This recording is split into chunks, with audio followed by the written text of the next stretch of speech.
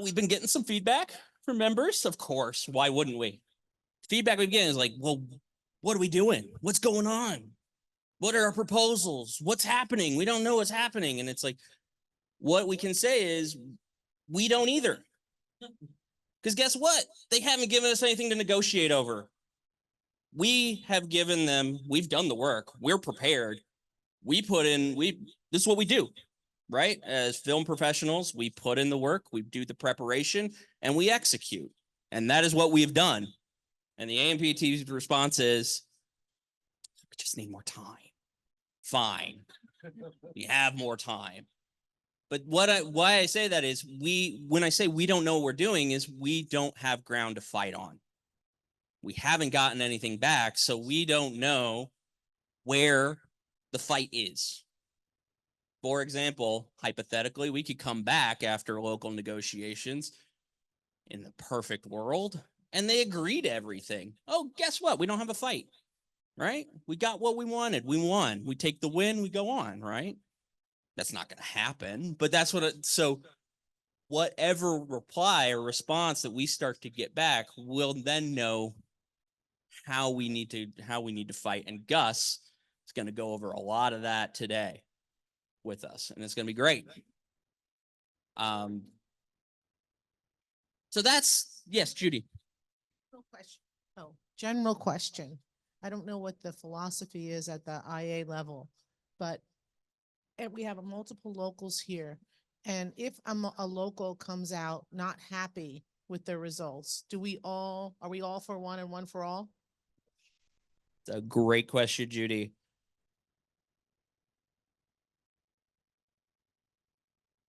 Where I am thoroughly impressed with the IATSE is the amount of preparation we put into this. It's been 6 months plus, if not longer, into building these proposal packages. What that includes is constant conversation between the locals, their negotiating teams, their leadership. We all know now what each of us are fighting for in the local 13. We are all aware on the bargaining team what our issues are. So to answer your question, Judy, yes. We know that if a local has an issue that is important to them and it gets kicked to the generals in an agreement, that's something that we're going to have to bargain over. And that's something we're going to have a fight over. And because we're all aware of that, because we've laid this foundation in this unprecedented prep that we've done in terms of the constant meetings and work that's been put in to build the proposals on the general level and the local level, it puts us in a stronger position to do just that, Judy. So if there is an issue that a local feels very strongly about, we're already aware of it, firstly. And secondly, we can prepare for that because we're aware. It puts us in a better place when that comes up to prepare for that fight. Listen, there's a lot of cross-sectionality in our proposals, right? We all know what our issues are. That's the thing. You know, I think that's what some of the feedback we're getting too is like, well, what are our proposals? What are we asking for? We all know what we're asking for. We've all taken the survey. We know, you know, better work-life balance, right? To disconnect, right? Proper staffing. All of those things that we constantly talk about on the work site, all of those things we constantly talk about amongst each other, that's what we're bargaining over. We don't want to overplay right now those specifics because right now we don't know what, like I said, that fight is, what that specific fight is. So when you're out there talking, what we take from today with Gus, myself, and this presentation is continue to communicate with each other, continue to talk about these issues, right? And what matters to us. Because we've asked, we've gotten the feedback. You've put in the work too as members, letting us know on the bargaining team what those issues are and how we can, and then we have to figure out how we achieve those gains and wins at the table. So it's great. And you beat me to it, Judy. So I'm really glad you asked that question Because, there's some, another example of sort of what I call this cross-sectionality is, there are proposals in there that we may, for 800 members, may not necessarily think applies to us. But when you back it out and you start looking at the schedule and you start looking at production schedule, like, holy cow, that is absolutely, that is something we have to support. Because it's not fair to the crew. It's not fair to the people we're asking to implement our ideas as designers, the carpenters, the painters, everyone on that crew. We want the same fairness. We want the same treatment. So yeah, we're all in this together. All right. We just have to figure out what the specifics are moving forward when the AMPTP actually is ready to respond. I being in the room and talking, and seeing this, it is. I had to ask Matt one day. I said, "How is it you've been negotiating with Carol Lombardini for 20 plus years, and every time it's like a new conversation? Isn't that wildly frustrating?" And he's like, "That's just Carol, at the end of the day." But he did have some insight. He said, "Look, we have the advantage. We do.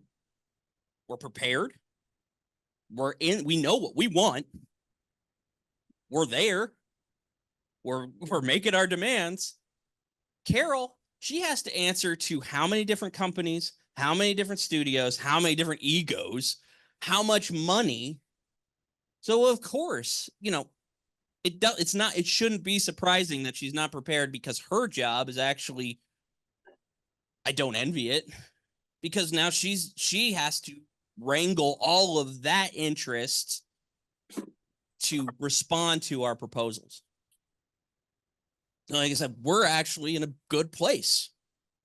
We've given it out. We know what we want. We've laid we have our hand. So now we need to know. Now we'll find out as these local negotiations continue, right?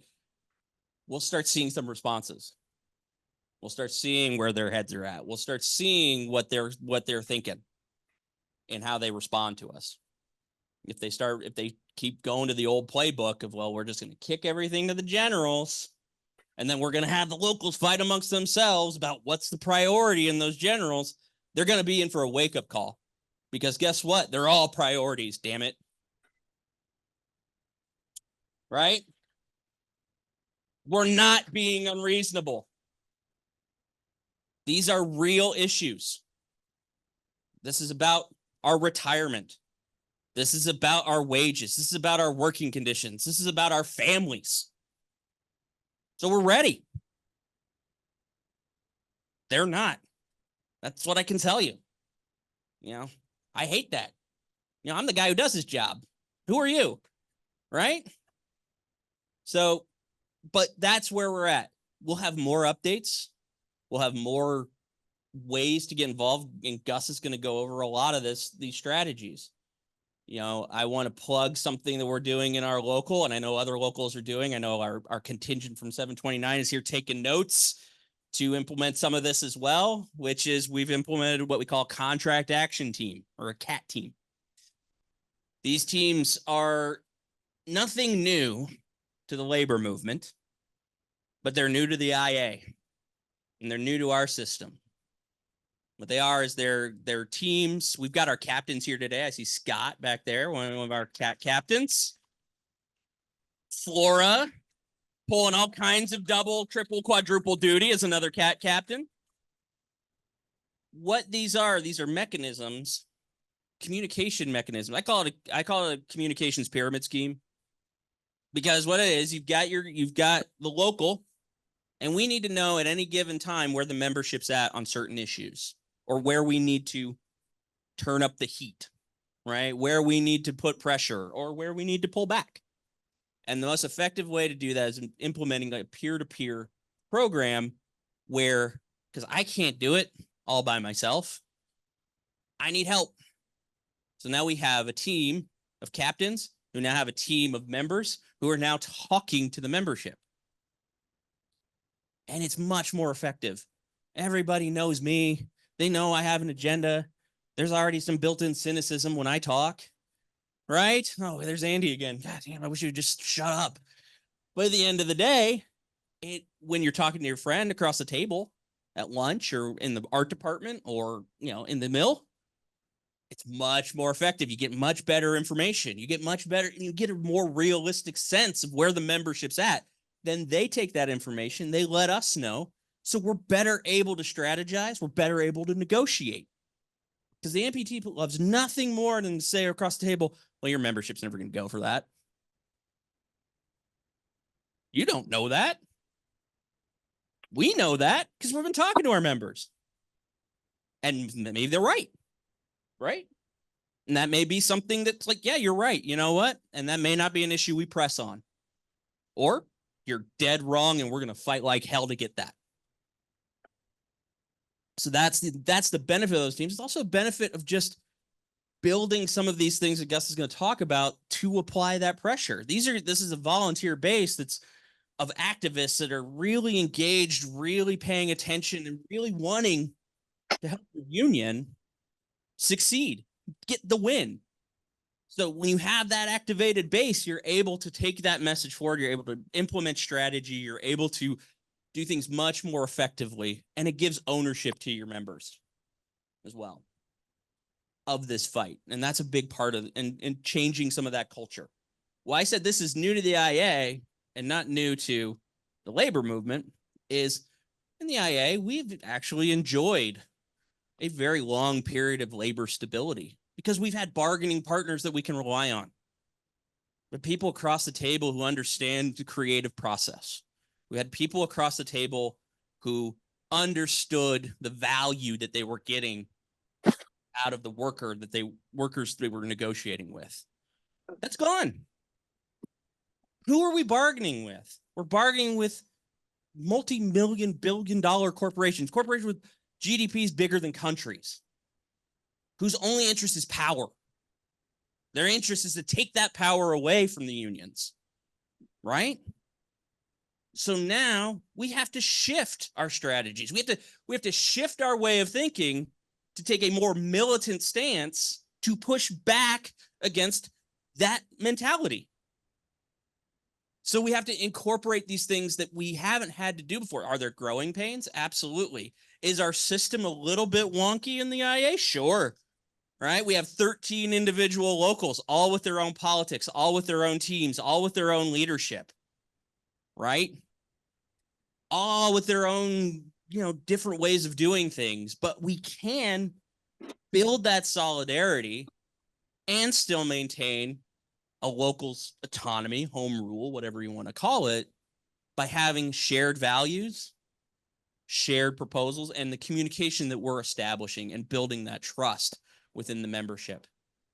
So, those from other locals, take this back, implement this, figure this in. Look, it's not easy. It's having those conversations. It's going out in the field. It's having those one-on-ones. But that's why we're in this position right now. The economics of our industry is as such that in terms of GDP spending for this country, entertainment, and I'm using very broadly, right? We're talking video games, sports, what we do, film, television, is second in GDP to the military spending. And guess what we love to do as a country? Spend on the military. So you can imagine that number. And you can imagine those industries, tech industries, other things, looking at that pot of money and saying, I want a piece of that. That's where I want. So that's where we're at. And this isn't new. Gus is going to go over a lot of the history and the overall labor movement. We're just catching up. And so we're actually in a good place because this is coinciding with a increase in labor activity. This is coinciding with popularity of unions across the country, that workers across the country are sick and tired of doing more and more and more with less to show for it. So we're in a very good position to push back, to say enough is enough. and you will respect us. So, on that note, I know I'm a little early, but I want to give Gus as much time. I'm going to turn this over to Gus Wood. Thank you, everybody. I'll be still here helping Gus out and everything like that. But thank you all so much. Thank you to our sponsors. I have to do a little housekeeping. I found my second calling yesterday with Gus as a podcaster. I told my wife, she's like, oh God, no. But you should check it out. We've revamped our YouTube channel with ADG. We did a podcast yesterday, Gus and I, talking about all this. So like, subscribe on our YouTube channel. Thanks. See, yeah. Carrie gets it. This is why my wife's worried. And please like and subscribe. Yeah, and please, for 800 members, keep watching your communications that we keep sending out through things you should know through our social media. I want to do a big shout out, even though they're not here because they're probably the hardest working communications department I've ever met, and they need some much needed time off. But to Andy Hagelshaw, Ricky Nelson, Vic Racon, our whole communications team for all the work that they do and keeping you all informed, keeping everybody abreast of what's going on. To our cat teams, finally, if you have been on social media paying attention to any of what's going on, a lot of that work, a lot of the graphics, a lot of the design work, a lot of that messaging is coming out of Local 800's cat team. So thanks to Dana, Scott, Flora, and the whole team. Couldn't be more proud of the work that they're doing. And finally, thank you to our negotiating team and our leadership here at Local 800 for giving us the opportunity to host this, to be a part of this, and all the hard work that the negotiation committees and everybody doing to get us to this point in the process. So without further ado, Gus, you're up. All right. All right. Woo! All right, the Zoom's not complaining. All right. So I'm so happy to be back doing this again. For those that are unaware or didn't read the blurb, I've been organizing for 20 plus years in my very young life. I have been a part of 6 strikes. I have planned 4 of those 6 strikes. All 4 we won. I have negotiated 7 contracts now. I have spent my life, when people say Professor, Dr. Wood, all that, I only have those spaces because my job is to give my resources back to the workers. I don't care about the ivory tower. I don't care about, well, you have these letters or all that. The only reason I'm here is because I have a space now to where I can share all of the things that I've researched and all the things that I've done to build power for people. That's all I'm here to do. So that's why anything I've done has to be functional to the labor movement. We just finished, myself and a colleague, a tipped worker study in Chicago that the current mayor of Chicago used to pass a law banning sub-minimum wages. Because we told the mayor, we're not doing this study if you're not going to push it. And it's we're not just doing this because we want more publications on our resume. No, you need to put this in action. So that's why everything I'm going to do with you today are things that you could put into action today. I don't go and just give facts and data and all this because I want to sound smart. You got to be able to use this stuff because we are in a fight, and it's a very nasty fight. But the good news, as Andy just said, is that everybody wants to be a labor movement person again. Like, seriously, the upsurge that we're currently seeing right now, heads above, I mean, it's just one of the best things I've ever seen. And a lot of it comes from the fact that it's about you. The members are speaking out now that we want to be a part of the movement. Organizing model. We're going to talk a lot about that today because the only way you're going to win is if you are at the forefront. I know this because whenever I plan a strike, I tell leadership teams this: if your members are not willing to take the risk to quit their jobs, not knowing if they're going to get them back or not, if they're not at the forefront of your fight, don't strike. You have no chance of winning. because you're going to pull people into a strike and they're not going to stay out there. It has to be the members wanting to say, we're willing to leave our jobs because we understand that this is the only way that we're going to have a better life, not just for us, but for our new members who are coming into our industry. There is something happening right now. So the first thing that we're going to do is we have to talk about where we are. Strikes are up 257% since 2018. Most since 1947, when the workers came home from World War II as a soldier, the first thing you said when you got home was, I want to start a family, I want to get a home, but we're not going to be able to do that after a war because what's the first thing that happens when a war ends?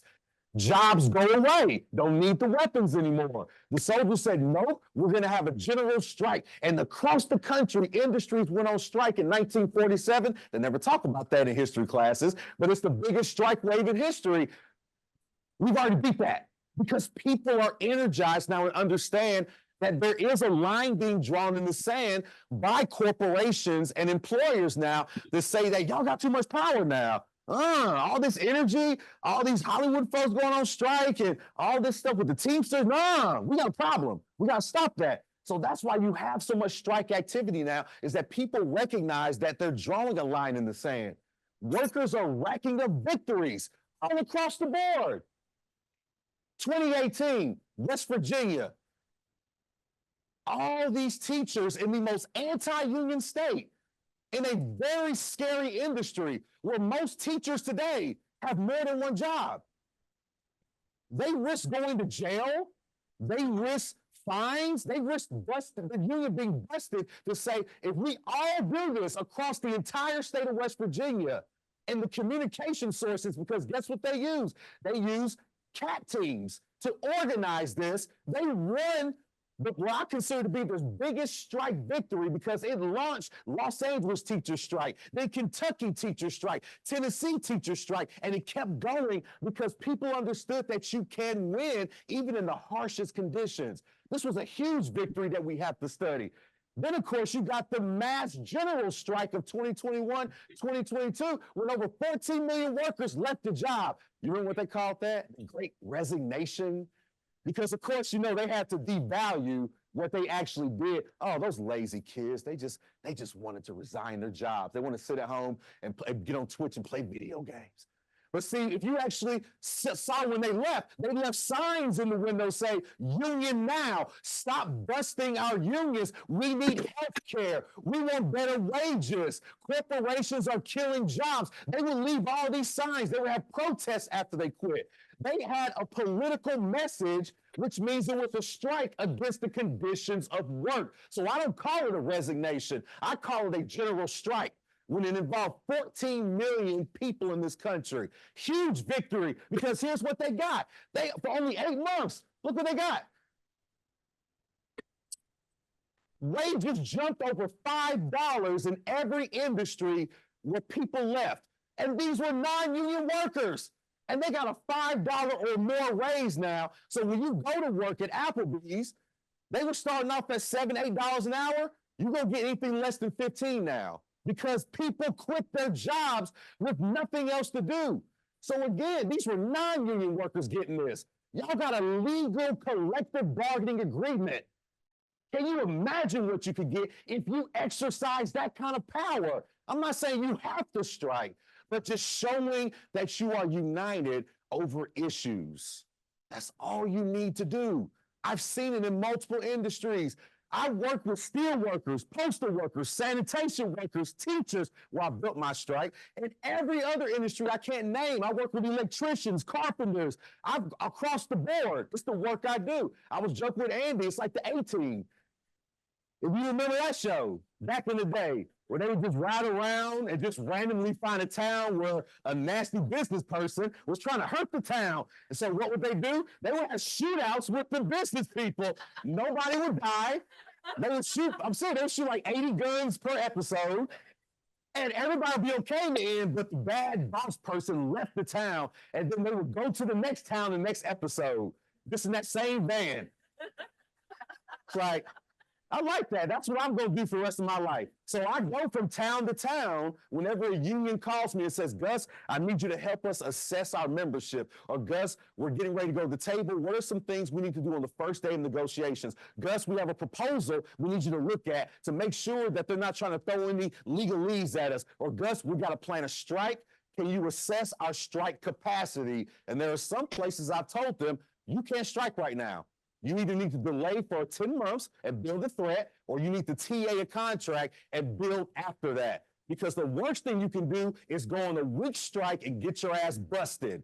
Because I've seen it happen. That's what management wants unions to do, is bluff them into a week strike and bust you by locking you out or eroding your unit. And I'm gonna talk a lot about that later. But that's why I take my job so seriously when I go into unions, because it's about your life. It's about being able to feed your family. It's about being able to actually say, I have hope for my future. Because Andy talked about retirement.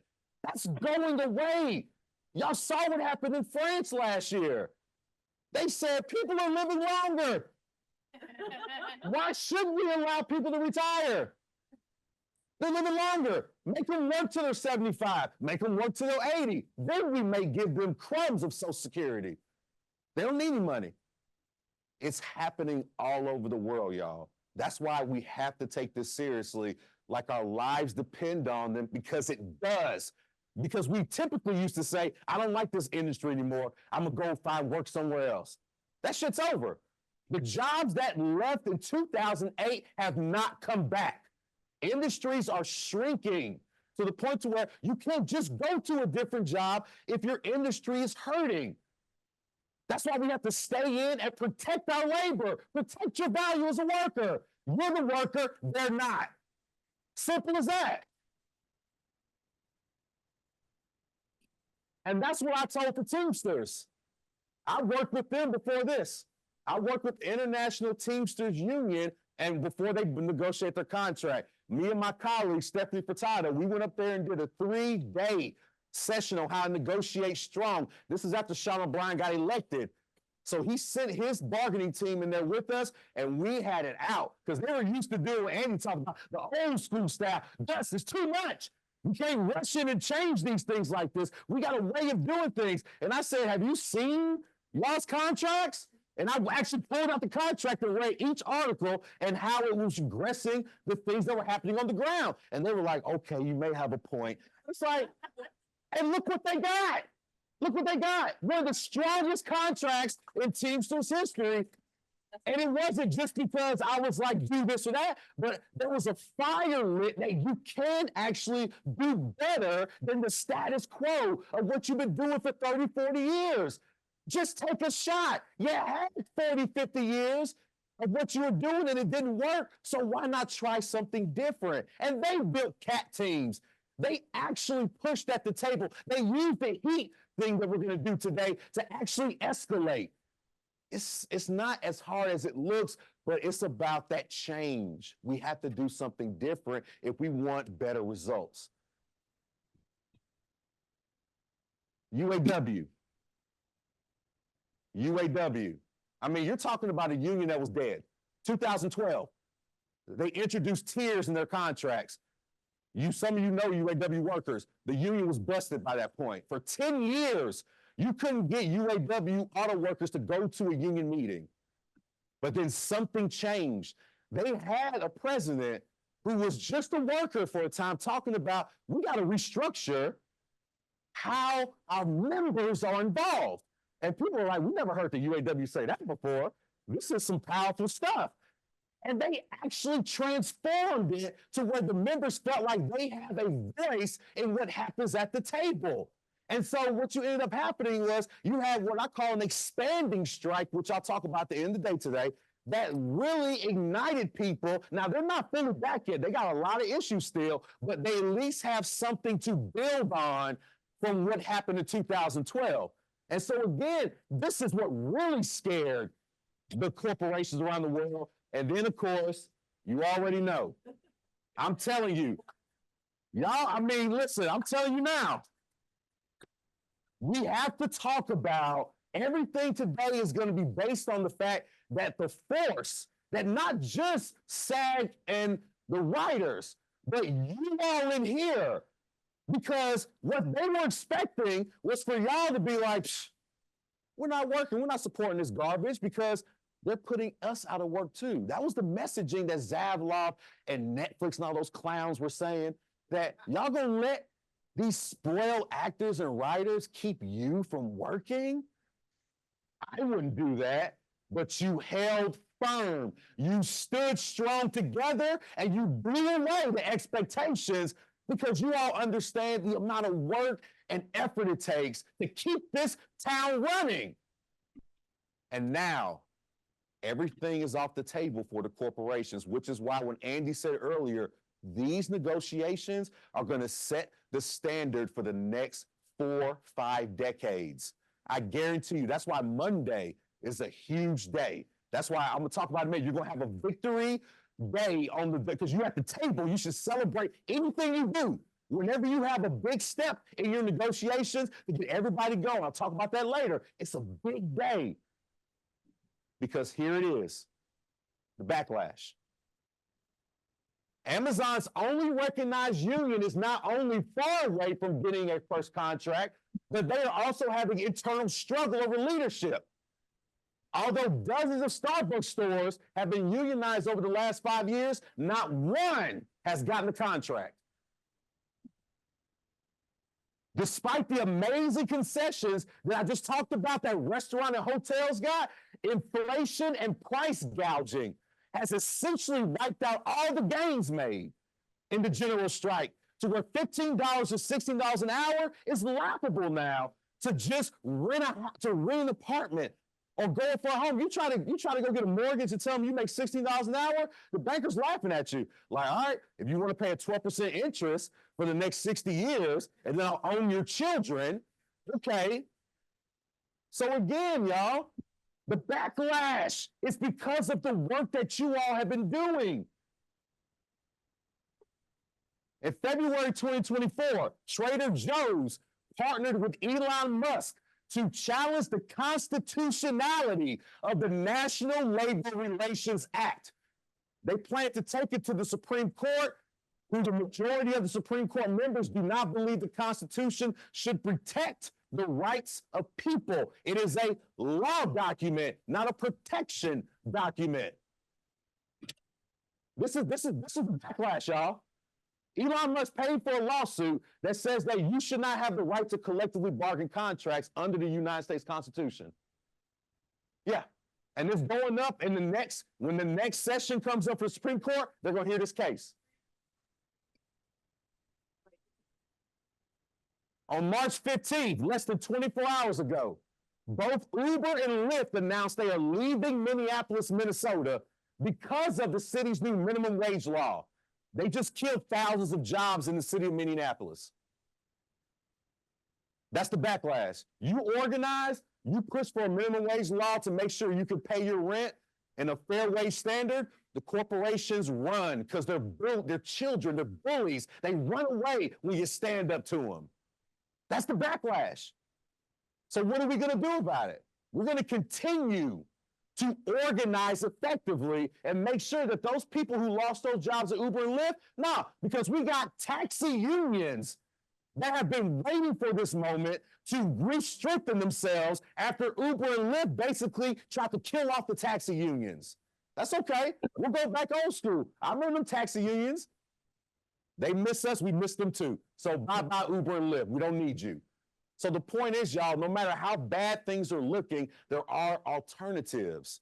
There are alternatives. And you've seen across industries, this is all happening, but now you. Since 2022, Hollywood has been moving productions to Lithuania, Estonia, and other parts of Eastern Europe because they claim newer countries, cheaper currencies, cheaper cost. That's what they tell the media. But what they're really saying is following the 2023 strikes, those moves have skyrocketed as studios seek to hurt the power of workers domestically. It's more about the power. than about the money. He's like, Gus, you can't say that now. Corporations are greedy. Yeah, they are. But here's the thing. Railway workers strike, Christmas 2022. Remember that? Congress was threatening to bust the strike if they went on strike on Christmas. They messed up Christmas for America, they said. Well, here's what happened. As simple as this. They wanted one day to be able to go to the doctor. Medical leave. That was the main issue of the strike. They didn't care about the money. In fact, the government said, y'all can have whatever raises you want, but we don't want to give you the one thing you're asking for. It's not about the money, y'all. They're willing to spend millions of dollars to hire union-busting firms. And there's some of them that are working around your sets right now.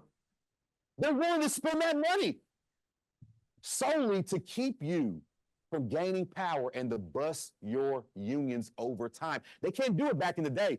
And you were here last year, we talked about the history. They used to shoot us on the picket lines. Then they started just outright scabbing us out and busting you. You tried to unionize. I'll threaten to burn your house down, all that stuff in the South. Can't do that anymore. Now they have to erode your bargaining unit over time because that's a more palatable way to hurt the union movement. And here's how they're doing it for you all. Sending productions overseas.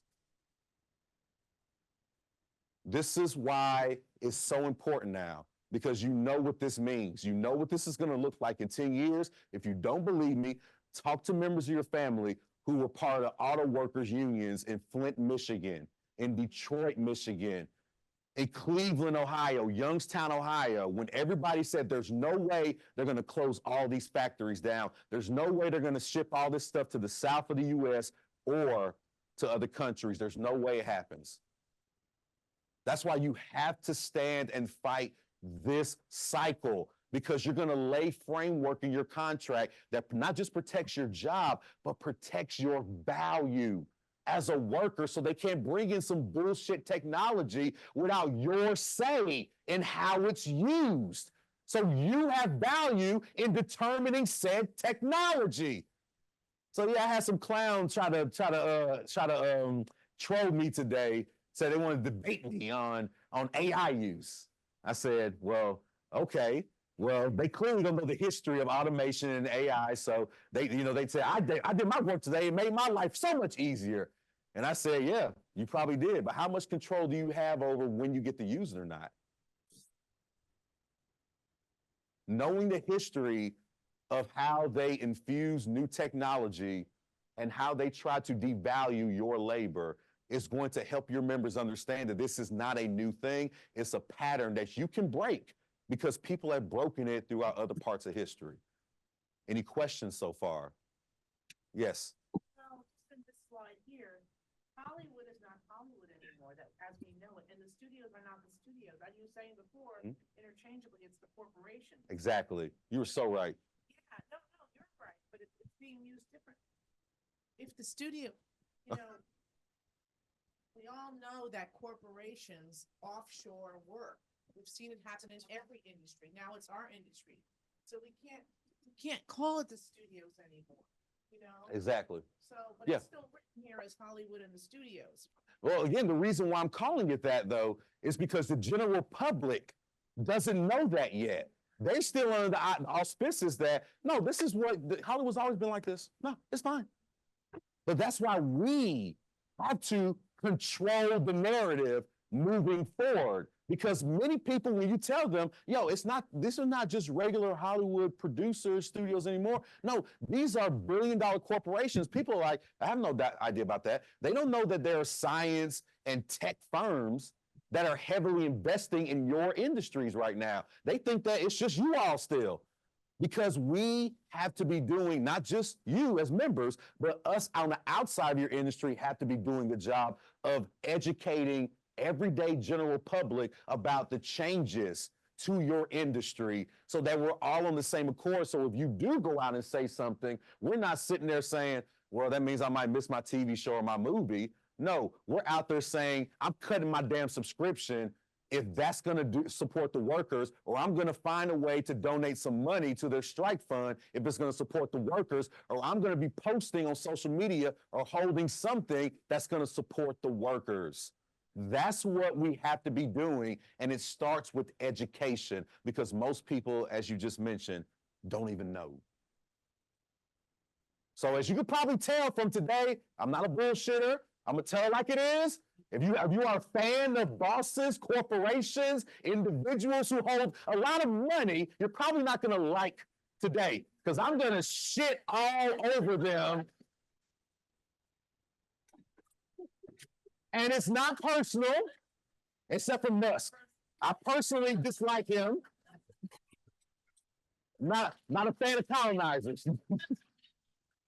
And the way he treats his auto workers, if you know the history of the Tesla factories. But it's not personal because, again, the first thing we have to understand is that in their position, whoever is there, they have to take this position against you to protect their own interests. But you have to take a position that we're going to protect our interests, which is building security and solidarity for our future of our industry, our families, our communities. Today, I'm going to show you some strategies of how to do that from my own experiences, as well as the things I've researched as well. All right. And I made a lot of it pertain to your industry because, again, one of the fun things about my job is because I work across different industries, I actually get to see where you have some places I go to, like steelworkers, they have a master contract, but then they also have hundreds of locals, steel, oil, all kinds of different jobs they do. So I have to deal with that, just like you all have multiple locals, master contract, et cetera. So I have a lot of experience negotiating under those things. So these things will apply to that. Now, the current crisis, as I continue, right now, we are now at 10% union membership in the country. We're dropping. But everybody saw all the activity we did last year. It was supposed to be hot. Everybody was excited. But the numbers dropped. Woo, what happened? Anybody? Why would the numbers drop? Anybody know why?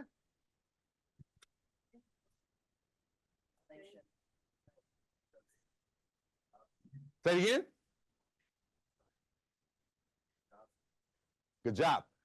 He's exactly right. Here we go. Because what happened, somebody said retirement earlier. Here's what happened. Because purchasing power continues to decrease in correlation to the cost of living and inflation, many older workers are opting to not retire, expanding the labor participation population. So this is what's flooding the numbers, because here's what's happening. As more people keep working because they can't afford to stop, newer workers are taking those newly created jobs from 2008, which are 75% low wage, unskilled, unstable, non-union, dirty work. This includes baristas, hotel workers, home health care aid is a big one, and hospitality workers. A disproportionate number of these workers are Black and brown.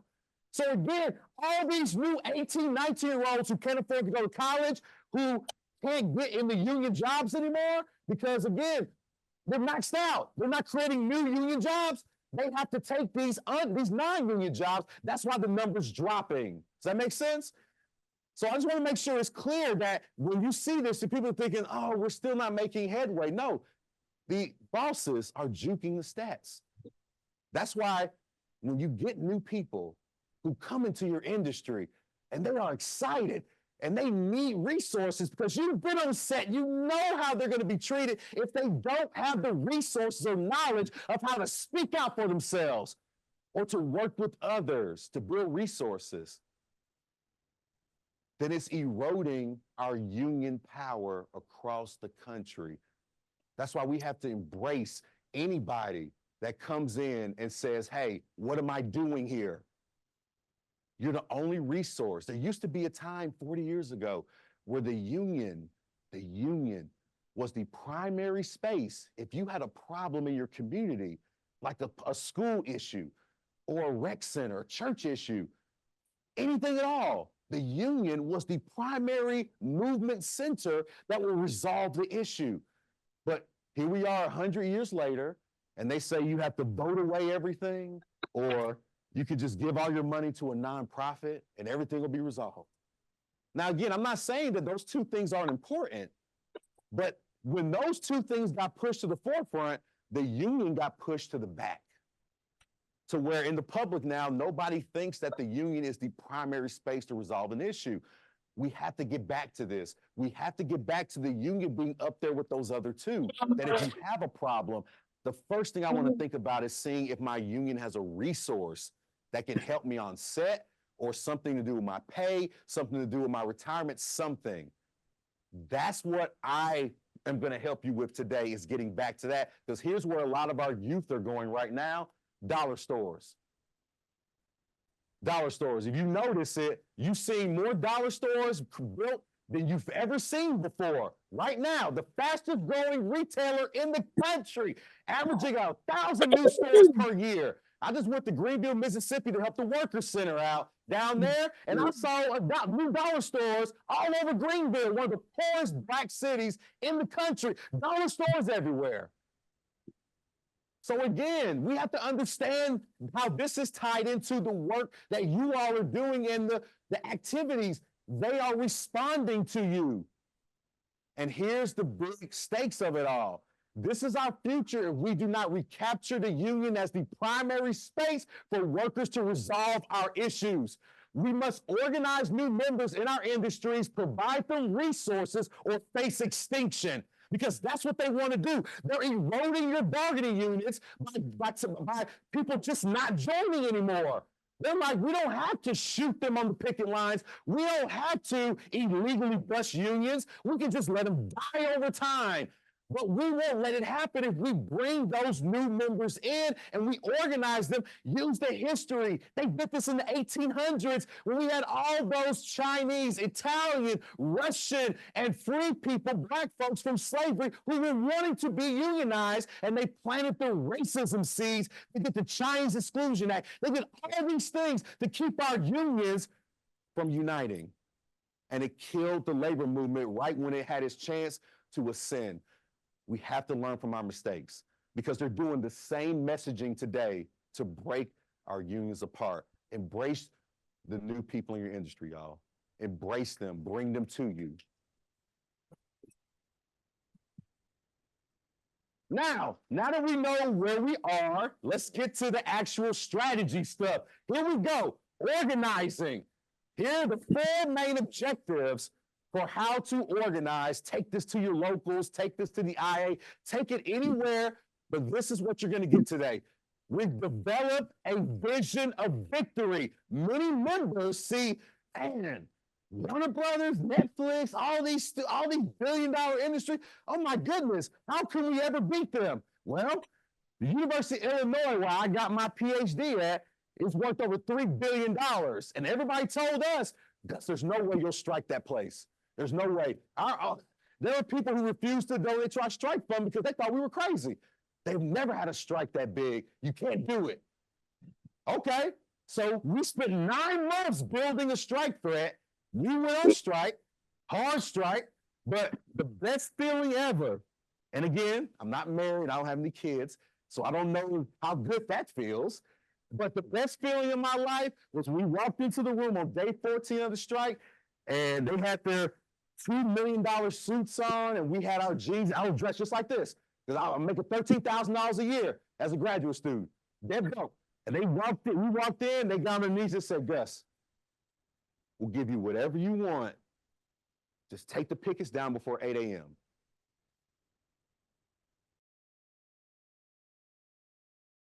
I said, we say anything? And so we got a wage reopener, and I'll talk about that later. That's something that's something that bosses do not like to give. And so we were just like, well, would you give a wage reopener? They were like, okay, damn it. Because I'm like, hey, it's 7 a.m., you got an hour, and our picketers were already setting up for the day. And they came back and said, fine, you get the reopener, year 4. Okay, cool. So again, y'all, like I said, we developed a vision of victory because we made our members believe we could win. I'm going to show you things that you can do, even if you don't strike. Just building the threat and idea that if it did have to happen, you have a protection plan for your members. You have a plan of victory for your members so that they can think they can win, so that if you get into day 10 or day 11 and it's their turn to picket, their feet are hurting, they're tired, they don't know, they want to go back to work, but they're going to get out of bed and hit the picket line because because they know that it takes everybody to win. That's what I'm going to show you today. Developing a vision just to make sure your bargaining team knows that they got a solidified behind them. So when they go into the table and management says, and they pull a sidebar and say, listen, I don't know if you saw the rally photos, and I don't know if you've seen our members' testimonials, but we're feeling very good about where we are right now. And you don't want me to take what you just said to me back to my membership. You don't want to do that. And so again, having that kind of support between the bargaining team and the CAT teams, the membership on the ground, it's going to give you so much power because it helped every group out that I've helped plan a strike. Number two, control the narrative. This is big. This is the make or break of your contract cycle because what they're hoping you do is that they get to go out first and talk to the press. They get to go out and talk to your own members. They get to be the ones that say, well, the unions are being too greedy. They want to do this or that. We need to make sure that we're being fair to the industry. They're trying to take control of the narrative. But what you have the opportunity to do is to set the standard starting Monday. That no, these are our issues, our experiences that we have at work related to our health and safety, related to our pay inequity, related to our abuse on set, whatever it is, your experiences are going to drive the narrative. And if you keep reiterating that on a consistent basis, I'm not talking about you got to reinvent the wheel. I'm talking about for some people, it could be graphic design. I'm talking about for some people, it could be just talking to someone. And for some people, it could be holding a webinar. I'm talking about it could be having a social event where you're sitting back and letting the spirits loose with some libations, talking about these issues, but they have to be talked about if they're going to drive the table. You have to discuss them so that when the employer comes out and says, well, let's be honest now, these are things that the union's just being unreasonable about. And the people are going to be like, no. For the past 3 months, we've heard multiple stories, and we have so much stuff that proves that this is actually reasonable. The issues that the union is negotiating, these are problems. They're on their back heels by that point. Control the narrative. I'm going to talk a lot about that today. Coalesce your members into a consistent, concise, and alluring goal. What is your goal? What is the goal that you currently have? And as Andy said earlier, you're going to know what it is the minute you sit down and hear from the other side, because you're going to take what they give you to bring together a message. For us, it was access. It was access to education. And they said, well, Gus, y'all are fighting for raises and y'all are fighting for health care. How is that access to education? And I told them, you know what? Our working conditions are the students' learning conditions. How can we expect to do our job as the best teachers on this campus, knowing that we are living in cars, knowing that we are couch surfing because we don't know where we're going to sleep that night, knowing that we can't afford food, so we have to set up food banks on a college campus that's worth $3 billion? How are we supposed to deliver first-rate education in an unstable working environment? Would you want to send your kids to that space? Boom! I'm now the baby face. You're going to hear that term a lot today. But you see what I just did there is I set up the fact that our goal is that you want to send your child or you want to go to a school where the working environment is stable, and you have to do that by paying us a fair wage. The issue campaign, this is the big one. And this is kind of what Andy was mentioning earlier about why the CAT teams are so important, is because when issues are the things that you all are dealing with in your jobs, the issues are the ones that are going to unite your members across locals around the practical goal that you know you can win at the table. So we're going to spend a lot of time on issue campaigns because members' issues drive the heat. I love talking about the heat, and you got to be clear with it. You got to let people know what it will do to you.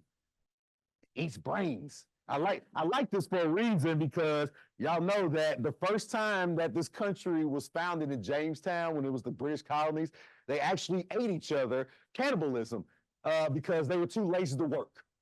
Not joking. So again, they were so the rich people that founded Jamestown were so lazy that they refused to work, that they were willing to eat each other than to work. Let that sink in when you think of the amounts that that Zaslav and them will go to prove a point. Just being honest. But it keeps the heat going when you have issue campaigns. The power issue campaigns puts the power to win the goals in the hands of you. Because so often now we hear people say, the bargaining team's directing what's happening in a campaign for negotiations. Not true. It shouldn't be the case. That's called service model unionism.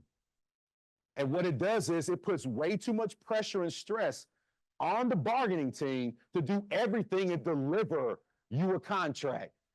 That never works. That's the reason why there's been a loss of bargaining power in a lot of industries. The places where it's the strongest is when the members are the ones who are communicating with the bargaining team. They're actually on the ground saying, okay, this issue right now is on the table, health and safety. Okay, so for the next 2 months, we're actually going to do an education seminar. We're going to do a meet and greet. We're also going to do a rally at the end to kind of get some more heat at the table. Bargaining team says, you know what, that's a good idea. That's going to help us get some more leverage. Or flip it. Bargaining team says, man, we're not getting no movement on this pay equity issue. They're just telling us to go, whatever. We can't do anything about it. That team at the bottom says, okay, can you give us 2 months on this? We could plan out something, some publicity, something that we can build heat on the ground so that you can get some movement on the table. Bargaining team says, you know what? We appreciate that. And that's what keeps you informed of what's going on at the table because you're directly involved. Because you don't want just a group of negotiators handling everything that's happening for your union because you're not part of it then. You want to be part of it. You pay dues, so you should be a part of what happens. And that's why this is so important, is to build issue campaigns where you get to participate. And I'm not saying that everybody has to be like me and out there screaming and you want to do that. What is your interest or skill set that you think could contribute to helping us reach our goal? Some people may just be creating a text chain. You may be too busy. That's all you can do. For some people, it may be graphic design. But whatever it is that you do, everybody has a role in the campaign. So everybody can spread the workload out so not everybody is working themselves to death.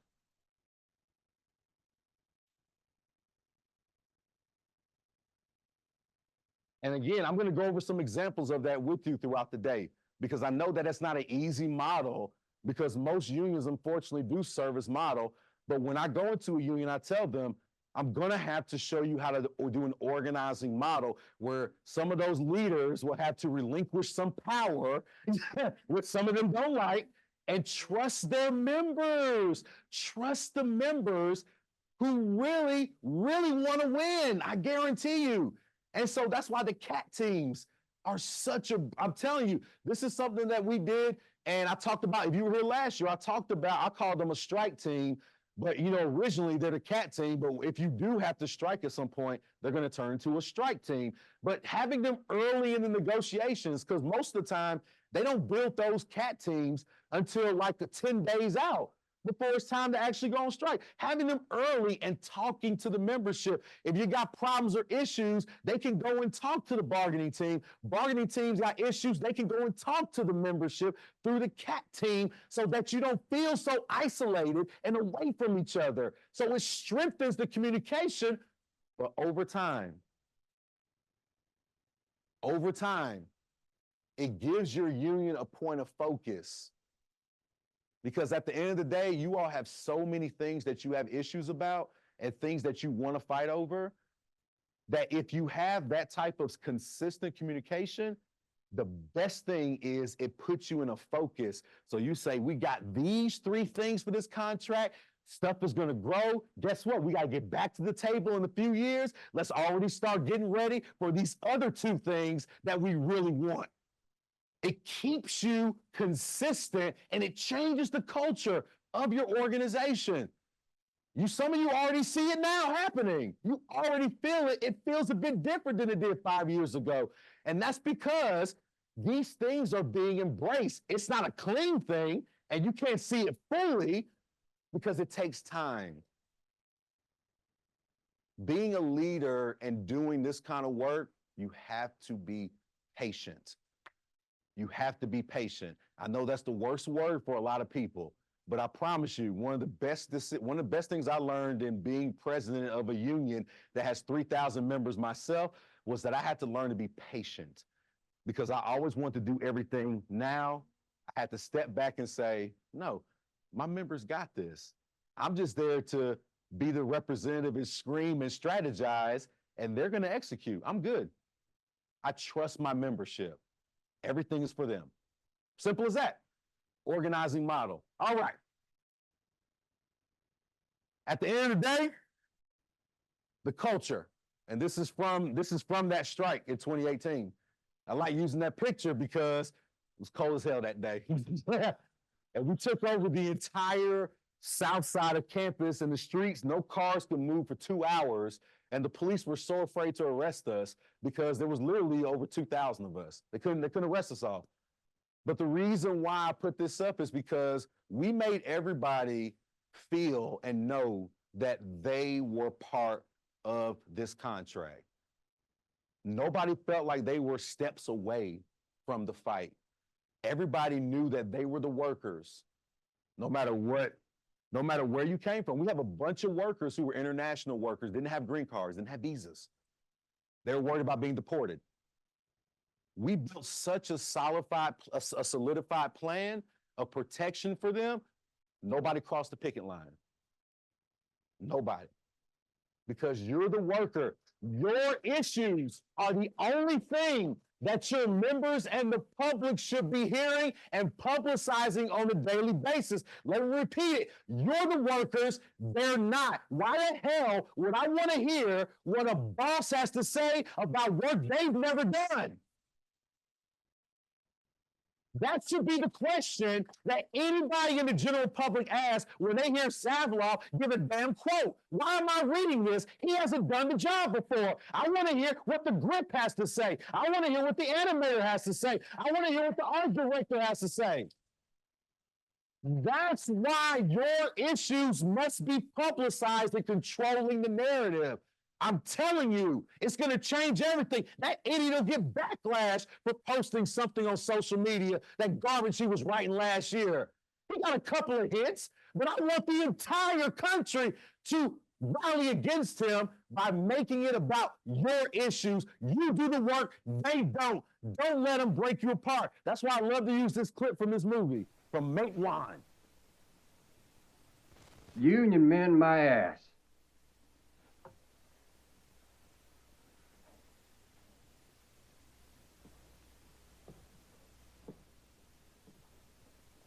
You want to be treated like men? You want to be treated fair? Well, you ain't men to that coal company. Your equipment, like a shovel, a gondola car, a hunk of wood brace. They'll use you till you wear out or you break down or you're buried under a slate fall, and then they'll get a new one. And they don't care what color it is or where it comes from. It doesn't matter how much coal you can load or how long your family has lived on this land. If you stand alone, you're just so much shit to those people.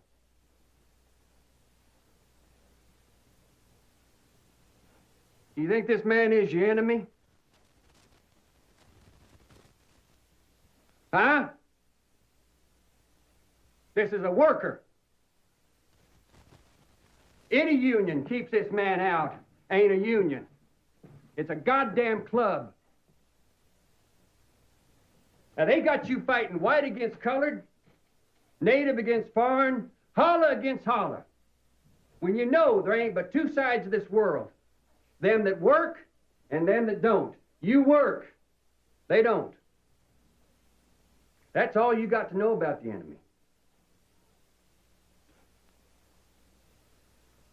You say you got guns.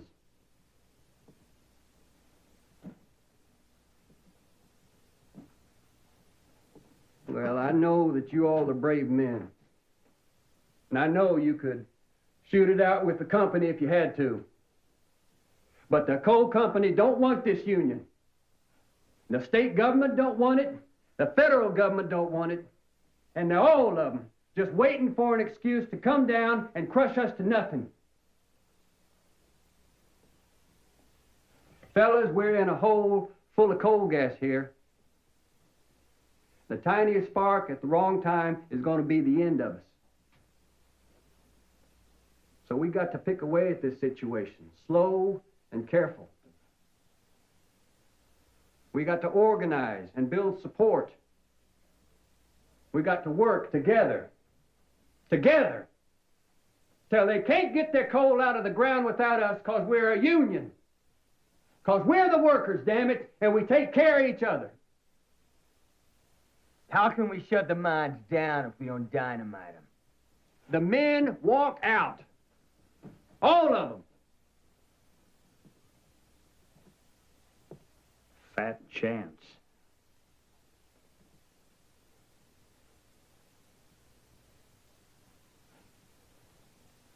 And every man that walks out on his own steam, we take into the union. And again, the end part is important as well, because again, when you have people that are really hyped and saying, we're ready to go now, we're ready to strike now, just like he said, they're waiting. They're sitting there waiting for you to bluff a weak strike. They're waiting because they know they can lock you out, or they can just, wait you out. That's why he said it. Yeah, you can strike at some point, but you got to build over time. You got to show that your members care. You got to do the little things, the education, the meetings, the debates, the arguments, because that's what it will take to get to the point to where you're saying, I'm willing to take a risk. I'm willing to risk going to that meeting. I'm willing to risk giving up my Saturday morning. I'm willing to risk the biggest risk of all, if necessary, because I know what it means to other people. That's why it's so important to understand why you have to work together in everything you do leading up throughout the cycle. Don't let them bait you. You bring it to them. Does that make sense? All right, I want to jump in here because I got a real world example of this happening right now. Mhm. Scott brought this to my attention. He's having a conversation. Somebody said, hey, look, we're already, when we going out on strike? We're not. We want a deal. We're not going on strike. And you ask that person, hey, where'd you hear that? Oh, I was talking to the producer. I'm talking to the boss who's saying, hey, when are you going out on strike? They're planting the seeds. Mm-hmm. They're the ones planting the narrative. Mm-hmm. We have to take it back. Exactly. And our narrative is we want a good deal. Exactly. Because let's talk strategy now. Let's talk strategy. Let's go ahead and get into it. If they're planting seeds and the general public is hearing already that you're ready to strike, what's the general public saying right now? Yeah, you're already being uncooperative. You are now the heel in the narrative, the villain. You are now the heel because you were uncooperative or unreasonable, right? That's what general public's saying. Now, let's flip it. What would your members who are not very active say if they heard that? Yeah, like, whoa, wait a minute now. Wait, I'm not there. You're asking me to quit my job? It's like, no, that's why I wouldn't do that to my own membership. And what you do is over time, what you do over time, even if you don't plan a strike, you're building the trust and support between each other so that if you ever had to, one of the scariest things you have to do is to actually consider a strike if you got there. It's not the leadership telling you we may have to do this. It's going to be all of you saying we're ready.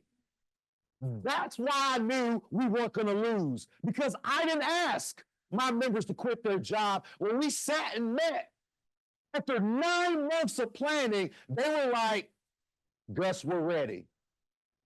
That's why I knew we were going to win. And that's the point that your leadership is going to get you to if we talk about these things this way. So the next part of today, what we're about to do next is we're going to lay out the vision and stakes of this negotiation and what management actually wants to do. This is very important now. And again, this is across all industries. This isn't just the bosses at the table here.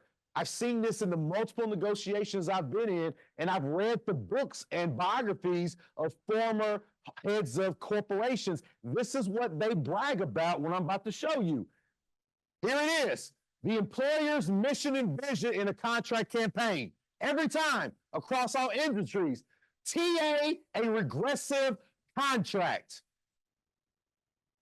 What does that mean?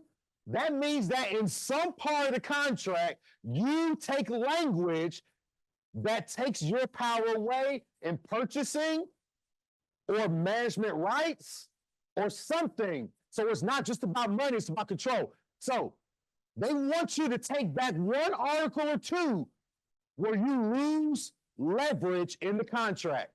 Why? Why is that simple goal? Why is it there? Anybody?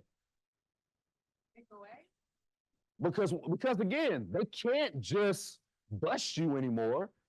They know that, you're exactly right. They know that when you take regressive contracts back to the membership, over time, morale drops, participation drops, and guess what happens? Members start to leave, they start to question the union, and then the unit erodes over time because when all they can always say is, well, what have they actually gotten us? That's what happened to the auto workers in 2012. They burned their turf, which I'll talk a lot about after our first break. This is the scariest part that a lot of members don't understand. They think it's just about they're going to go in and try to bust you legally. No.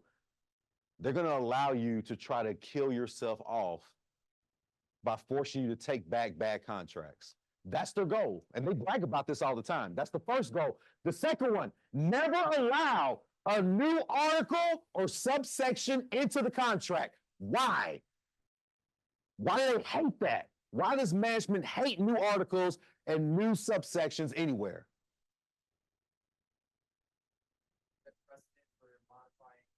Good job. Excellent job, man. Simple as that.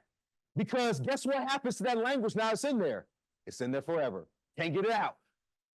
You can't get it out. So it sets precedent that if I get in language that may not be the strongest right now, guess what? When we go back to the table, we're going to build on it, and then back, build on it, back, build on it. We put language in our contract.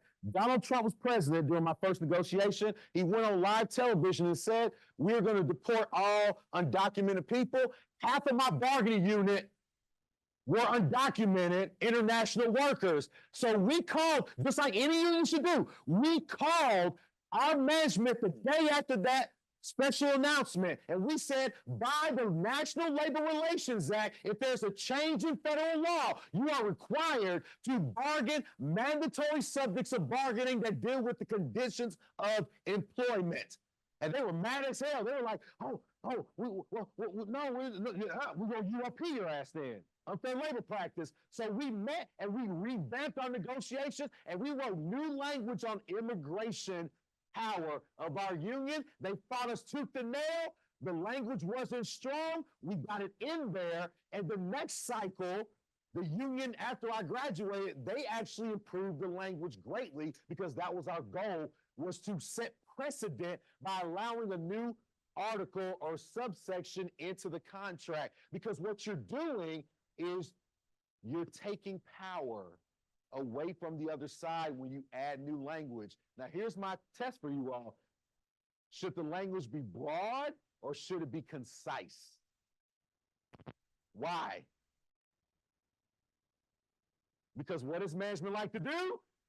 Misinterpret, because what's the first thing that happens after you ratify a contract? They violate the shit out of it, and they see if you're going to interpret it the way they interpret it and try to take arbitration. Good job, see? Y'all are on it. Yeah. They want to see if you're going to enforce it and how you interpret it. So good job, y'all. Y'all are on it. Excellent. Simple as that. So again, now you know what your employer is planning to do. And I'm not saying they're doing that because they're just evil Disney villains. No, but they were taught, just like how y'all are in workshops, they're in workshops being taught by these $1 million lawyers, go in and try to reduce the bargaining power of the contract. They're taught that because they understand their position, and we need to understand ours. That's why we got to support our bargaining team by building those issues on the ground.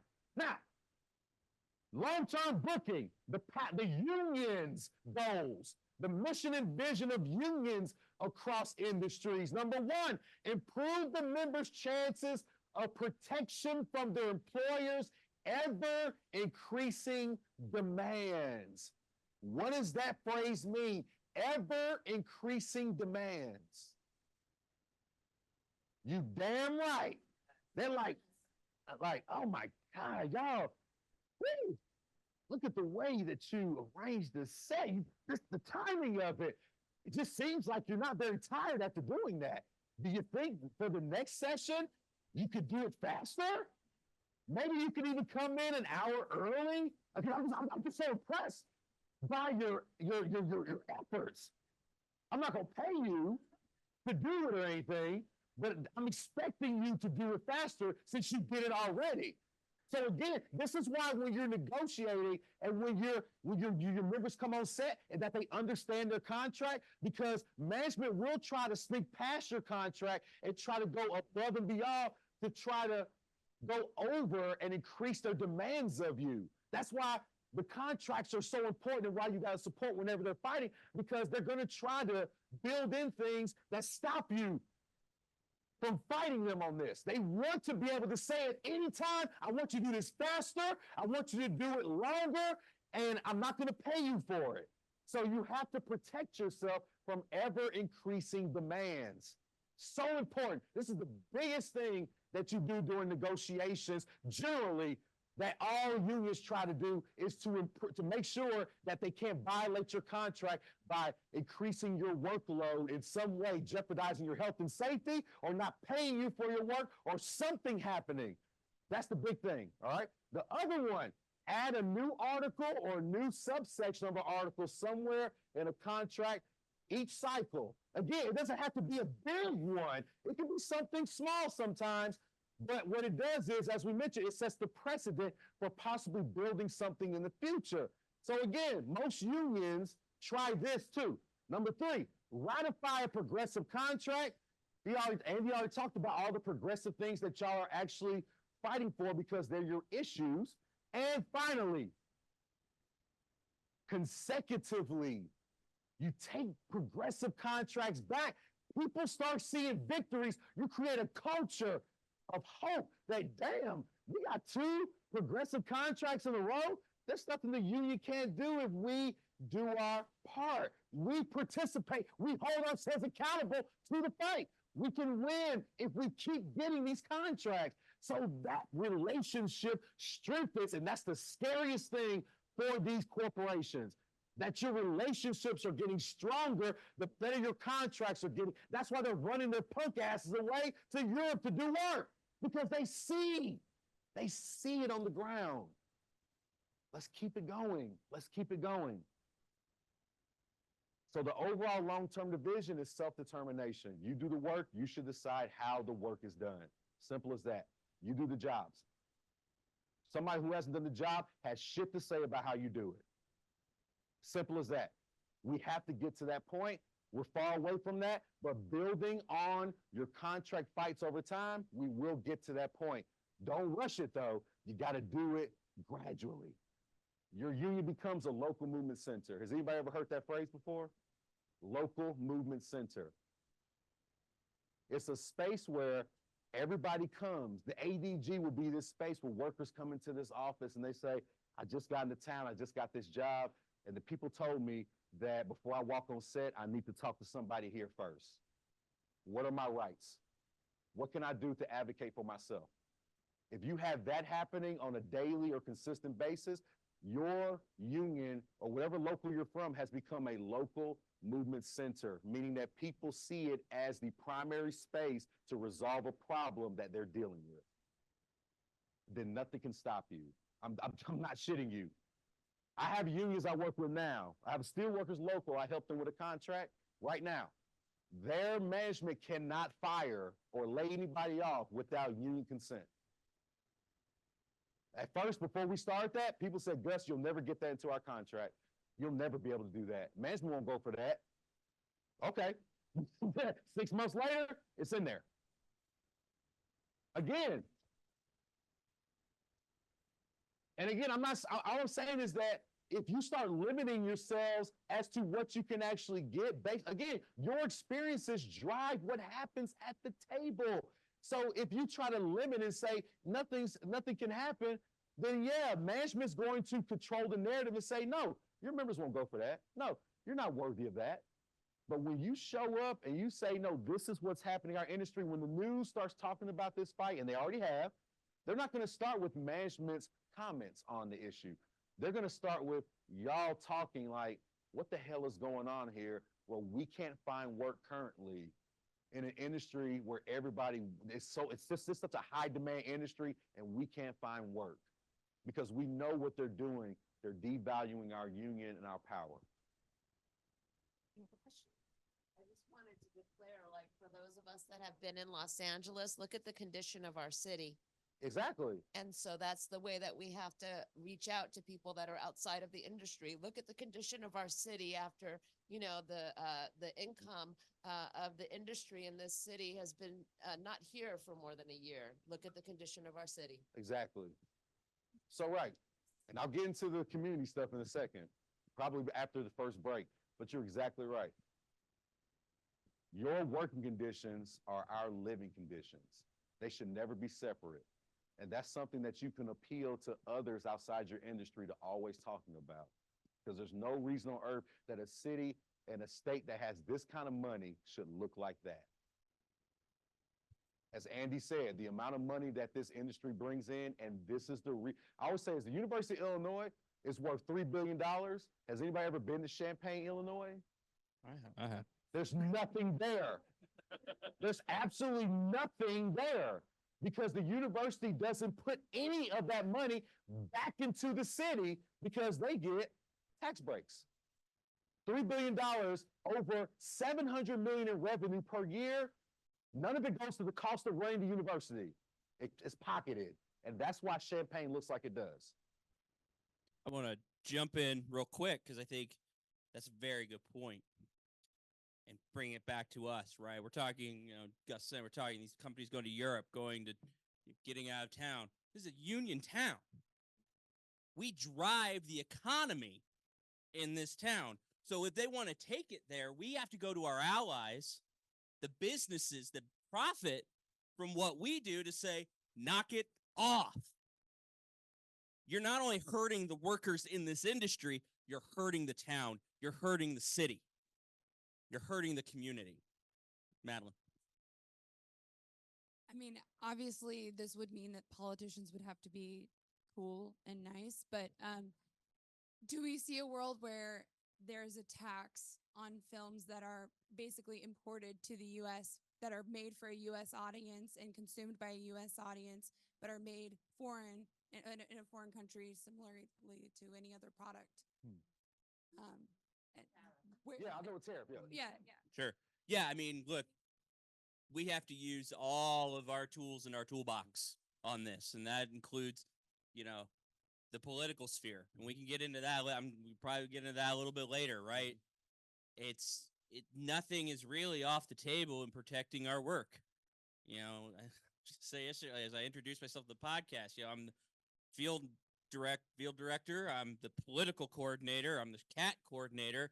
all of this. So this is, I'm the Swiss Army knife of this local that's addressing all of these issues and running point on, yeah, how do we take all of this, use those tools, build that community, express to the community. And that's why we're so heavily involved in the LA Federation of Labor. That's why we're allies with the LA Federation, because they've got our back because we got their back. They know this is a union town that runs on our industry. They know the ramification that this goes out of town. We'll put that pressure on. Hi. I remember hearing a speech by President Obama back in 2009, 2010, and it was about our industry and specifically moving it to other states with subsidies and tax incentives to help economically depressed areas in those states. Those same states that were suffering from backlash of larger corporations offshoring those jobs that left a void. So now our industry is filling that void, and now the backlash is that our town is suffering. How do we find stability? And now we're going overseas with our industry altogether, and everybody's hurting. How can we stop that? Well, Go ahead, again, Jess. the good thing about that is that it's historical because they did the exact same thing to the auto industries and other factories in the 70s and 80s, late 70s. They started moving a lot of those industries to southern parts of the country in the anti-union spaces, Georgia, Louisiana, Texas, other places like that. But what they found out is because they thought that nobody was going to organize there because if you know the history of the South, you know what happened. But what they found out is that no, the energy was still there and that they were going to try to run away and go to Mexico and other places. Like, no, they had unions in those areas that they weren't expecting to run into. So what's happening now, the same thing with the film and television industry, is that they're trying to run the spaces where they think that they're going to not have any type of buffer from any organizing activity. But the problem is that no, everybody is on this labor wave. Now, in the stability of the economy, what you have is that you have a expanding industry. I mean, seriously, when you think about how much film and television comes out compared to 5 years ago, compared to 10 years ago, there's no reason why that cannot be used. This place, like I said, being a local movement center here in this area and using this industry to build other spaces, but it's still being home field here. That should be a really good goal in the future for everybody. Because again, at the end of the day, those other places are economically deprived, but it should not take away from the base here. So what we call it is somewhat of an interdependent relationship. I'm not trying to get all scholarly on you, getting into my research, but that's what it is when you have an industry that's very strong and it has its roots in the area and it's actually building, as we mentioned earlier, cities like Los Angeles, et cetera. And when that base is stable, then other parts of the country that can use some of that stability can be kind of like these offshore spaces, but it's still home-based here. You have examples of that with university towns where you'll have a place like Rutgers or Illinois that'll have a home base, but other spaces thrive off of their economy to a certain extent. It can happen here. There are examples of that, but as we just mentioned before, something has to happen here first. Because when you look around, things are depreciating at a far higher rate than they were 5 years ago. And it's getting uglier by the day. Might be getting into the weeds just a little bit, but I like the weeds though. That's where I'm from. That's what we're gonna do today. but apart from like maybe, you know, tax incentives and Yeah. talking to politicians, what do you think about international solidarity and reaching out to other guilds like the British Production Designers Guild, like the Australian Designers Guild, and having open conversations about what's happening to us here and making sure that it doesn't happen to them, but also garnering strength within the worldwide community, because that's where we're going. Exactly. Right? Netflix has the power to go everywhere in the world, but we don't have the power to fight back everywhere in the world. Exactly.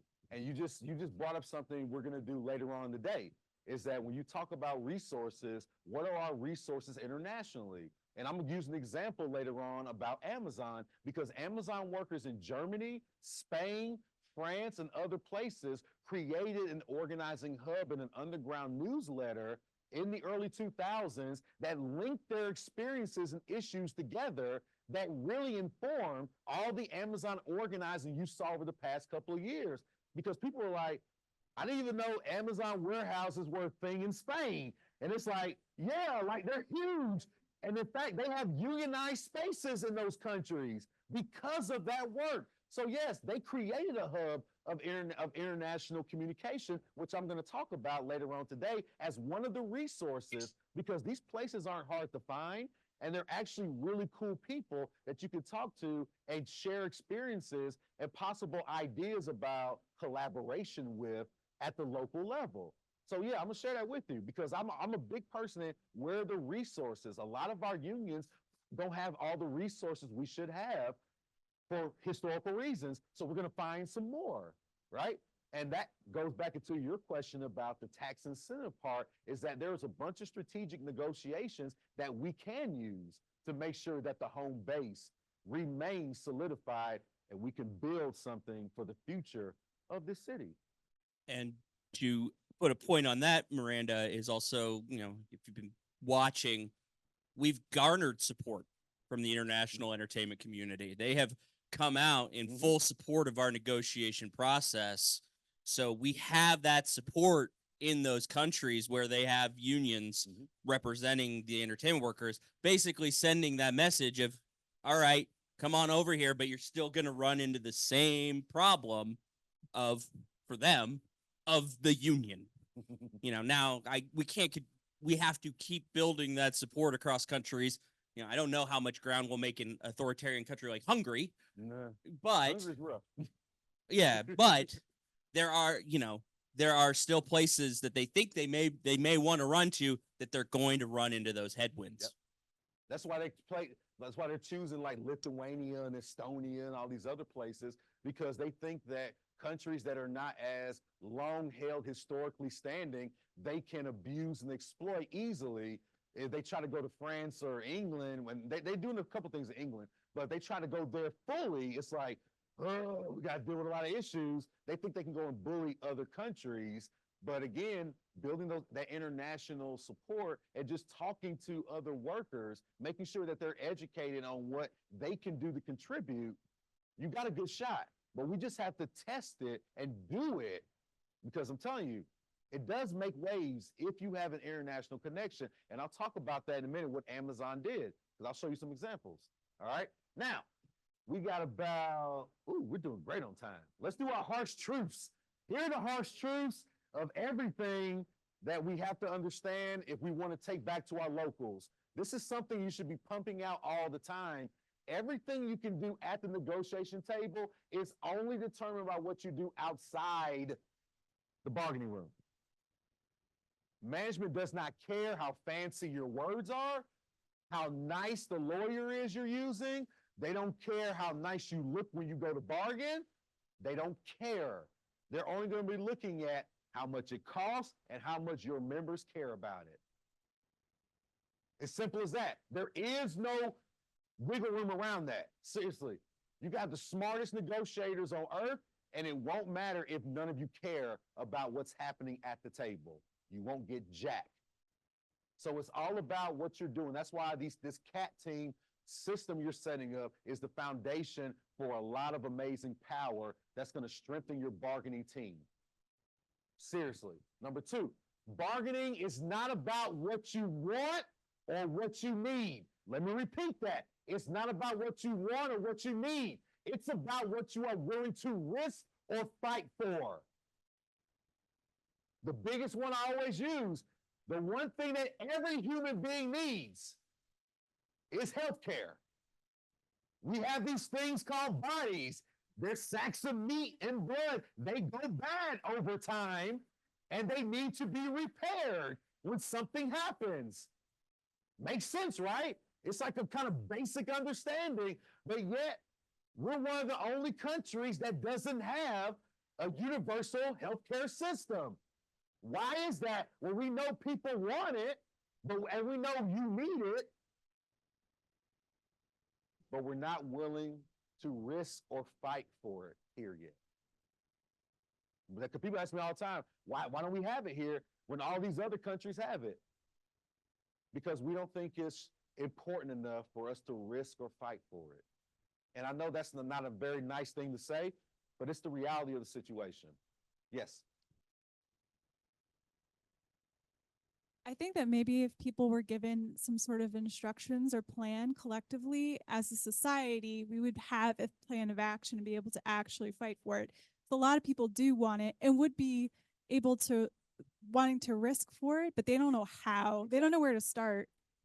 And I'm so glad you said that. That's when I come in, and those of us who really do create strategies, and I've actually worked with a lot of healthcare groups on the ground on this strategy that can actually be done state by state. Healthcare laws can be written as a state law versus what people think it should be a federal law, which will take way too much money and time and effort to do. But if you do it state by state, guess what? You have something there, and you can actually legislate it on any type of space. So again, I agree with you 100% in that the reason why people aren't willing to risk or fight for it yet is because there is no actual plan that makes people feel like they're protected or that they can actually win it. Whereas in Germany or France or other places where they got it 50, 60, 70 years ago, it's like an afterthought. So that's why I go in and I want to do strategy with you. What are the most effective leverages that you can use to get something? If there's something you really want or something where it's like for us, childcare. Childcare, of course, is horrible in everything in terms of its expensiveness in this world right now. Nobody can afford childcare, which is why most countries now are passing laws where childcare is free because it's unaffordable, right?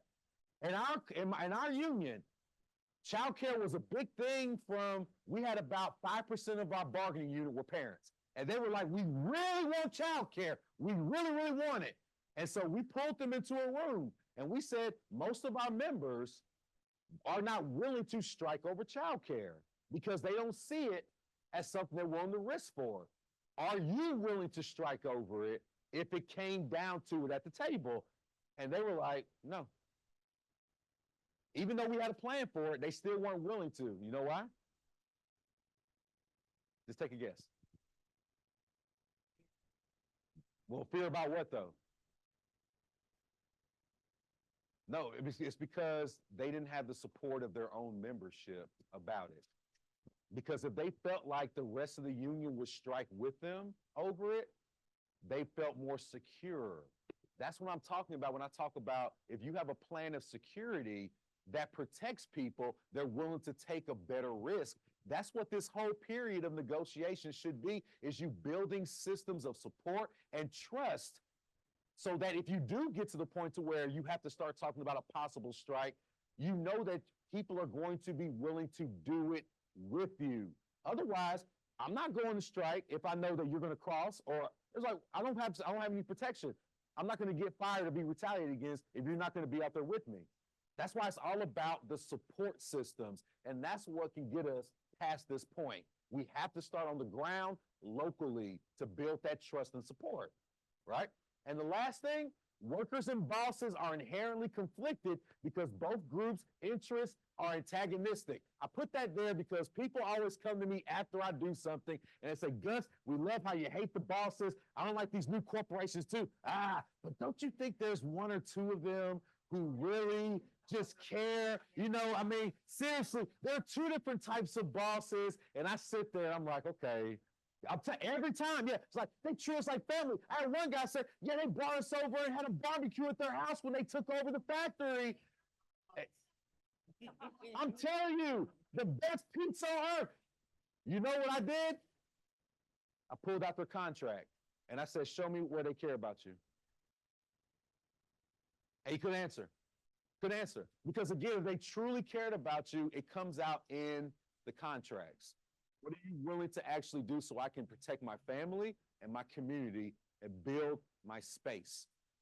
Simple as that. So that's why I always make sure I make this clear, is that it's not personal, but the fact that they have to cut labor costs and you have to improve labor conditions means that you will always clash. There should not be any debate or any confusion about what your position is. You can shake their hand, you can talk nice to them, but at the end of the day, you're sitting across the table from them for a reason. Don't eat shit. I talk about that with unions all the time, but I know that y'all may have different rules, but I tell unions, if I'm at a table with you and I'm sitting in the back, because I don't sit at the front with the teams negotiating, I sit in the back, I tell them, don't take any food. Bring your own coffee, bring your own donuts, bring your own stuff. Now, I'm not saying that you all do that. I'm saying that that's what I advise when I go to help negotiate, because you know what they're doing when they offer you food and coffee. It's a power move. Yes. You know what it's trying to do? It's like, if they see you eat, like, we got them. And you may think they can't say that just for me eating their food. Okay. Again, I'm a historian. I have the history to back up that that's what they do to test you, to see if they can manipulate you and hold off. Don't eat their food, bring your own shit to the table. But again, just let you know, I'm very hardcore on that. Like, I will not sit at the table with a union that eats stuff from the administration or from the management. Don't do it. But again, I'm just hardcore like that. All right, for the last part, we got 5 minutes. I'm going to talk about assessing, and then when you come back from the break, I'm going to give you some examples of how to assess, because if you're going to build issue campaigns in your locals, you're going to make sure you have to know how to assess where your members are. Do they have any heat for any issue that they feel is getting ready to hit the table hard? Is there something that happened with your members at the current moment? A health or safety issue, something that you've been talking about in terms of retirement that everybody is really scared about or frustrated about? Is there something that they're willing to stand up and take a risk for? You have to be able to assess it so you can talk to your captain and say, listen, my local, we just had this event where everybody was really saying some cool ideas about some new swag we can get, some other things that we can do about the inequity pay issue. We think that we got something here. We can push it if you have it moving, what's going on at the table. There could be discussion about it because you've assessed. You know where your members are. You don't ever want to guess where your members are. They sound like they're interested. They may be ready to fight. I don't know. A lot of people came out. It looks good. No, you want to have actual documented saying, listen, they're ready. They're ready to go, because I don't want to get out there and people are like, yeah, I'm not going out. I don't want to do this. And I'll talk about that when we talk about strike commitment cards, if you ever get to that point. So again, budget duties. You got to save money. You all know this, is that particularly in a contract cycle, the biggest thing you want to do is you want to make sure you know where your money is as a local, because you may have to use it for whatever comes up. So what I'm going to talk about a lot today are ways that you can do things that are that don't cost you a lot of money, because that's one of the hardest things I had to do as president of my union in a contract cycle that I thought we may strike, is I had to, for the first time in my life, be conservative on money. I'm telling you, it was rough. We had to have a hard talk with everybody, like, we can't have these meals during meetings anymore. We got to be very careful about this. And folks didn't like it at first, but we understood what our ultimate goal was, that our members were going to have protection with money if we have to strike for a long time. So again, budgeting and making sure that your assessments, your escalating actions, all those things don't really hurt your money, because there are really creative ways, y'all are creative, that you can come up with to actually do things that can build your members' heat on issues. How can you leverage more heat on the Hill? And before we go, the terms I've used, let's just do it. What is a heel? Why is the villain important in any story? And why do I need, as an audience member, to want to have see the protagonist being uplifted through a villain? Why does it matter? Hero's journey, it's like the classical story pattern. Good job. As simple as that, y'all. is that once you identify what the obstacle is, people have to rally around the emotional connection to the hero so that we can overcome the obstacle. And the last thing I'll leave with is that if unions don't identify who they're fighting against or who they're negotiating against, when something happens, who are the members only associating anything with? You. So if anything bad happens, who do they blame? You. That's why you have to talk about who you're against. That's why whenever the stuff was happening last year, I was blasting Zasloff, I was blasting all those idiots over and over again who run those studios, who run those areas, because every general public person had to know who we need to be opposing. You have to talk about the heel. So I'm going to use that term a lot because that's going to be a major part of our messaging and controlling the narrative so that you're what I call the baby face. Why do they call it a baby face? Because it's supposed to be the most pure thing that is uncorruptible is a newborn baby. And so you can't go against a newborn baby because they're just so ultimately pure. They're innocent.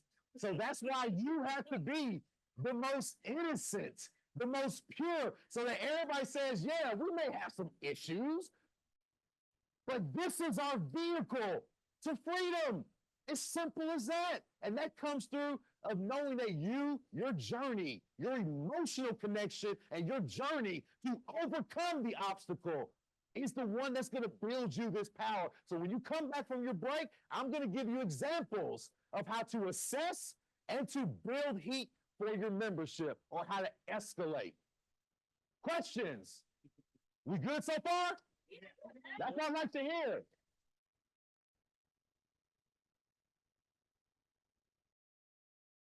If you're going to have issue campaigns and members who want to actually participate, you got to want to know where they are. You may have members across the spectrum who are really, really engaged, or you may have members who know a little bit about what's happening, so they can't really speak on it, or they're a little bit more shy about what may be going on, or you may have members who are just pissed off and don't know what's happening and really don't want to talk, or just like, they don't know what's going on. So what this does is, again, you're giving power to your members' voices so that they can be a part of negotiations.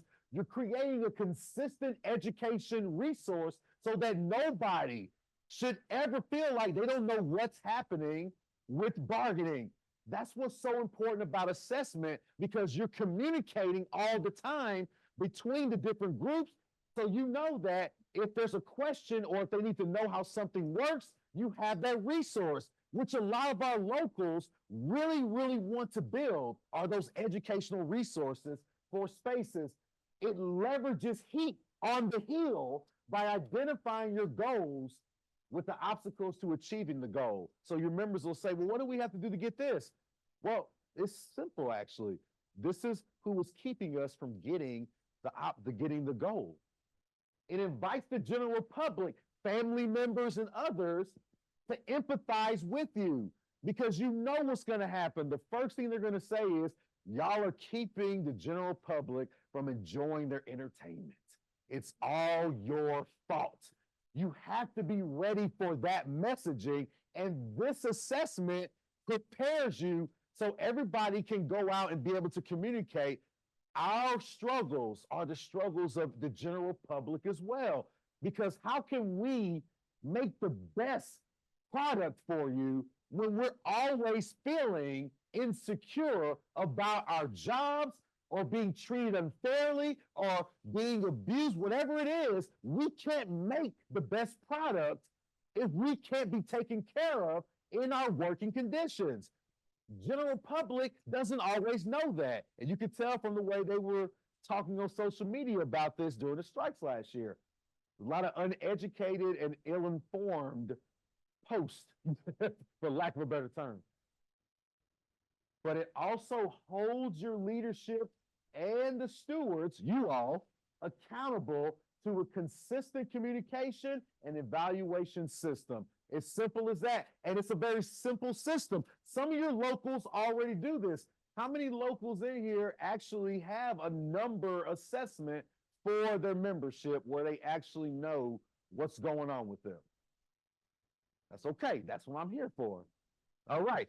And again, I don't like doing a bunch of complex, sophisticated garbage. I like to keep it simple so it's easy for you to do. It's a number system. 4 numbers. 1, 2, 3, 4. The first, number 1, they're active, they're activated. There's a noticeable or consistent daily work with the union. That's y'all. Y'all are here, right? Y'all working. That's y'all. You're one. There's consistency in the work you're doing. But then we go to a 2, non-active member. They're signed, they pay dues, but they don't have consistent work with the union. They're knowledgeable. There are things that they have going on, but you don't see them participate fully. They may show up to something every now and then, but they just can't. For whatever reason, it may be an issue with their work schedule, or it may be that they just don't participate, but they're still a 2. They're not fully there yet. Then you have number 3, or the 3s, I call them, the unorganized or the unconscious.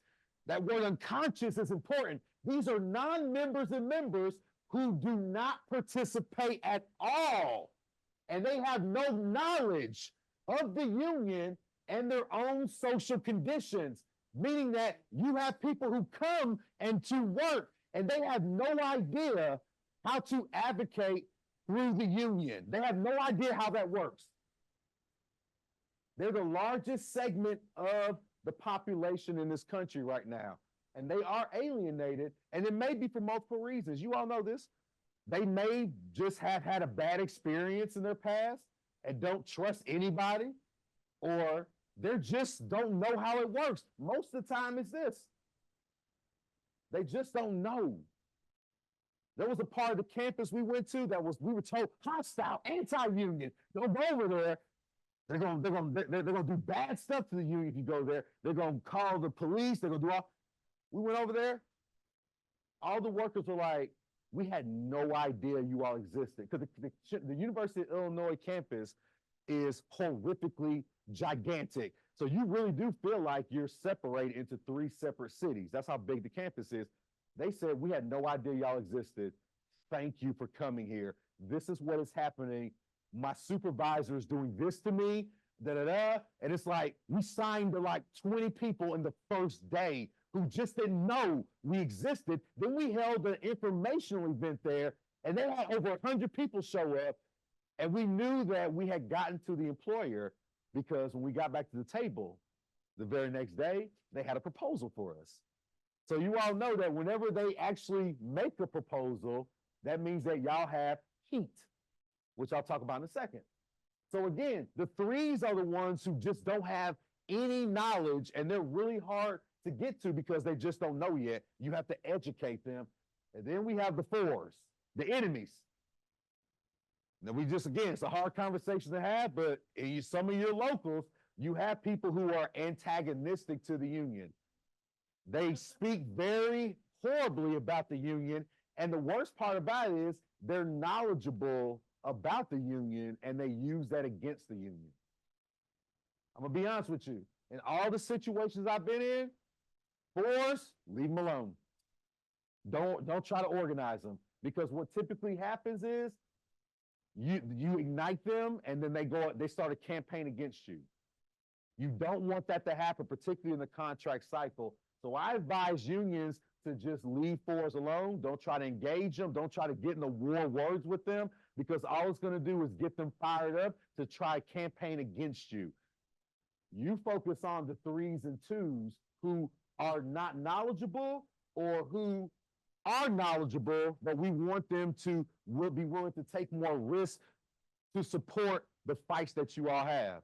So this is what we do when I go to a union, I help them assess, is I go through all of their membership and I ask them, can we rate a number for each member? So you can know generally, and if I got a bunch of 2s, then what can I typically say about what I'm gonna do in my actions? If I know they're knowledgeable, but they just don't participate fully, do I need to do a bunch of educational events if I have a bunch of 2s? No, not really. Because again, they're mostly knowledgeable, so I can do maybe one, and then I can do more elevated actions after that. But if I have a mostly threes, then I need to do a lot of education stuff. I need to do a lot of things that bring people together so they can know each other's experiences, so that they can see that we're all dealing with the same problems, and that maybe we can unite across locals to talk about this issue together. So you see what I'm saying, y'all? It's based on how you assess. It's how you move. Does that make sense? When you know who you have, now you're just a badass local and you got a bunch of ones. Then when the cat teams meet, you're like, listen, what you need us to do, we're ready to go. We're like a pin that you're gonna let off in the round. What do you mean? If you that bad. But most of us, we know we have a lot of twos and threes. So there are things that we can do, and I'm gonna show you a couple of things now. Yes. I just had a question because I personally know some members that would like to do something, but they're just physically exhausted because, you know, being on crew is physically taxing. You work crazy hours. I would love to address a way to get through to them when they feel like they just have nothing left. They're running on empty. Exactly. And I'm going to talk about that now with the examples, because that is a real issue that we have to understand, is that people's time is being just completely taken in this present day. It's not like it was 30, 40 years ago when people had time to work and then go to the union meetings or go do something else. You got families, and now you're working twice as long as most Americans worked 30, 40 years ago just to keep a roof over your heads now. And it is that serious, and we have to understand that model. And that's why the way we're going to do this is so important. You have to be conscious of time. So, if threes and twos are the priority, particularly twos who don't have the time, what's one of the first things that you probably want to recognize about how a two operates? Anybody? We're talking strategy now.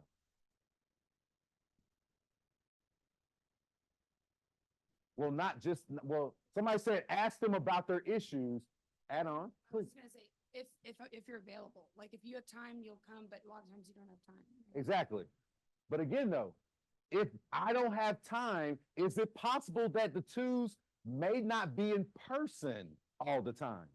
Right? That's what I was trying to get at, is that that's the one thing you have to recognize, is that you may have to do some organizing with the person or persons who are not in the space as you.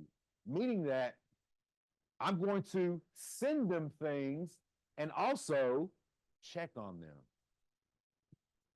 Think about this for a second, how often we kind of overlook that aspect, that if somebody, a member comes to you and says that our workload now has me just completely taxed and exhausted, a simple 1-minute email of a sentence or two, hey, how are you doing? Here's what we've been doing at the local. How do you feel about this? Just ask them an open-ended question, like, how do you feel about what we're doing at the local? Get back to me when you can. It's that simple of an act that can make some people say, shit, if I have a day on Sunday when I get a day off, maybe I'll call some of my members and see what's going on. So that's one thing that I always advocate, is that you have to start thinking about that you can't get everybody in person if they are just taxed for time. That there are other smaller steps that you can take, as we'll go through in a second, that can really make people feel like you're taking notice of my time issue, but you're also asking me how I feel about something. That's activating, because I'm thinking about the issue and I'm contributing by writing back to you how I feel about it. Does that make sense? And that's just one thing. There's more I'm going to talk about. I just wanted to just add to what you're saying, Please. and saying outside of email, and also it's like, how do they consume information? Excellent. Yes. Because I don't check my damn email unless someone says, hey, I'm going to email you something. And then it's how you're engaging, especially if we're talking about newer members, 20s and 30s. Facebook may not be the best way to reach these people. Like, finding ways that they want want to consume your information, I think is very important. Excellent point. Thank you for that. Because it is important, is that you first have to, when you're assessing, know who your members are and the kinds of entertainment they consume or platforms they use. So it may not be emails, you said. A couple of unions I work with, they have Signal group chats that they use. Some people just use regular text message. Some people communicate via Instagram or other spaces. So it doesn't necessarily have to be email, but it could be whatever your members are comfortable with, as long as you know that you have to be considerate, particularly for those members who do feel like they're on the brink when it comes to time. I know some steel workers who work 6 days a week, 15-hour days. And do you wonder why the life expectancy in the US is now getting worse when we're supposed to be in this era of new technology, but our bodies are just giving out? They say, Gus, no, it's the food we're eating. It's like, are you joking? Like, are you being honest right now? Like, this is actually the healthiest moment of food we've ever had in terms of how we consume it. Y'all remember the shit people eat in the 80s? It was trans fat and everything, lard, all that stuff. If you had anything fried in the 80s, it was with lard. So again, when the bosses tell us it's the food you eat, stop eating bad food. It's your fault that you're dying young. It's like, no, our bodies are actually giving up from overwork. Like, the body's just like, I'm done. You work me 15 hours a day, when you reach 45 and you start noticing parts of your legs and knees and backs just giving out, and then your heart, that's where a lot of the high blood pressure and all the stuff is coming from. It's not necessarily the food. It's about the stress that you're putting on your body when oxygen and blood has to pump through the body. That stress is really taxing the heart. That's why the life expectancy is getting worse in this country. So yes, you have to be considerate of time if you're talking about doing organizing work. That's why I appreciate your comment in that. We have to see where our members are and create avenues for them. That's what it's all about. So one of the things that I like to talk about is a survey, which you already did. Now, let's talk about surveys. Why do I want to do a survey? And how do I want to do it? The first thing is that, is there anything you should do before you do a survey? And those that were here last year don't answer. Anybody? Why would you want to do meetings leading up to a survey? Because what do I want my answers to be? Informed.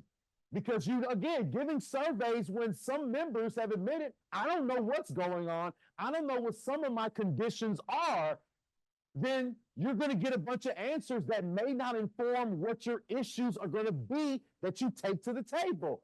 So you do a survey after you do a couple of informational meetings. You may create a pamphlet, a graphic flyer. Did you know that the average pay for this work does this? Did you know that the average healthcare cost does this for our industry? Did you know something of that nature? So your members can have some information. They can look at that flyer and say, well, shit, they go to their bank account. Oh, and they write to you and say, I didn't know this. Thank you for sending this out. It changes how I'm budgeting now. Because some people don't even check their budget. They'll check their bank account when certain things get taken out because they got that auto pay shit now, which I hate, by the way. Like, you're not gonna take my money. I'm gonna tell you when I'm gonna pay you. Don't auto pay nothing. I don't like that. Because again, you're giving control of the bosses to take money out your account. All you gotta pay to keep the bank account open. Now you're gonna take the money out? I don't like that. So yeah, some members don't know. And that's why having those educational meetings first, so your surveys have informed information, is so crucial. And you're bringing the members' voices at the center of the organizing. I'm telling you, this is the one thing that a lot of members who don't trust their unions really, really respond to that I've worked with is when they, number one, get educated, then take surveys. They'll come to me and say, I finally felt like I'm a part of this fight. It really means something to do these kinds of surveys. Now, here's a fun question for y'all. Which one is best? When you do a rating system, multiple choice or short answer, which one do you think is best for a survey?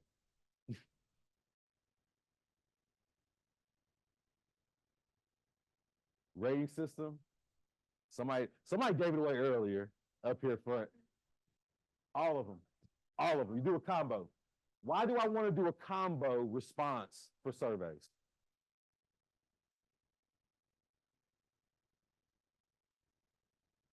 So members feel like you're acknowledging that you understand that there are issues, and then also so you're giving them room to engage and bring up new ones. Good job. Excellent.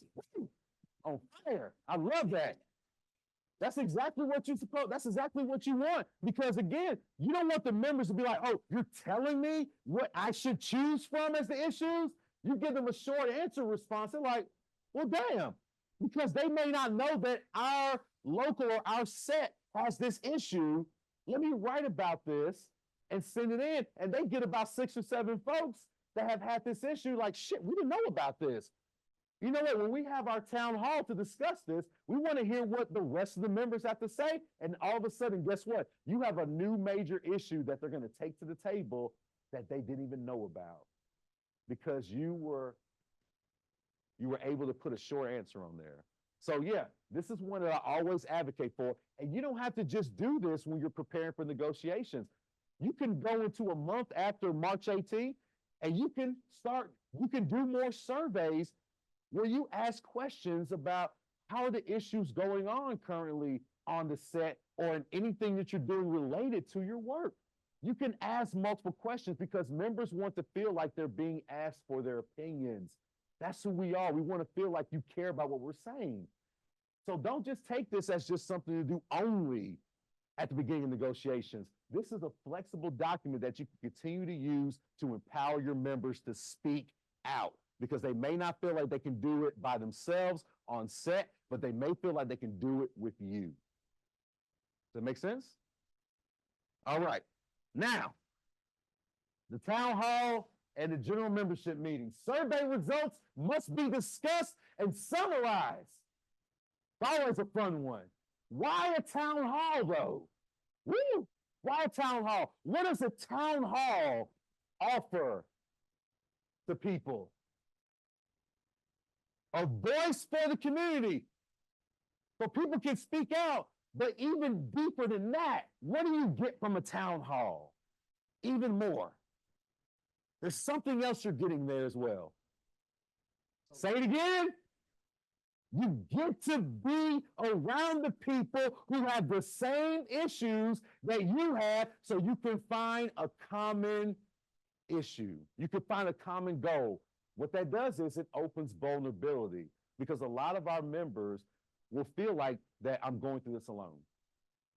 And they'll fill out the survey, they'll say this and that, but when you put them in a room together or on a webinar, whatever, Zoom, whatever you do, and they see that I'm not in this alone, that opens a vulnerable space in their minds and their hearts to say, you know what?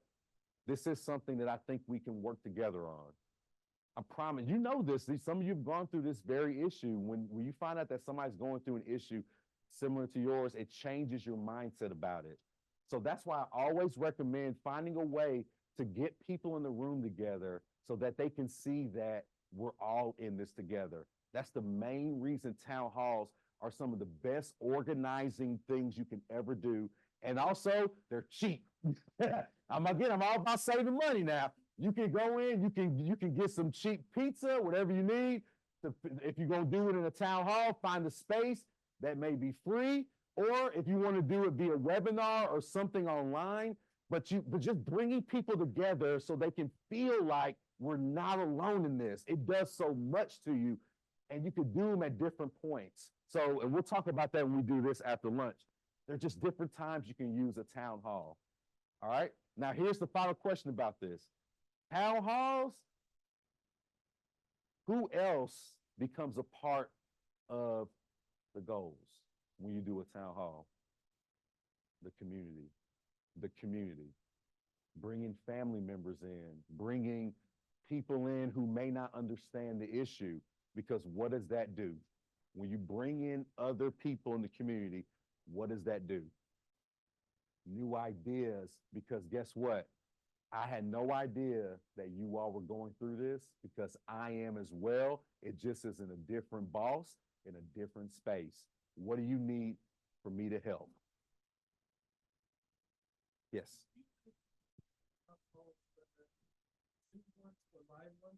I'm gonna be honest with you, I am a huge fan of live and in person, always and forever. As somebody who has to teach online, I'm not the big fan of it.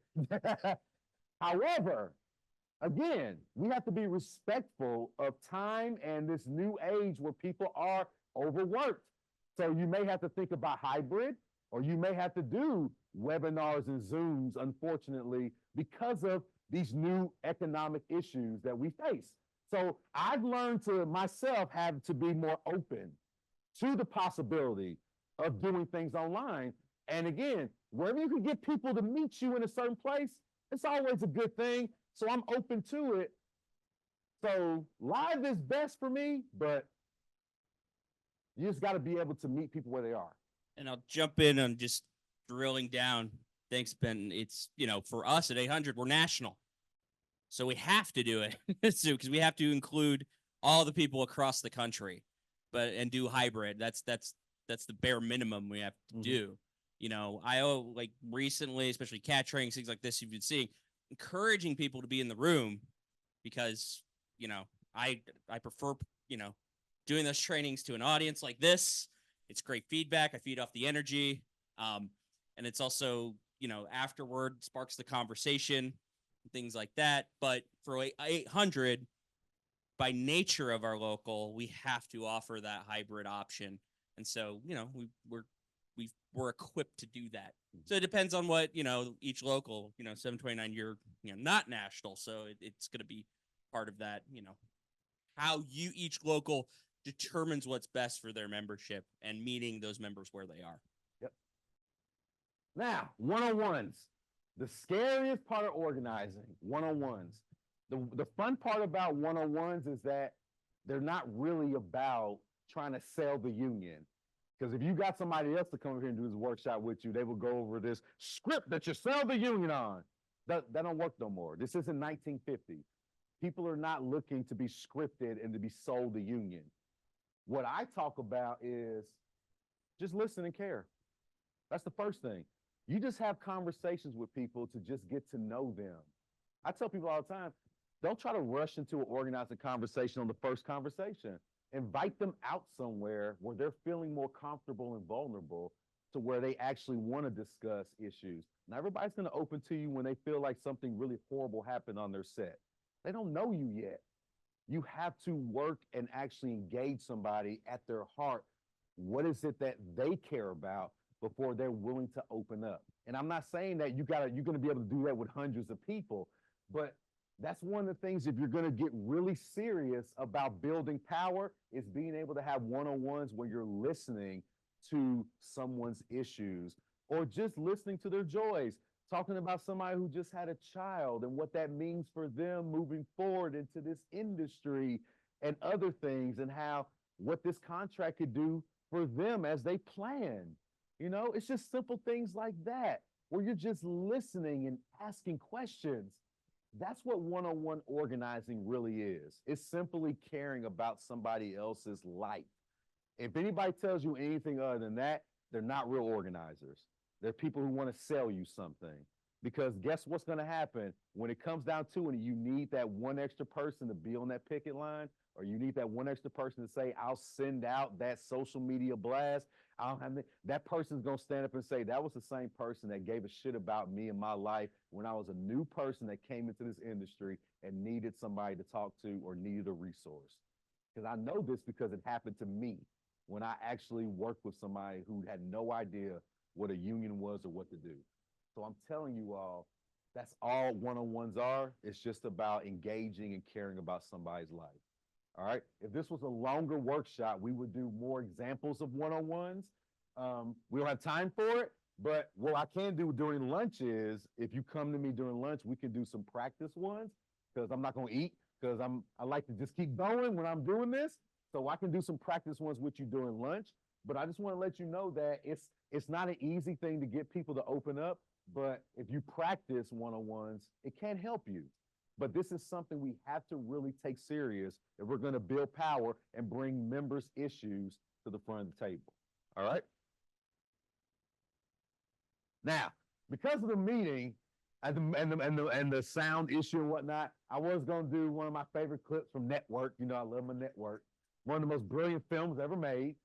But again, at the end of the day, the question for member organizing is, can you get members angry enough to where they're willing to risk something? And I'm not talking about risk like striking, but are they willing to risk a Saturday to come to a meeting? Are they willing to risk having to find a possible child care provider to go to this event where you're doing a social media blast or you're having a beer night or something where everybody is trying to plan your strategy? Are they willing to risk something? Because I think one of the things that a lot of people do today is they do this fake angry shit where they just post things online, but it's like, yeah, but are you calling for us to have a meeting so we can actually do something about this? No, I just want to say it. I want you all to feel what I'm saying. So that's why I love this clip so much, because it's true. Nothing happens or changes in history until people get angry enough to where they're willing to change something. They're wanting to just be able to build something. So can you have those conversations? You can. You talk about your issues. You talk about the things that affect your life. Now, two things I think that you can do right now that can help you as you move on. The first one is a negotiations one-on-one town hall. A lot of your members, or some of your members, depending on your local, have no idea what exactly goes into negotiations at all. Having a town hall negotiations one-on-one where you actually have people who are knowledgeable about it, talk about kind of what Andy did earlier today, but just in a more long-form version, to just talk about what are the one-on-ones of it, because it is a very complex process if you actually know how negotiations work, but it helps people learn how this works so they won't be just so confused or alienated and say, I don't know what's happening. That is something that can really empower your members, and you could do it locally, or you could do it across your locals. Do a really cool interlocal event where you do like a one-on-one. How does this work? What is negotiations? Local link with others. Allow for a Q&A and be honest about what you can share and not share about negotiations. Remember, management can have spies in your meetings. You don't want to give away your hand too early. I'm so big on this when I sit at the table. I tell the unions, don't tell them exactly what you're willing to TA over. And when I say TA, tentatively agree over the whole contract. All my geniuses and strategists in here, if you tell them on the first day what it is you are willing to TA over, what happens after that? Say it again? You're dancing on it. It's something else. So what will negotiations look like? Thank you. Nothing happens. That's it. Bargaining's over. You are now going to just wait until you build a strike threat or you sign. You've given away your hand. So they're saying, well, if they're only going to TA over these two things, I don't have to give them shit. And if they want those two things, they got to build a strike threat. And I don't think they can. I had a union do this last year. I trained them. I put them through workshops. They went to the table and they did their full proposal. And they said, these are the things our members really want, and we're willing to take this to the end for this thing. And they called me and told me, and I said, you're dead. You've killed the table. And guess what happened after that?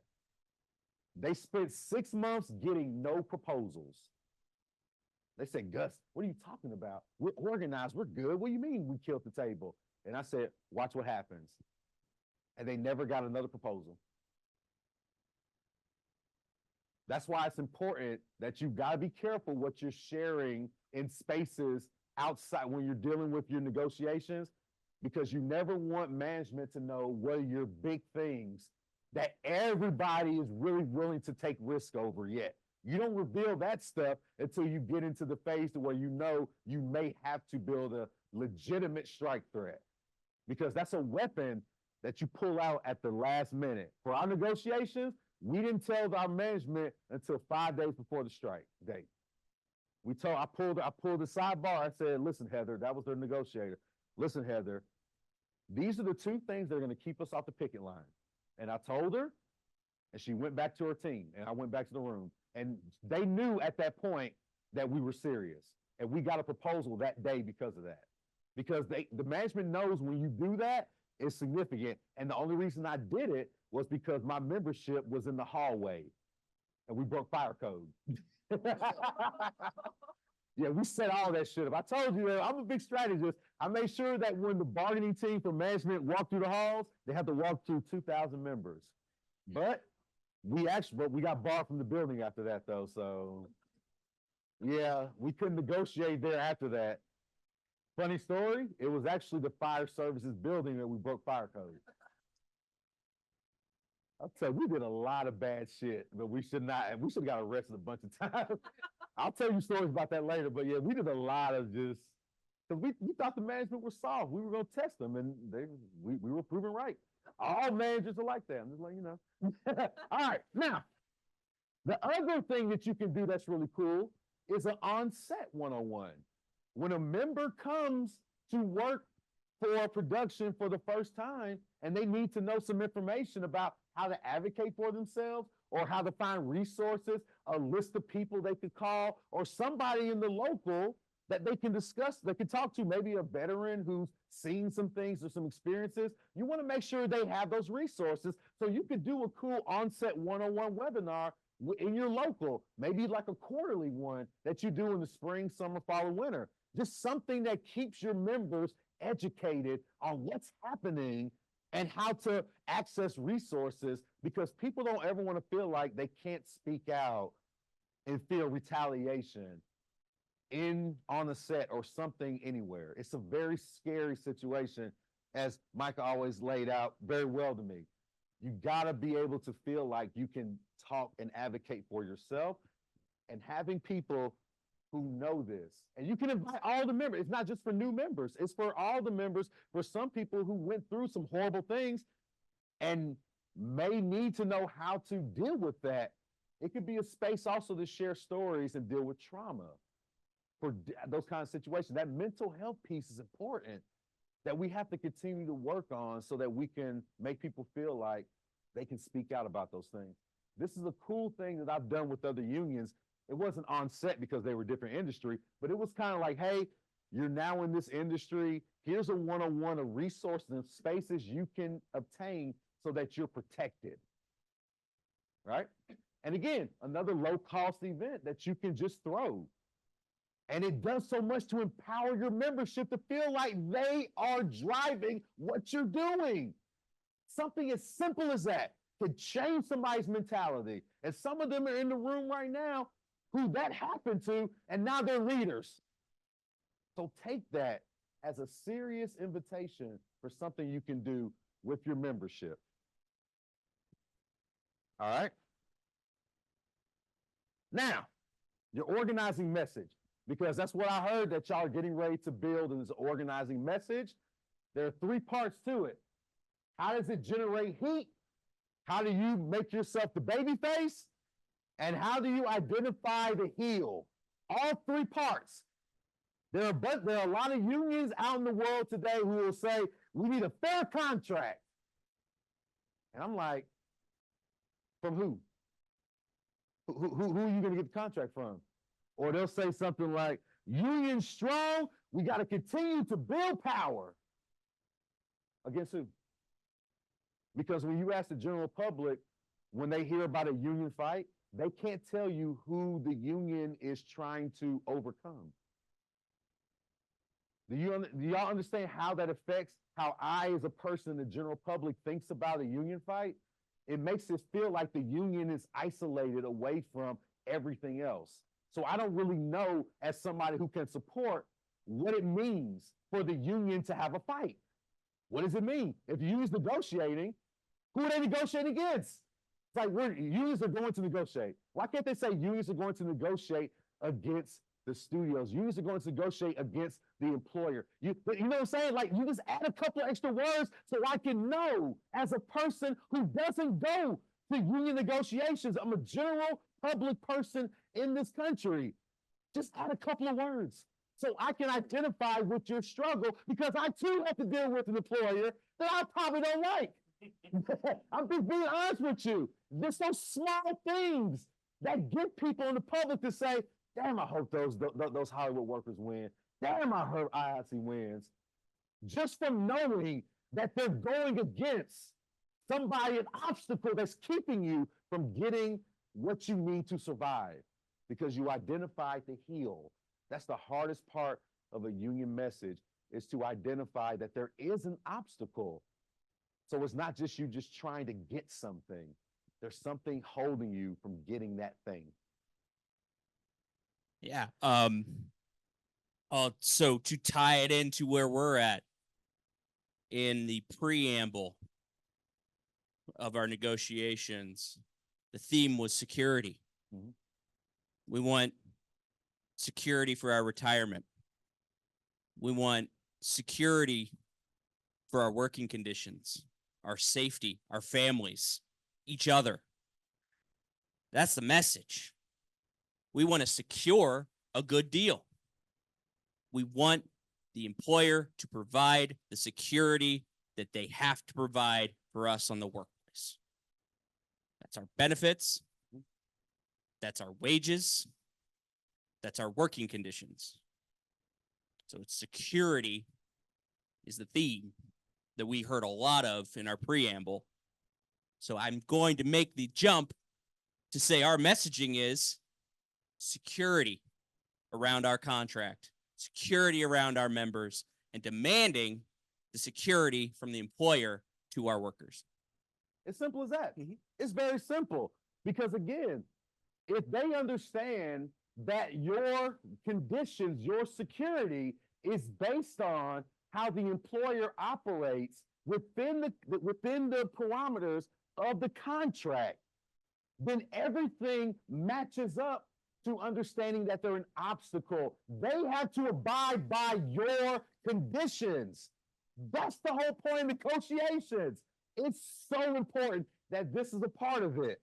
I told you ours was access to education. So anytime you find a video of me during that time period, every time I'm saying, I'm so disappointed that I have to work for a university that supposedly upholds the highest standard of education, that brings in some of the highest grants, that builds our society into the most beautiful space that you could ever see, has decided to put profits over people. How dare I consider this space a place that I would ever raise a family and continue to work and bring prosperity to, when there's nothing but instability amongst my membership. This is a threat to our community, and the university does not stand for us anymore. Bam, babyface. Just freestyling. Yes. To add on to the security thing, we have literally lost our lives over their inability to provide proper security and safety on set. Helena Hutchins was killed on set last year in the Rush shooting. Yeah. I had friends who were on set. I'm originally from New Mexico. They walked off. They were the camera crew to protest the unsafe conditions on set. And that day, Helena Hutchins was killed. Yeah. So it is something that we need to kind of put our foot down and say, you cannot nickel and dime us, because that is how she was killed. Exactly. And again, what you just brought up, I'm sorry, what's your name? Katie. What you just brought up, Katie, I think is one of the most powerful things that you can bring into your messaging for this contract cycle, is that somebody who was one of you, who worked incredibly hard at the job they're doing, who lost their life in a senseless act. That should be an empowering, organizing goal that you can use, is that this person's life is going to mean something after they're gone by helping us make sure this doesn't happen again. So I do believe that you can, in the name of this person who lost their life, use them as a vehicle to ensure the safety of people. And again, I'm just being honest with you, like, when something like that happens, and it's such a shock to all the workers, because y'all been on these sets, y'all know how these things happen.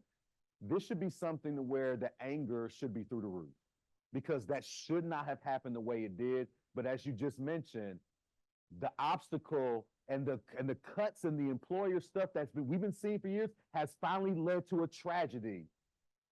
No more. No more. And that can be the message about security.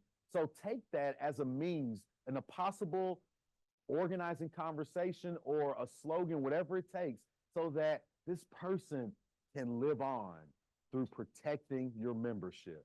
So I appreciate you bringing that up, because it's those types of tragedies that we have to put at the forefront, because we don't want her to just disappear off into the sunset. She passes away and then it's over. No, her name and what happened to her experience must be the driving force behind this issue of security. So thank you for saying that.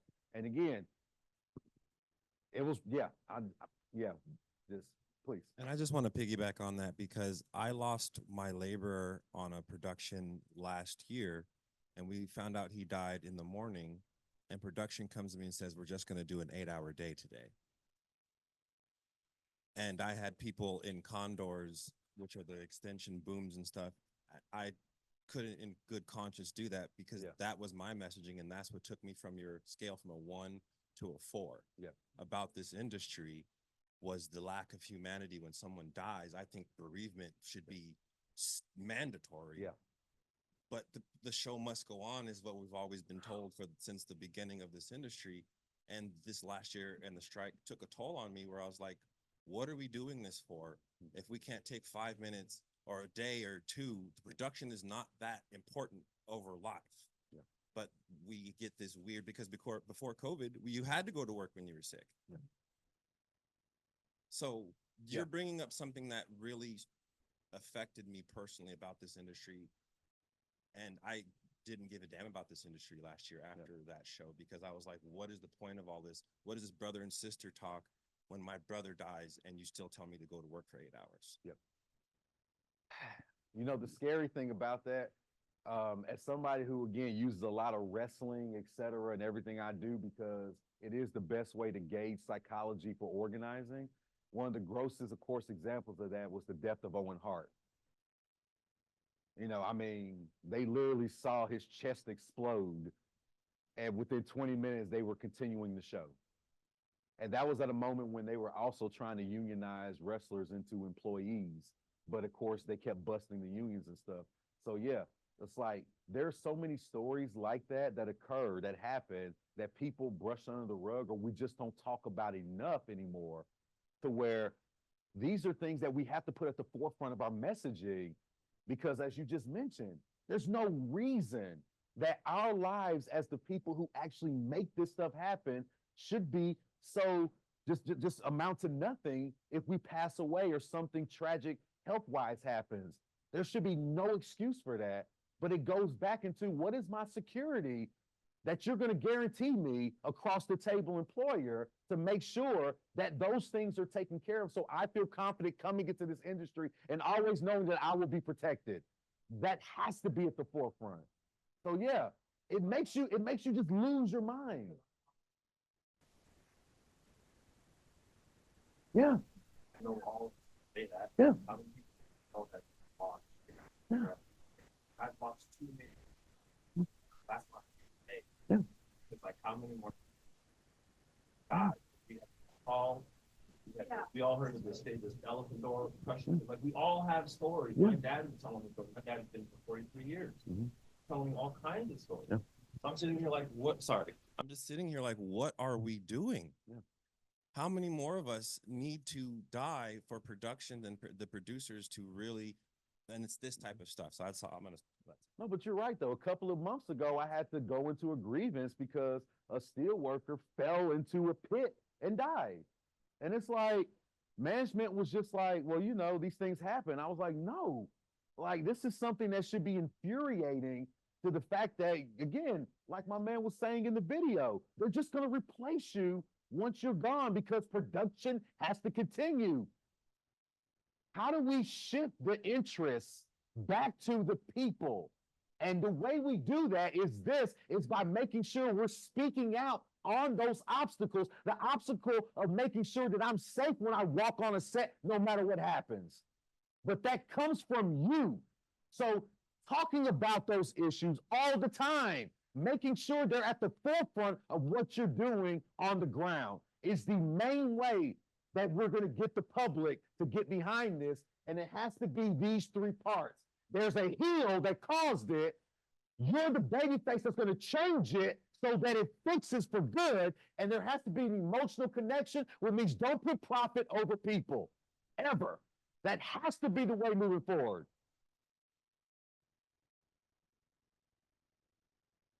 But it's not going to mean shit if it comes from the management. I don't want to see them go out and read a statement before I see the people in the streets talking about this.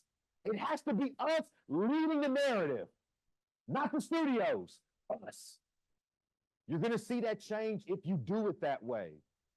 Let's be on the forefront. I'm sorry, I didn't mean to interrupt. No, do it. I'm curious if you've ever seen any sort of like mandatory training within the union for supervisors or higher ranking members to make sure that they're up to date on these rules. Because what I've found is that in some on some shows that I've worked, there's a mentality that's like, oh, you need to go to the doctor. Okay. Can you believe that girl? She had to go to the doctor. Like she's leaving us hanging. And then other ones where it's like, good, go take care of yourself. You work for this health insurance. You should get to use it. And the problem is if you're working so much, you don't really get to use your health insurance if you're on a show that doesn't really allow you to use it. And then if you're not working, you don't have health insurance to use. So you're just kind of sitting around. So I don't know if you found, Yes, I have. I mean, we have contract services, which is run by the employer. So like, I wouldn't want anything through them and they're not going to promote our best interest. Yeah. But is there a benefit to mandatory sort of union training? Yes, one of the things that I actually have done a lot of work on when I was the president of my union, as well as other unions I've worked with, is that if there's ever any type of onboarding, training, orientation, anything that relates to making sure that a person that comes into the industry actually gets the resources and the real discussion about what happens, I'm always an advocate that the union be the one to prepare it and control it. Now, some people will push back and say that just puts much more work on us to do that. And every time I'm in the room and I say, have you seen how your employers think about you? You want them running a training or an orientation on anything that has to do with you? And they're like, no. Because seriously, we have to, I know it's a lot more work, but if we don't take control of our own labor spaces, then we're going to get a bunch of people who are trained in a halfway, who, like you said, they are so ridiculed now for wanting a day off. Again, the Congress was getting ready to bust a nationwide strike over a one-day medical leave ask. That's how horrible they treat us about healthcare. So having the union, and this was something we negotiated in our contract, having the union have an onboarding process, and of course management has to be there, but we're the ones that prepare the materials to make sure that they know every single resource that's available to them is something that you can do, whether you want to have it as part of something you do with your contract in the future, or maybe something that you do internally as a local or across interlocal spaces. You can get together with the other locals and you can have discussions about ways in which you can improve the onboarding that you as the union control in some way. You have decision-making power at some point. That's something to consider at some point in the future, because I've seen it happen. But you're exactly right in that You want to be able to make sure that there are resources that go to anybody that comes to your industry, that you have some say at some point over how they look, because it will help you in the future. And those are some of the things that you're probably going to be looking at as you move through building this union to the point that it's getting to, especially after last year.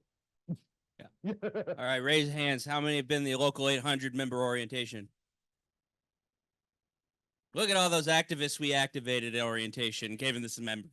So yeah, Madeline, like that's why we implemented that here. We wanted to make sure our members knew what about the organization they're joining, activate members, keep engaging with members, changing the culture around our local, so that way when we do make asks, we do things like having Gus come in. He's not playing to an empty room. He's playing to people who want this information, who want to get activated.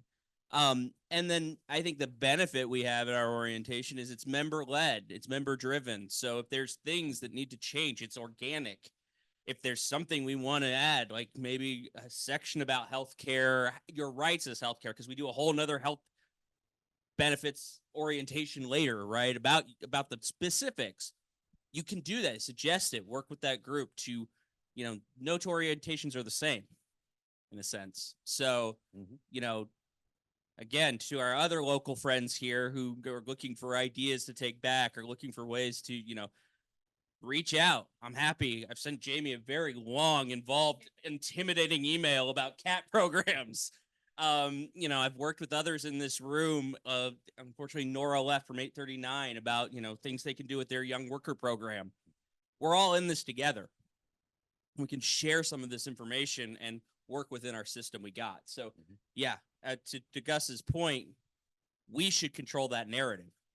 And that's why we did that. We recognized we had a need in our local to activate members, to let members know about what's going on and get them engaged with the local. So that way, when we get to certain points, we have a base, we have a foundation that we could draw on to then speak to the rest of the 3,000 members. Yep.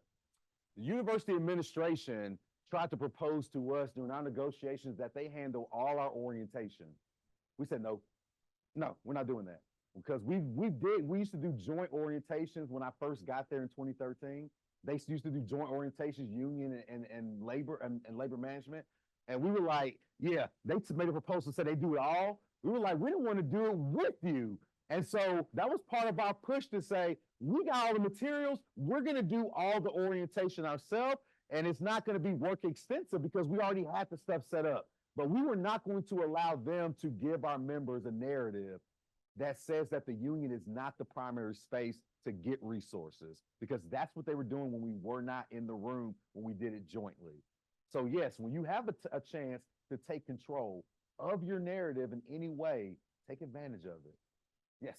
Sorry, I guess in that what I'm meaning more is like getting reoriented. So it's like, great, you have the landing pad, you're getting the new people, but these are the people that have been in for a while, where there's that mentality that's almost where they're leaning closer to the fore, where they're the people that are getting kit fees on the side, where they get a big chunk and they're having their assistant art director do a buttload of work that they shouldn't be doing.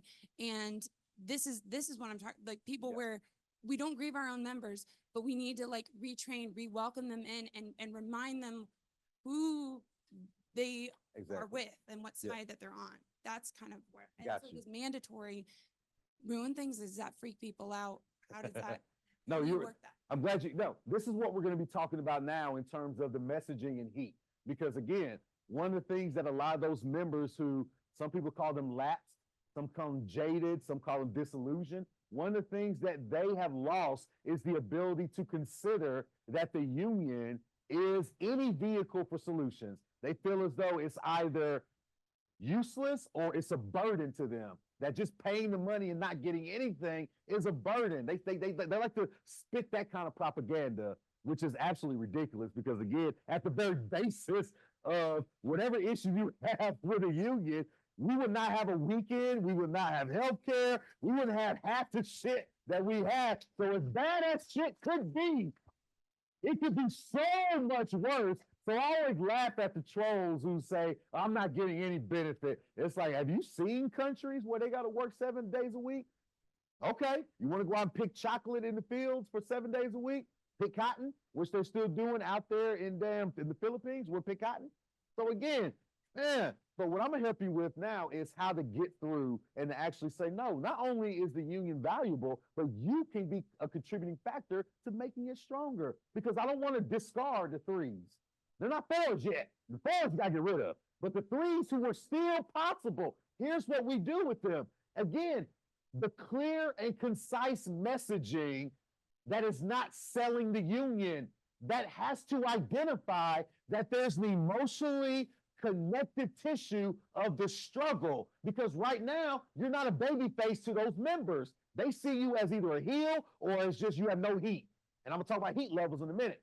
But what it means is that you have to be able to make everything coherent and to get off of that, what you're talking about. What's your name? Madeline, you're talking about something I'm going to call go away heat or burnt turf. Now, some of you've heard that term before. So we're going to spend a lot of time on that, and let's get into it.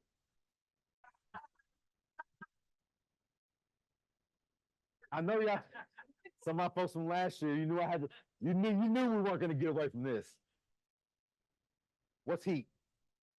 For those that were not here last year, what's heat? In what way? In what way? What is it? What is it? It's a little more refined, but it is pressure. But there's something else about it.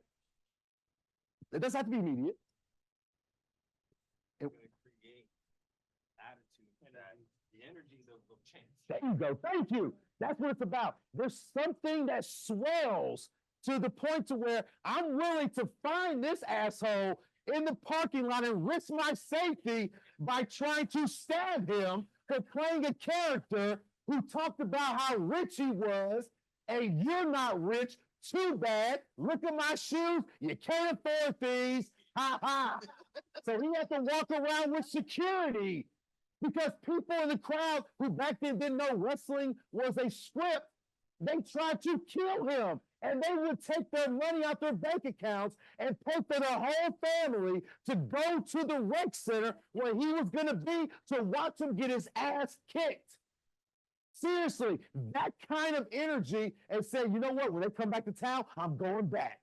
Because they had a fury and an anger willing to take him out whenever they heard he was coming to town. He is a significant pressure point that you put on somebody when you realize that I'm willing to take this risk to change something, whether it be a big risk or a small risk. There's a video I usually play that my members from last year remember about what heat is. We don't have the time to see the video because, again, I want to keep things moving, but I will give you some summary of what the video says. Think about this for heat. If you went outside right now and somebody was setting fire to your car, what would you do? Yeah, somebody said run away because this person's probably having some problems that I don't want to deal with. Some people, like you said, will pick the phones out and try to film it. But again, you said you try to stop them. You go outside and somebody was lighting a fire to your car with your dog inside. Violence. So we're now at the point of violence. Beat him with your shoe. If you go outside and they're lighting your car on fire with your family inside.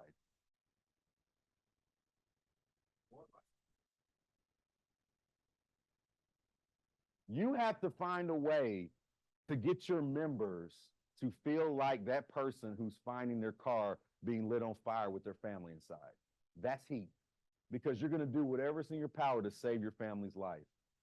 You will for your dog to a certain extent, but notice how the heat gets more when the thing closest to you becomes endangered. Because that's what we just talked about, y'all. Your friends, your coworkers' lives are in danger as we speak. Some of you are going to work today or tomorrow on a set that you know is not safe. You know this. So it's the same situation with the car.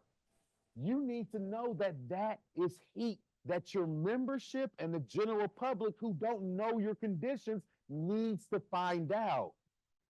Because every industry has those same issues. We just don't have the heat generating yet. That's all it is. It's pressure, but it gets to a point that it's strategic to make the public angry enough to dislike your heel and trust you and support you, the baby face. Can you make the heat so severe that your members will care? Now here it is right here, y'all. The more heat, the weaker the heel. Zaslav started texting a bunch of stupid shit at the end of the strike. He started getting nervous. He started with, oh, this is nothing. It'll be over. We'll starve them out. We'll wait it out. But by month 3, I don't know now, they're hurting us. Every time that he said something to the press, that was more heat. You can notice he was getting weaker because he had to take time out of his day to disparage the union workers on strike. That's how you knew you were getting to him, because you had more heat on him. That's how you knew. Every time I saw, I was like, they're getting them. They're getting them every time. Your leverage can spike heat in strategic times. Just like we just talked about. We just had accidents of people who lost their lives or got seriously injured. That should be heat spiking moments. We must protect our workers. So again, knowing how to use heat and make sure that it impacts how strong the table is, because your bargaining team is going to be like, please, whatever you're doing on the ground, keep it up because it's moving the table for us.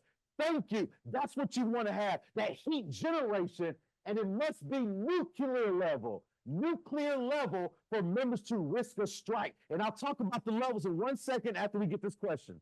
Well, this has to do with, we were talking about Rust earlier, but then we moved away from it. Then you brought it back up. But certain issues you would think would be polarizing in one direction, but there are a lot of people online, and I don't know if it's a mixture between union and non-union, but a lot of people are like blaming the prop master and the armorer specifically, not saying, oh, it's both, it's this and that. Like, the people that are in charge, that are hiring everybody, that have the insurance, like, they're the ones that should have set everyone up for success and paid everybody properly. But there are people online that are like, oh, well, she took the job. She should have known. This is her fault. She's a drug addict, blah, blah, blah, blah, blah. You would think that they'd all be on the same side with us, but they're not. Not at all. How do you get everybody polarized about something that seems like a no-brainer? Oh, no-brainers. Again, we are historical here. Again, when the slaves were working and the poor whites could not find jobs, did they blame the slaves or did they blame the employer who set up the slave system and refused to pay workers for their labor? We're dealing with a problem that's older than 3 centuries, is that these employers are not just sitting back and watching people fight online. They're planting a lot of that information so that we are blaming each other. When exactly what you said is the employer's job to ensure the safety of what's happening, then of course they're going to say, well, no, this person is, the plant stories, they did this and did that, it's their fault. We have to take control of the narrative and not follow the same mistakes of history, because that's all they're doing is this: dance, puppets, dance. That's all they're doing. So it's not a no-brainer, unfortunately, historically. We have to work to make sure we're all united in understanding the real conditions of how things occur. Yeah, I'll take this because that just was addressed. So yeah, I think, look, we can talk, like, we should talk about the issues, right? That's where I think I said this at the start. We talk about the issues. We all know what our issues are. We went over them earlier. You know what your issues are. We start there. Then at the table, when those issues aren't addressed or we're not getting any leverage or any sort of agreement on the issues, then you drill down. Yep. Then you start going, this specific issue, because then we'll open that gate. Mm-hmm. And we let all the members know this is where they're being assholes. Sorry. That's the heat. That's the heat we bring around that. Aren't being addressed, and you know that we want these things at the table, management has made a line in the sand. That's the heat generating, knowing that they're the obstacle that's keeping you from the thing that you need, that you really want as your issue. And you know, we've talked on the cat level. I'm just going into specific on you know, we're talking social media problem. I think one tactic I want to use with our cat team, we've talked about, is like, look, you're all on social media. If you're on a cat and you're in a cat captain and you're seeing something that's some misinformation or something along those lines, it's really detrimental. Flood the zone. Do what they do. Contact your cat members. Say, I just saw this post. I need 5 of you to post right now the opposite thing and flood it and fuck the algorithm. That's right. That's right. That's how we're going to fight it. Just like we do out there organizing on a picket line, just like we do, we got to do it in social media too. On our cat teams, we monitor those channels, we monitor those conversations, and when we see that misinformation, then we pounce. Yep. It's the same thing. Yep. It's just in a new format. I have groups that I work with, and I have them look at, because Reddit is a big space for teachers unions, and I have them monitoring Reddit, and whenever they see some garbage that's clearly something posted from whatever the labor relations people are posting, who are you bargaining against, then they would go in and post the actual real stuff, and it'd be a bunch of people going in and supporting them and saying, thank you for posting that. We went through this whole Reddit thread and nobody posted the actual real definition of this. So that's what I'm saying, is that they're spreading information, hoping that nobody says the actual thing so that the lie can continue to manifest. So that's why there has to be those groups of people who are monitoring and actually putting out the real narrative, so that you're controlling what's happening. So that's like, well, wait a minute now, this thread said this, and you're saying it's like, no, this is what we've been saying from day one. We're not reacting to something. It's been out there. That's controlling and not reacting. Does that make sense? And it's not easy to do. I know it's a culture where we typically like to react to things, but it's going to take some practice and some time, but it does work if you do it effectively. Yeah, I have a quick question. Yes. So I have an artist that has come to me, and they were specifically wanting to talk about AI and how it was affecting artists, but the studio was basically pressuring them that they were going to lose their job if they actually talked about how the issue affected them. How do you stop the employer from your free speech? And they had a question for me about it, and I didn't have a good answer for them. No, it's fine. The first question would be is, what was the intent of the language of firing? Because that sounds like it falls under grievance. And did they go through the grievance process on that issue? Because that's a clear, I mean, at least from my readings of dozens of grievance procedures in the contracts I've read and negotiated, that sounds like, based on what you said, it could be grievable. Depends on the setting, tone, blah, blah, blah, all this other language. If it wasn't grievable, then did they come to you when it occurred? Yeah. They were going to talk about it, and the employer basically said, oh, this is a sensitive issue for us, so we don't think you should be talking about it because it's a sensitive issue for us. But we really think you like your job. Oh, the Kind of last like part- that. Oh yeah, that's grievable. Yeah, that's not even yeah.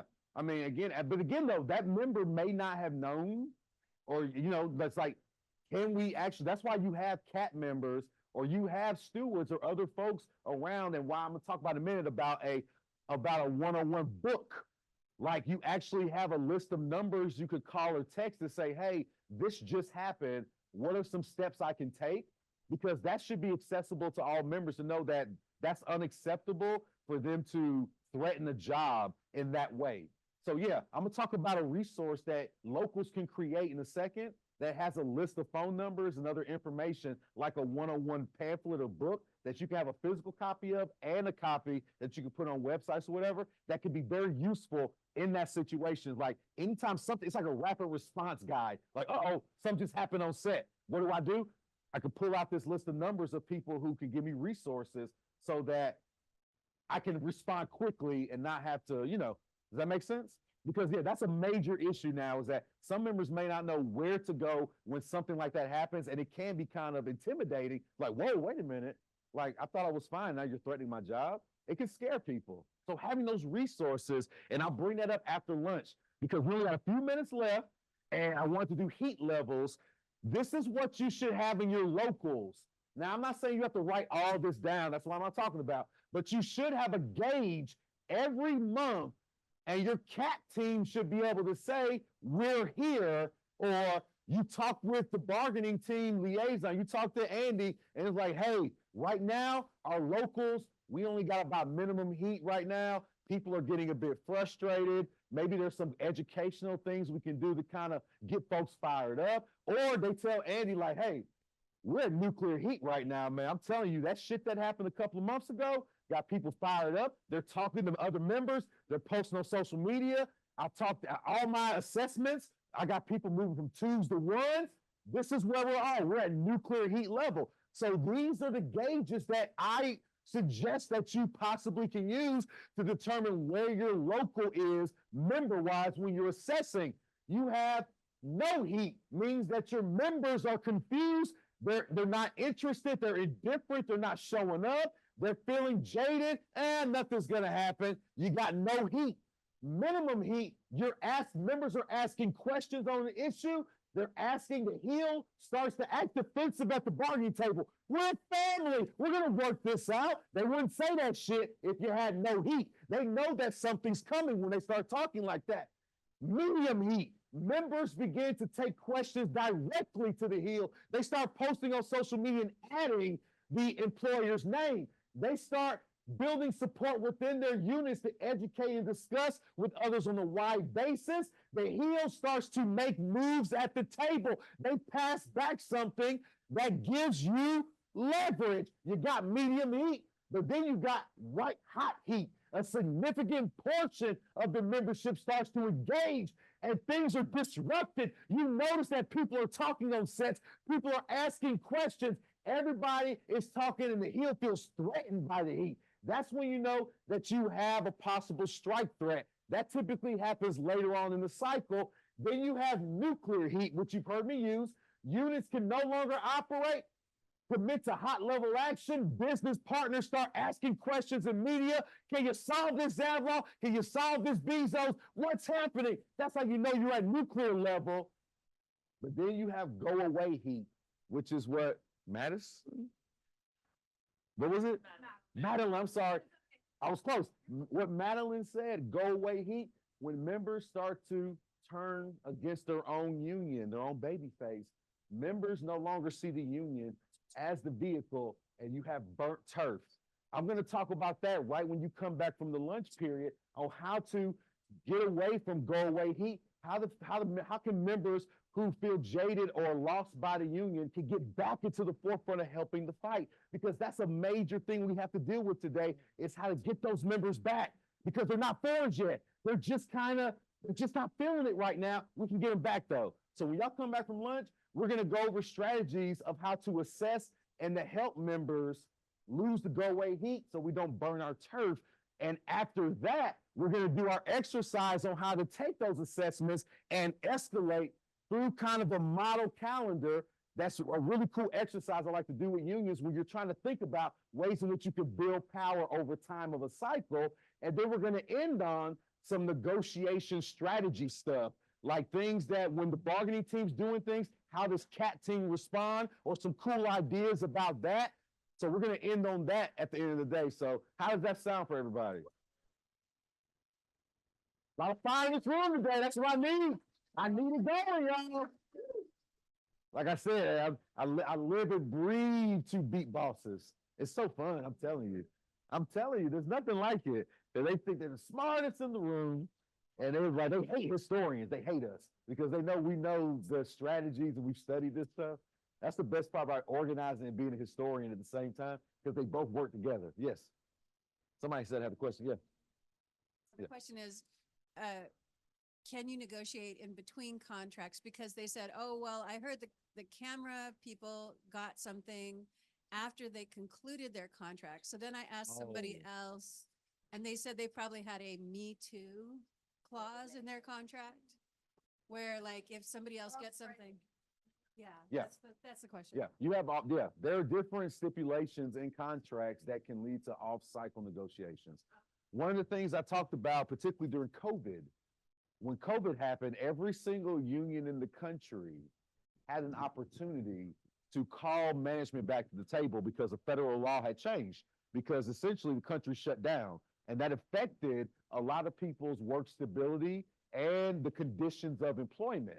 So people had a right, and there were some unions that did have to negotiate working conditions when the COVID shutdowns did occur.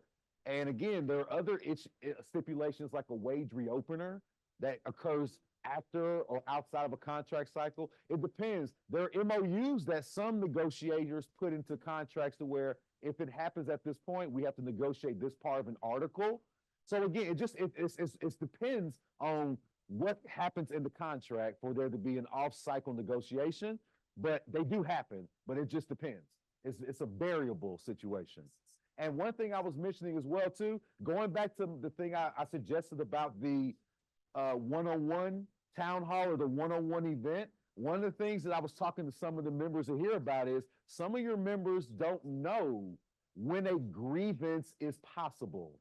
And so that's something that I think could be very useful, is that if you do have an event like that, that you could talk about what does it mean to have a grievance, or what does a grievance look like, and talk about that more in detail, because some members may not know exactly when the contract's being violated while they're on set. It's such an important thing. Yes. Does the National Labor Relations Board, or whoever is in charge of that, are grievances governed by National Labor Relations Board? And that's the timing between step 1 and step 2, is that a national law? No. Okay, It's dependent on the master contract and the National Labor Relations Board. In fact, there are some unions, unfortunately, and I hate to tell you this because it's scary, there are some that don't have any real grievance process at all. Because again, you don't necessarily have to have a grievance process technically.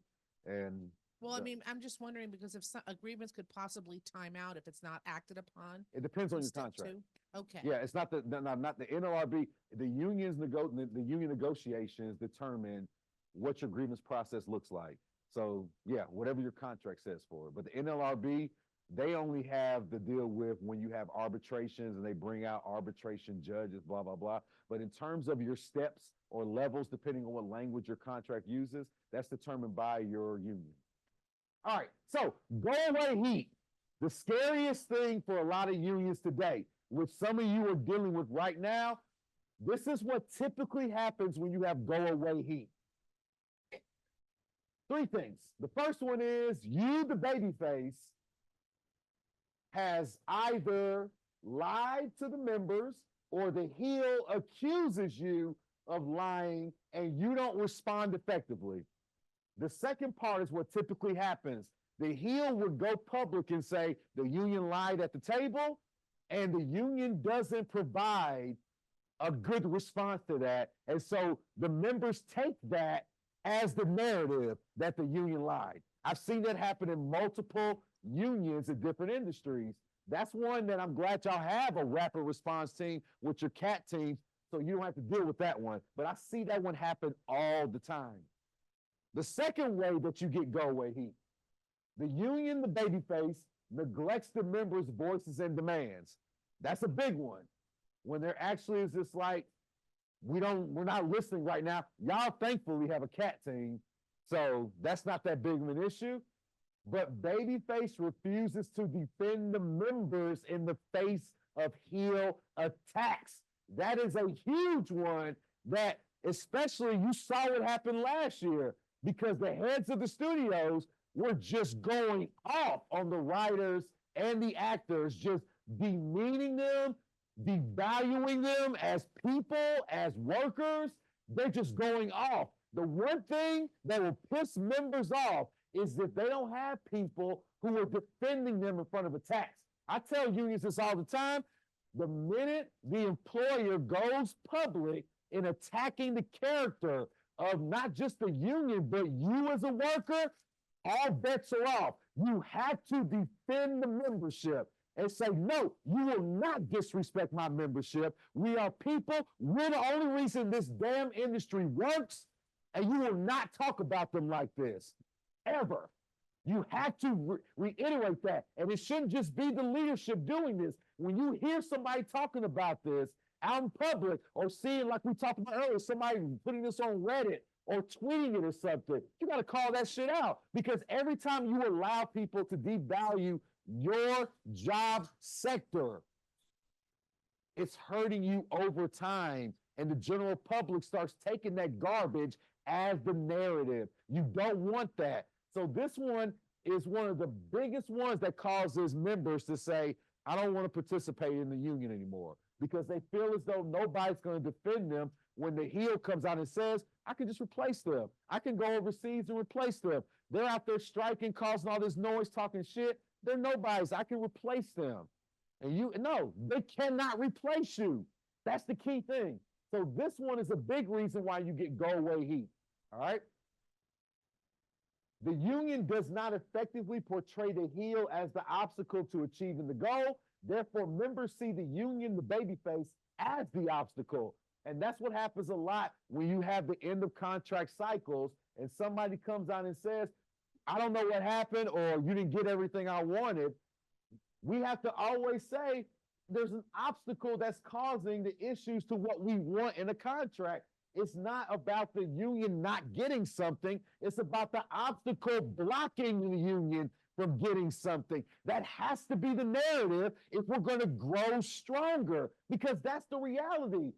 Again, if it was the union's decision, we would have everything. You would be making more money than anything combined. You would be living in the biggest houses. You would have the best work schedules. So you know it's not the union stopping you from getting something. There's an obstacle, a barrier. That has to be the words, and that stops the go-away heat. The union takes too much time attempting to accomplish a goal and exhausts the members who want to move on. That typically happens in really long contract cycles when people are bargaining after the expiration date.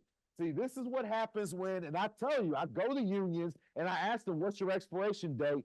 And they're going to the table for the first time, their expiration date's in 30 days. It's like, what am I supposed to do with that? I'm trying to build you a threat, and you only give me 30 days to expiration. They say, Gus, no. We usually bargain a year or two after expiration. I say, huh? And again, you saw my thing, my graphic, the transit workers of Chicago. They called me up, and I was like, y'all fired up? Okay, let's get it done. They said, when's your expiration date? Oh, it was 2 years ago. And I said, and y'all don't seem very pissed off about it. It's like, oh, no, Gus, we got Mayor Lightfoot. That was who was Mayor of Chicago back then. We got Mayor Lightfoot on the phone right now. I was talking to her last night. Yeah, we're cool, we're good. I said, y'all so cool that she won't give you a contract? Well, I'm talking back, we're back then. We're back then. Like, y'all cool with that? And it's just like, you see what I'm saying? The mentality is that, oh, no, we're good. No, it's like, well, you don't have any leverage. If you even attempted to try to build a strike threat, they'll just lock you out. And so they brought me in to help, and we did get some gains, but ultimately they couldn't get the stuff their members really wanted until the next bargaining cycle, which is coming up. Because of this very issue, this issue, if it takes too long for something and you get started late, members just want a contract. They just want to move on. They don't want to keep doing this. So I love the fact that y'all are out in front, actually building the proactive struggle early. Very important. Now, once members turn on their own union, the entire movement is now in jeopardy. Members no longer want to do anything, and here's what they'll do. Here are the following things. I'm sure you all are used to this. They start to write anonymous messages or post online because, again, once they turn heel, they don't want to put their name next to it. It's anonymous posts. They disrupt member meetings with disparaging remarks. They use ad hominem attacks, calling people names, being childish insults. They refuse to support actions. They disorganize their own units or departments. They threaten to leave the organization or they lead to all together and take others with them. So some of you have seen that a lot. Go away heat. This is called burnt turf. It's very hard to organize effectively when your turf is burnt. Here are a couple of things that I suggest to help with that. And a lot of it has to do with messaging. And it's not an easy thing to think about within your locals. All right. Now, when I go to a unit that has go away heat, I take these 4 things and I sit down and map out an action plan with them. But these are the 4 general things that we use to map out an action plan for go away heat. The first one is broaden. I look at what their messaging was over the past few years, and we look at ways in which it can broaden to try to get everybody in the bargaining unit on the same page. Even if it's not the most intense goal at the time, there needs to be some goal that touches everybody. So we can start to see, can we save those 3s from turning into 4s? Is there anything that we could broaden our message and vision towards to get 3s to say, maybe we'll look at you again. Maybe we'll take a shot and show back up, because if we could get them back in the room, then we can do work to get everybody on the same page. Broadening the message. And again, we would take this one and I would build an action plan with them for their local. Simplify. A lot of unions, particularly in the trades, the construction, steel workers, auto, all that stuff, their messages are so confusing and convoluted. So I go in, I help them simplify their message to try to get people to see everything on a very relaxed level. Nobody cares about the intricate contact details during a public messaging. Save that for in-person meetings. You got to simplify so that everybody feels like they can all understand what you're doing. It's so hard, especially coming from somebody like me that does all this professor stuff and scholarship. I can't go out here and start talking about all these 20-letter words and stuff. That's not what I do. My job is to make sure that everything I say can be translated on a day-to-day basis.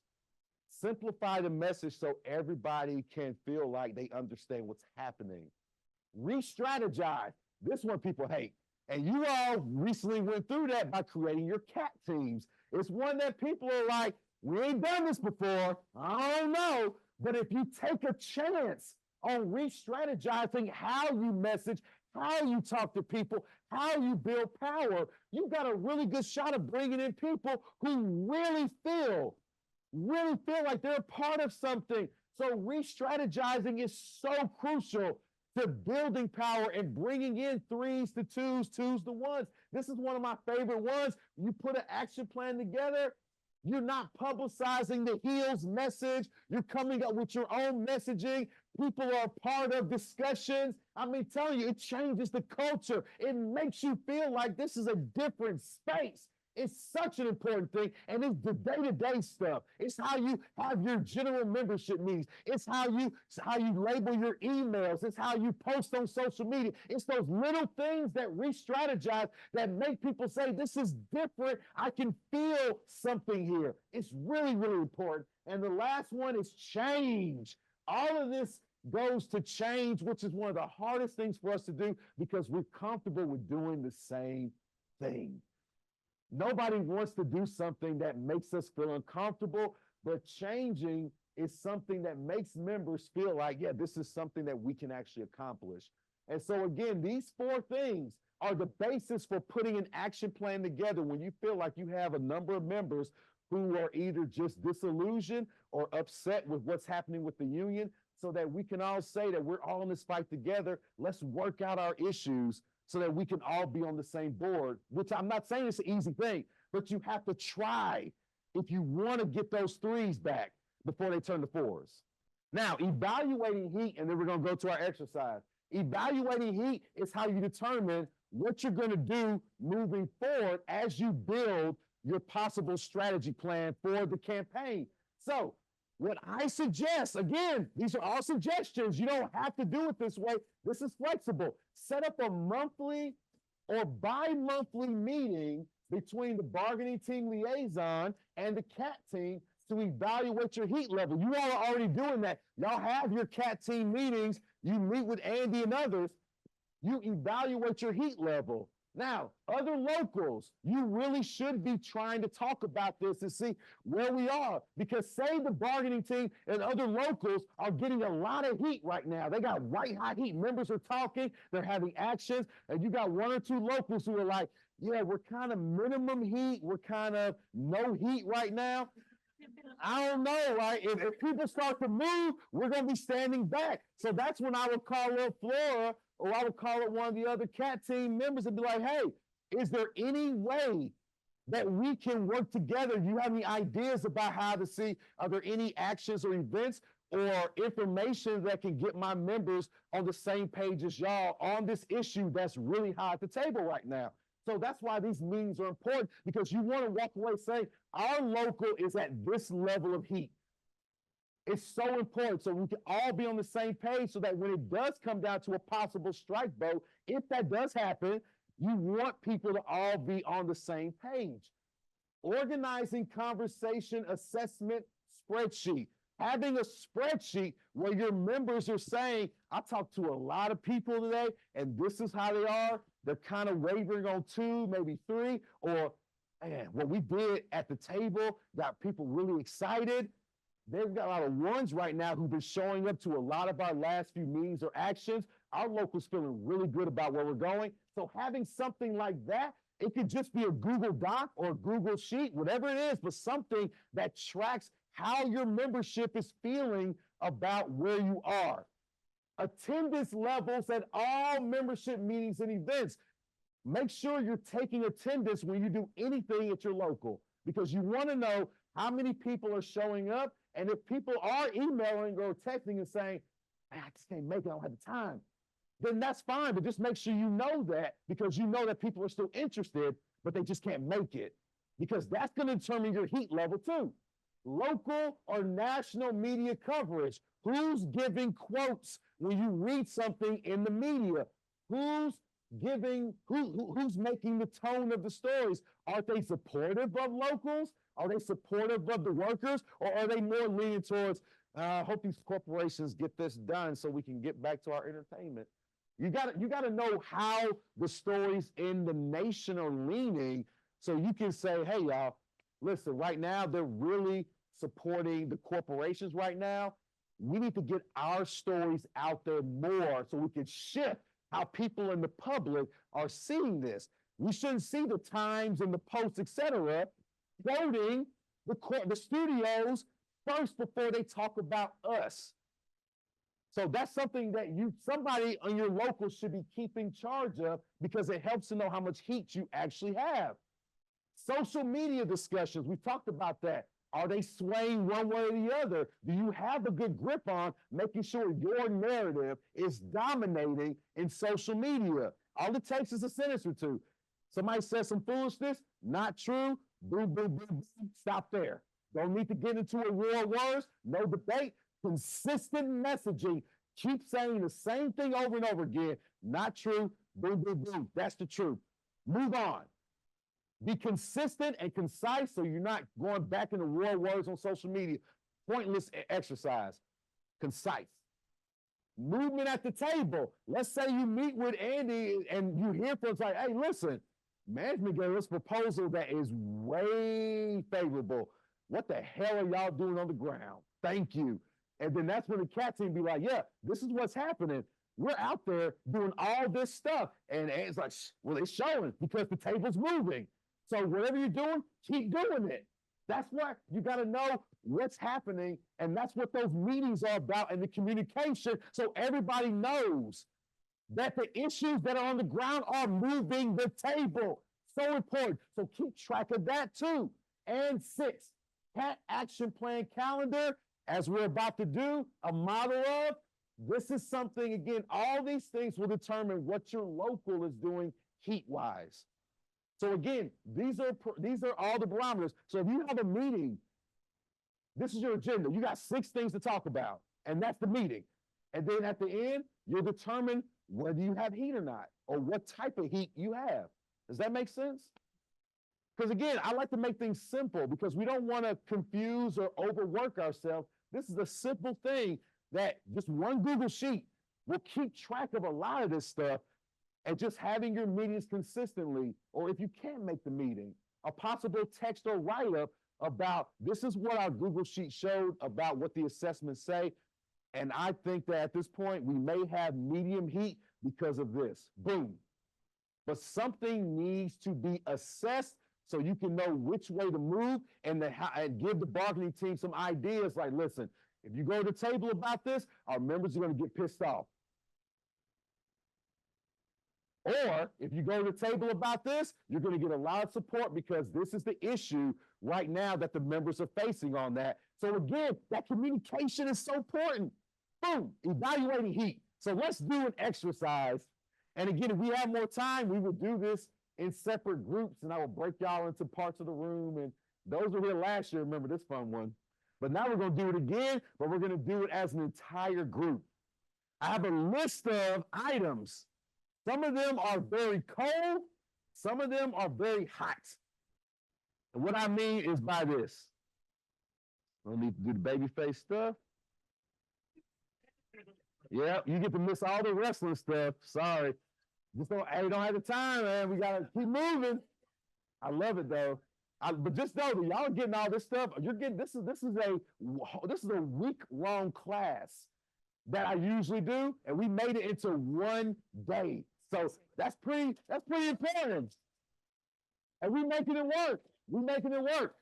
So what I mean by your actions, I would always have a thermometer next to if I'm in a CAT team or wherever meeting to decide where we want to move. Because the colder the idea, what am I saying when I say I want to do a cold action? Does anybody know what that means? That wasn't here last year. I would say that it's not necessarily escalating, but maybe trying to continue to include people that are already at a certain level. Good job. You want to inform. You want to do information. You want to do things that are not necessarily trying to challenge the heel. You want to target your membership for educational purposes. That's a cold action because there's no risk to it. It's not hot, right? But when I move to warm, now this is the tricky one. Why is it not hot? What is the difference between hot and warm? This is the tricky one. Who am I targeting with a warm action? And both. Exactly. This is an action where you want to include your threes because you're targeting them, but you also want to make notice that the heel is on notice. So give me an example of an action that would target both the opposition or the employer and your membership at the same time. Rally, which is what we're supposed to do on Monday. Oh. Which I'm going to talk a lot about. I'm going to talk about that. Very good. Because again, I'm telling you all this, if you all go on set with your t-shirts, they are having a meeting that night. They are not sleeping that night. I guarantee it. I told some steel workers this, to put stickers in their cars in the parking lot because the camera of the factory was facing the parking lot and they all put stickers on their parking lot. They had an after work meeting that day. So again, they notice everything you do. Every single thing you do, they're paying attention and you're going to get heat from it. So good job. Yeah, wearing your t-shirts, you're getting other people involved to make them feel like they're a part of the union, but you're also letting the management know, hey, we're united. They don't like that. Good job. But now we get to hot. Now this one's tricky as well, because with hot, am I still trying to get members informed? Are you? No, because this is the risk-taking part. This is when you have exhausted your educational stuff. That stuff has been out because you've been doing this for so long. By the time you get to hot, you want a good portion of your membership to be so informed that they're willing to what? Take the risk to do the hot action. Because you don't want uninformed people to vote on striking. You don't want uninformed people to do a sit-in or civil disobedience because they're going to get arrested. You want people who are informed, so the more you move up the thermometer, the more educated and included your membership is, so they're all willing to take that very scary risk. That's why I like a thermometer, because it helps me understand where we're going to go. So what we're about to do now is a model. So this isn't the actual plan that you're going to use, but I'm going to give you a skeleton or a model of a plan that you could start to think about in your individual locals or as an interlocal discussion. Where would you like to move based on this calendar? And I'm gonna give you a couple ideas, because like I said, there's a bunch of ideas here and others that we don't have that you can use. For instance, the 18th is our day. Everything pops off on Monday the 18th. Big day. What's the first thing that I would want to do on the 18th? If I were in a meeting thinking, what's the strongest way that I can get heat on the first day of negotiations? Yes. Come dressed with your IATSE or whatever logo. Your t-shirt, your stickers, bring your own. You trying to capture my heart already? I mean, seriously. I mean, you got me. I'm telling you, it's small things like that that mean so much to me. Oh, I'm telling you, I know my day's gonna be good when I see the union bringing their own stuff in. Like, we ain't taking shit from management. I love it. But yes, very good. Just showing that you are united on this issue is a great start. A t-shirt like solidarity event, that's a really good one. But what's another one that really could empower your membership on the first day of negotiations? The job. Ooh, a social media blast. Boom. Everybody that you know commits to at least one social media blast about the event celebrating our first day at the table as a local. It's so important, because again, some people may not know, but other people need to feel the celebratory vibe of it, because you're about to fight for possibly a better future. Why would you not want to celebrate that? It's an amazing feeling. We actually threw, I almost gave some away. What's another way that you could do the 18th?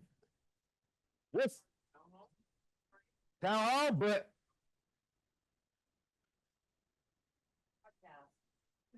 where's my thing at?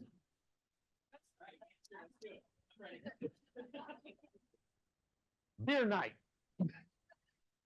Or some event where you go out and celebrate. Because again, y'all, we don't do enough socializing and celebrating small victories.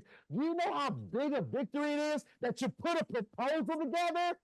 Like seriously, those of y'all that know how hard it is to write a comprehensive proposal for a collective bargaining agreement. That shit is hard. And then you go and you spend hours presenting the proposals, then the rationale for why you need the proposals, which are all about your issues. That shit is important. You should celebrate afterwards. It's a big day. Start creating a culture of celebration, because every time you celebrate small victories, it gives people hope that you can get a bigger victory. There's nothing better than them coming back and saying, we just got a TA. Even if it's a small permissive subject to bargaining, something that they just wanted to just get off the table, and you get a tentative agreement, you go out and you're telling you heard this, and you celebrate. It's one of the most powerful things ever to know that we got something in our contract, and it's because you all participated in it. It's so important. So again, y'all, start off your negotiations on the first day or even before that with some type of celebratory act that brings people together and say, we're in this together day one. It's exciting. I'm gonna be celebrating. I'm not even in the industry. I can't wait for Monday. I'm gonna be on a plane, but you can't do too much celebrating on a plane now. They'll put you in that special compartment now. I don't want you to we got to land early. You got a little too excited. Let's say, I actually negotiated. Like, sir, we don't know what you mean. I'm joking. I only fly union now, so they know. They gonna be toasting with me now. American Airlines, they're union now. Okay. What are you gonna say? Well, I was gonna say, not only for the membership, right? But remember, your bargaining team's been sitting in that room across from those folks all day. It's exhausting. It's frustrating. And so when we see your bargaining team sees that the membership is out there cheering on, it helps. It helps us as the team, gives us energy, knows that we have the support of the members, that we're doing what we're being asked to do with the bargaining table. So it creates a whole great community around all of this, that the whole focus of this seminar is how members can support their bargaining team.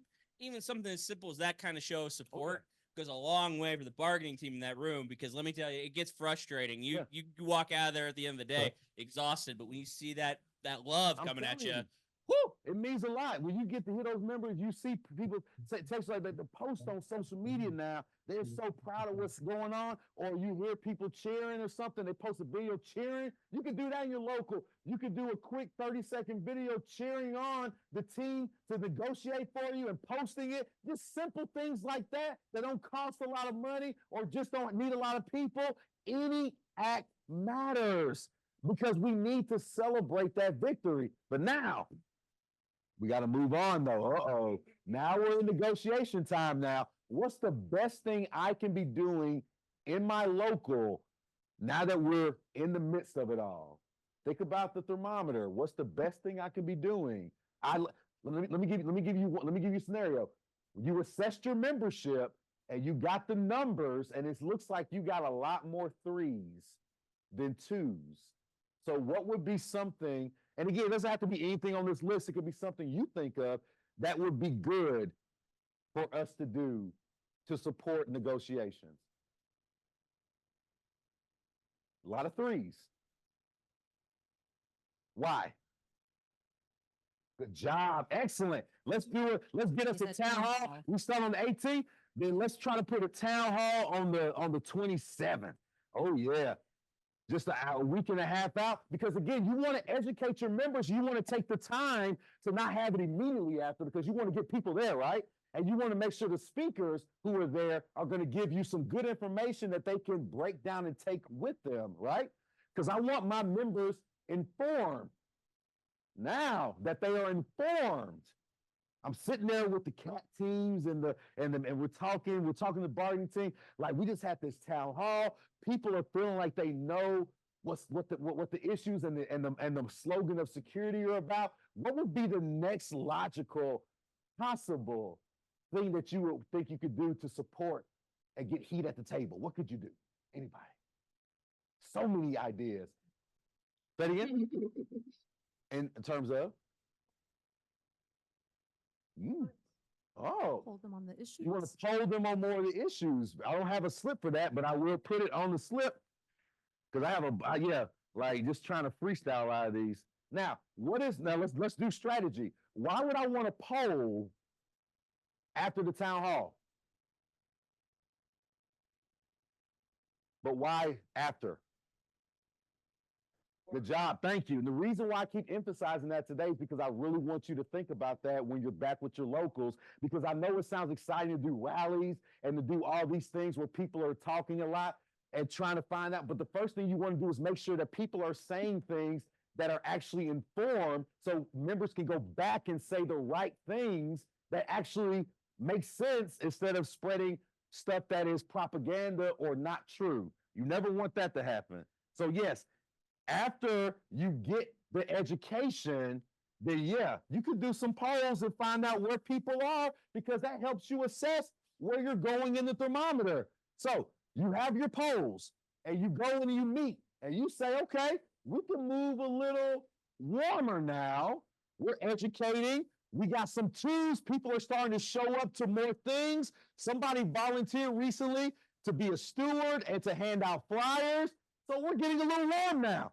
What's the next step that you think we could take as we're putting together our plan? What do you think? This is where it's going to get tough, y'all, so just be ready. To relate with the media? Woo, that's a good question now. We're warm now. If we go to the media, what are the things we're trying to do at that time? Control the narrative. Very good. Yes. Good job. Make You your message clarify the message, not just for the members, but for who? See, y'all got this, man. Y'all only been here a few hours. Y'all already got this. Good job. Where's my media? Now, now let's do strategy. What type of media? Oh, do you do a press conference? Do you do a press release?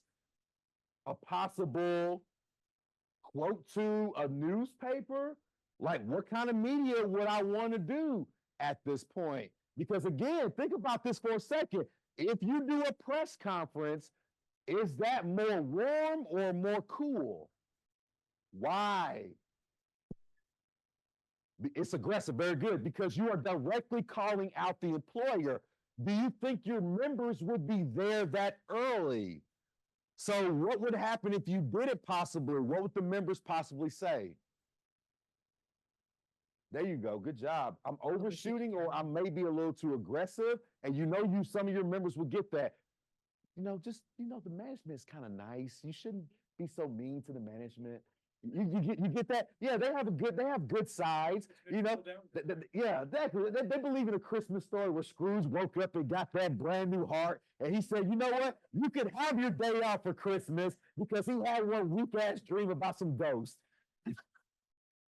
You know, you sleep in this movie. You know how many dreams I've had about ghosts and I didn't make me want to like managers? It's like, seriously. I love the Christmas. I love a Christmas carol. It's just so ridiculous. But yes, it might be a bit too aggressive. So what about a press release? Now, here's how we can turn this baby face, right? It doesn't have to be attacking in an aggressive way. What would the press release be about? What we've been talking about all day. Say it again. And good job. Excellent. Both of y'all are so right. Perfect. Because again, you want to because remember, if you're ever talking to the press for any reason, you want it to be something that empowers the members, and it doesn't have to be anything intricate from the table because you don't want that stuff to get out. What you want to get out is that, hey, here's what we're actually doing on the ground. Here are the issues we care about, and we're fighting for you. It could be a paragraph or two, small press release, posted on social media. Boom. You're getting your narrative out.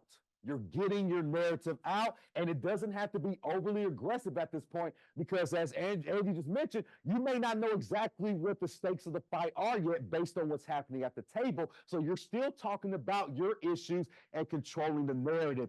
Good job, y'all. Y'all doing excellent at this already. Now, so we're moved up into here a little warm now. What do you think the next thing is? You meet with Andy, the cat team. Folks are saying, hey, things are starting to look like they're moving a bit. What do you think we should move next? If this was, again, this is just a model, but where would you think we would move next? Be strategic. Think about what it would do with your membership. You're always thinking of the membership. What goes next? Well, I mean, again, I'm just in terms of your mind, what do you think? You don't have to know what they are, just what is it that you're thinking of? Because I don't want to give you the answers. My man in the back, let me give him first. Discuss some of the obstacle facing. Okay, now what form would you do that? Because there are different ways to do that. Oh! Info packet. Oh, that's what I'm talking about. Where's my info packet at? Oh. All right now. Here we go. Wait a minute. We got a challenge now. We got a challenge. We got strategy now. What'd you say? Woo! Pick it. This is what I like to hear now. Let's talk now. Let's strategize. What would be the benefit or the cost of doing an info picket versus an info packet? Is a picket more visual? Oh, now we're talking now. That's what I wanted you to say, is that an info picket will have media, an info packet would not. Here's the problem with some unions that I've worked with, is that when they start to heat up, they start to double down on cooler actions that kind of diffuse the heat a bit. You never want to cool down. You want to heat up gradually, but you don't want to cool your members down when they're really starting to feel like they're a part of the struggle. So I agree with you in that a picket would be a stronger message at that point, and it's not overly aggressive, and it gives you more media attention, and you get to actually do quotes and stuff. You get to talk to people. So I like this one next, and it's still warm. It's not directly challenging the operations of your business to where it's hot. And it's not very risky because you only want to give information to people. And what's the other benefit that an info packet may not give that an info picket does? Because who sees this? The public. Because they need to know what your conditions are so they can support you. A packet is great, but it may not get into the public's hands. A picket will. Good job. So again, y'all, do you see this kind of discussion we're having in here? This is what you want to have with your locals when you're actually deciding how to support the bargaining team. It's like, yeah, we could, like, seriously, you see how this conversation could happen amongst your unions now? You can think about this, like, would this help us or hurt us? Will this move us up or down the thermometer? Are we heating up? Are we taking account of what our membership is thinking about? These are all very powerful messages. So good job, y'all. Y'all are already thinking very strategic about this. Like, I'm always, when I do this with other unions, sometimes we're stuck here for about an hour. And we ain't got that. So y'all just very strategic. Good. Oh, but yes, I'm sorry. just wanted to say, it seems what you're saying is the more visual and the more media driven the messaging is, the hotter the messaging. And then the more polls and behind the scenes, the more cooler, and you can kind of do both, but one that you're putting down, you can't take back. Exactly. But there's one other component that you have to bring in too. When you do, the hotter the event, who is being seen more? The heel. And so the info picket would typically take place where? At the site. Which again, you have to be strategic about and make sure you're following whatever protocols so you don't do anything that gets you in trouble. But it needs to be something to where the employer knows it's going on. The media will give you some attention for that, but you still want to make sure that you're targeting the employer so they know the team is like, we need some heat. That gets you heat. So yes, you're right. You're exactly right in that it's about the media seeing it so the public gets you some heat, but it also is letting the employer know we are united. We're not going to just you're not going to just beat us over as we're individuals. Yes. Depends on your site. You got to make sure that you talk to people and you read up on the law of that. I always tell people this. I read a lot of law and I know a lot of law, but I do not have a law degree. So I always am in favor of making sure that everybody knows what their legal protections are, right? I can give legal advice, but I would never get paid to do it because I'm not a lawyer. Now, here's where it gets really tough now. Andy sits down with the CAT team, sits down with the heads of the locals. We're like, listen, management's digging their heels in. We got some movement early on because of some of the stuff y'all were doing, but the management's starting to dig their heels in because the word strike has been used. So, what do? Where can we go next in this kind of organizing when the table has suddenly stopped? Where do we go? Just what do you think? Again, mind you, there is no wrong answer here, y'all. This is about assessing and gauging where your members are in relation to the table. That's why I love doing this, is that there is no wrong answer. It just depends on what you're willing to risk and how your members are going to receive it. So what do you think would be good next? Now, so we bring up a good point. If the table has stopped, What kind of heat do I have? It's cooling down. Very good. So the heat is starting to cool down a bit, which does happen in cycles. You're not going to always get this beautiful trajectory of always getting heat. Sometimes it ebbs and flows depending on what happens. And if your heat cools down, what do you think is a really good way to get your members engaged again in the middle of a fight? Mind you, it's already started and there's starting to be kind of a cool down period. What do you think could get people engaged a little more? Rallies. Good job, man. Y'all are killing it. Y'all are killing it because a rally, again, you're still warm. You're targeting and you're calling out management. You're using the slogans and phrases y'all bring together, but you're also bringing a bunch of people in one place to make a lot of noise. It's getting a little warmer, and it's also going to help educate people on where you currently are. Now, here's 2 tips for rallies. Who should you invite to speak at a rally? Always. Labor leaders. Gus. Well, I mean, yeah, you're kind of right, but because I'll set that thing off. But yes, but what were you going to add? Leadership. Yes. The 2 groups of people that you should always try to ask to invite to speak, and I'm going to tell you where you should put them, are labor leaders and some local politicians. And not, again, somebody say, what about federal politicians? Why would a local or state politician be better to see at a rally? Not just constituency, but it's somebody that I would see more often. It's very recognizable, so I'm going to get a closer connection to that person. Then you have the local labor leadership because, again, each group, members and leaders are holding each other accountable to the struggle. Who should speak last? Labor. Always labor. When I go to rallies, I want to pull my hair out when they let the politician or the non-labor person speak last. Your members want to see a culminating, fiery end of the rally speech from their own people.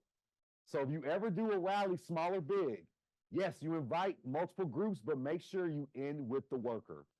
Always. It's going to do so much for somebody when they leave a rally that they see themselves speaking for the issues last.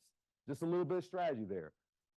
Rally is good. Excellent. So now, here we go. Months into the fight, we are now warm. Information's going out. Flyers, you're assessing your members. Locals are saying, God, we're ready. Oh my goodness. People are starting to talk, strike. You're having discussions as locals. What's next? What's next? Tables moving. The items that issues you really want are starting to clarify a bit. What's next?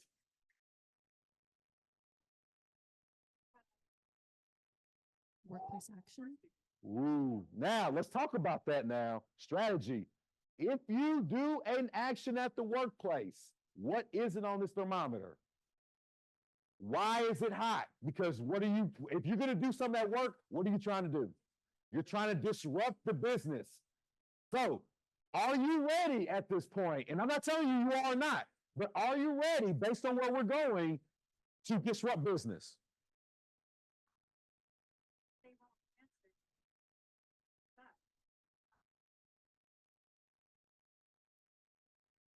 Let's talk about that. So if there is an animosity because negotiations will get fiery at a point, and the other side, things get ugly on the work site.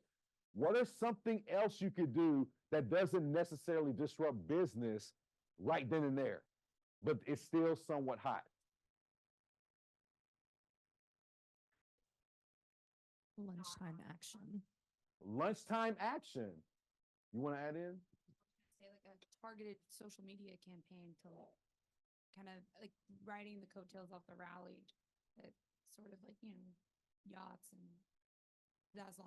We already have that used. So yeah, so some type of social media lunch thing. Here's a cool thing that we did one time.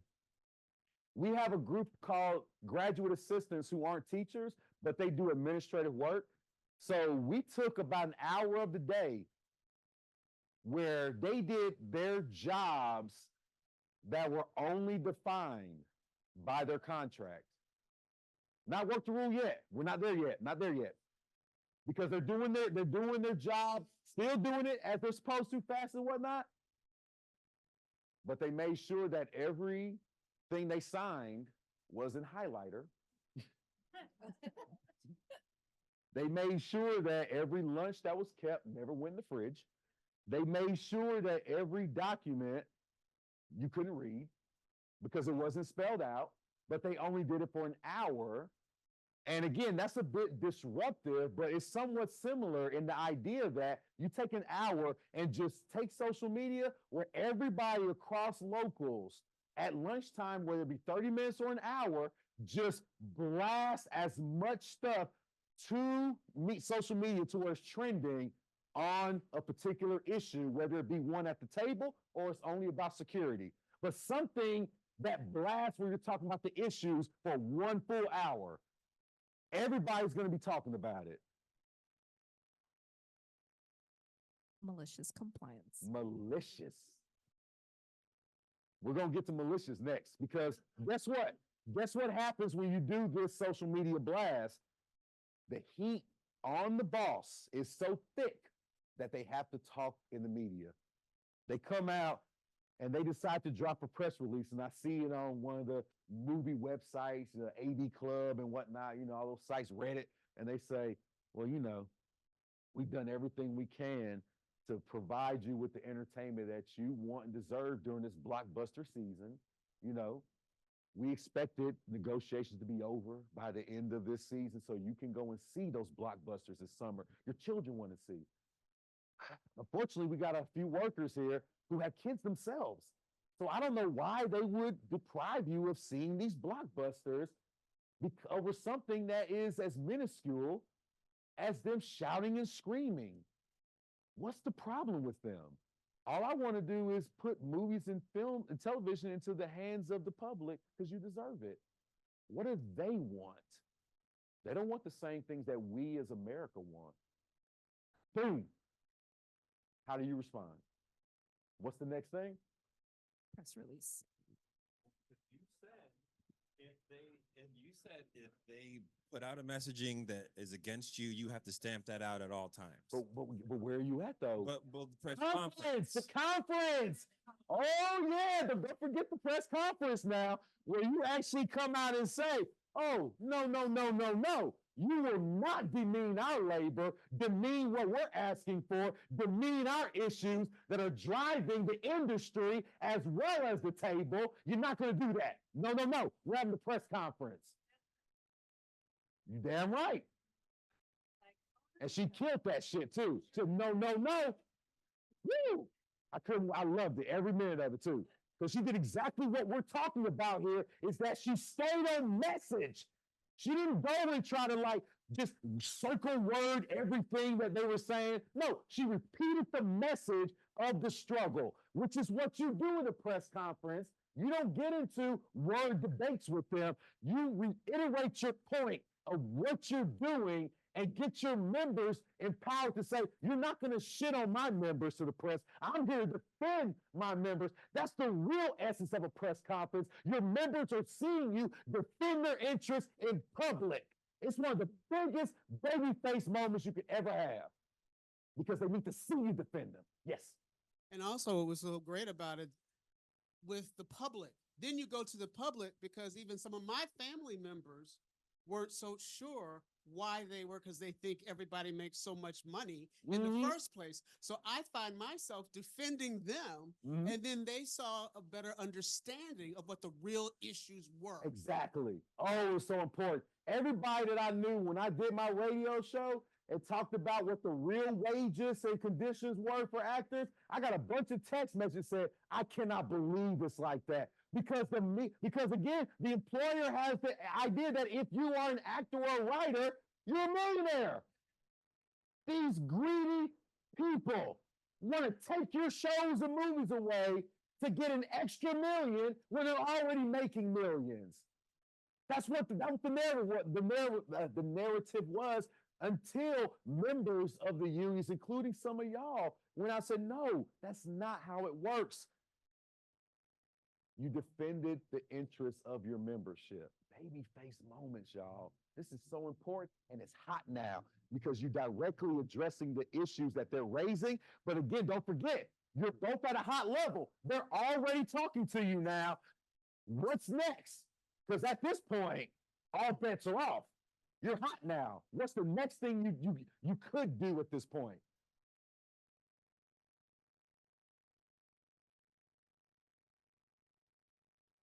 Somebody said it. Work to rule. Did anybody pay attention to the dock workers issues last year when Biden sent acting labor secretary Sue, which is odd because she's been there for like 2 years now, but she's still acting. But he sent her to negotiate for the dock workers because he claimed that they were in a strike when their contract was still active. Did anybody hear about that? You know what they were doing?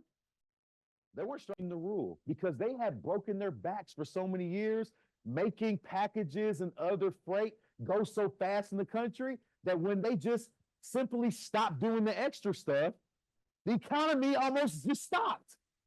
They were working the rule.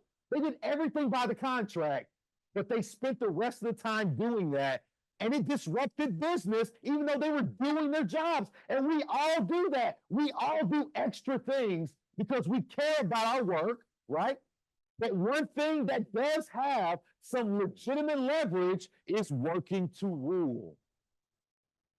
Yeah. Simple as that. It's not a fireable offense. It's not illegal. It's not a strike. You're doing everything based on what your contract says. But it also sends a message to the boss that if you can do this united, what do you think we're capable of? And that's when the team possibly goes and tells the other side, we hate that this has gotten to this point, but you have forced us to possibly take a strike vote. Why did I say it that way? Think about the way I said that. Why did I say it that way? It's the heel's fault. I am not going on strike. I am not taking a strike vote. The employer has forced us to take a strike vote. Because I would never jeopardize my own livelihood. I would never jeopardize the entertainment industry that everybody loves unless it was because the employer forced me to do so.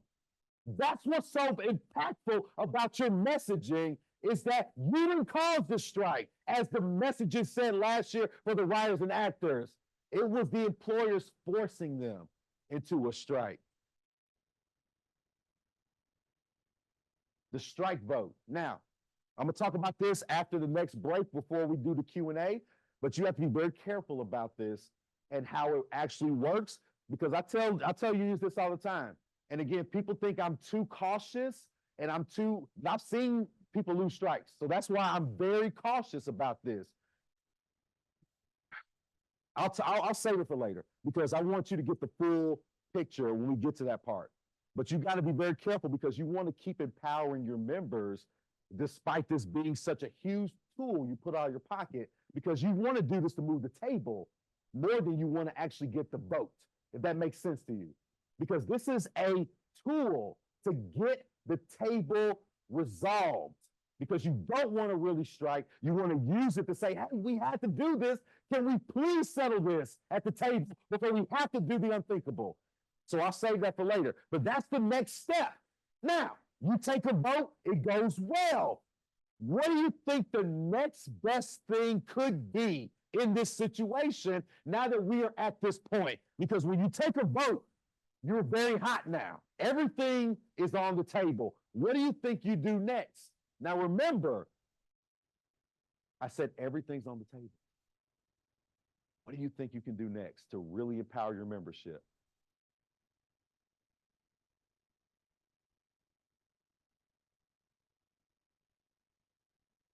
What? Who said that? Good. Oh, damn it. I tried to take it before you saw it. But good job, though. The first thing I want to do is make sure I'm fundraising. Because again, you're talking to your members and the general public about the issues so that we know, hey, you want to be a part of this. We really need support financially if we're going to give you the best entertainment industry you want. You want this, we'll give it to you, but you got to support us. Babyface moment. Huge. And once that happens, how do I secure my members who feel uneasy or who are knowledgeable about a possible strike? Strike manuals. This is probably one of the best things that one of my people I talked to when I was playing my first strike told me to do. It changed everything. And I'm going to talk about that later as well, of why it's so important to do. We're saving that for later. All right. Now, we got two options now. So let's do a scenario.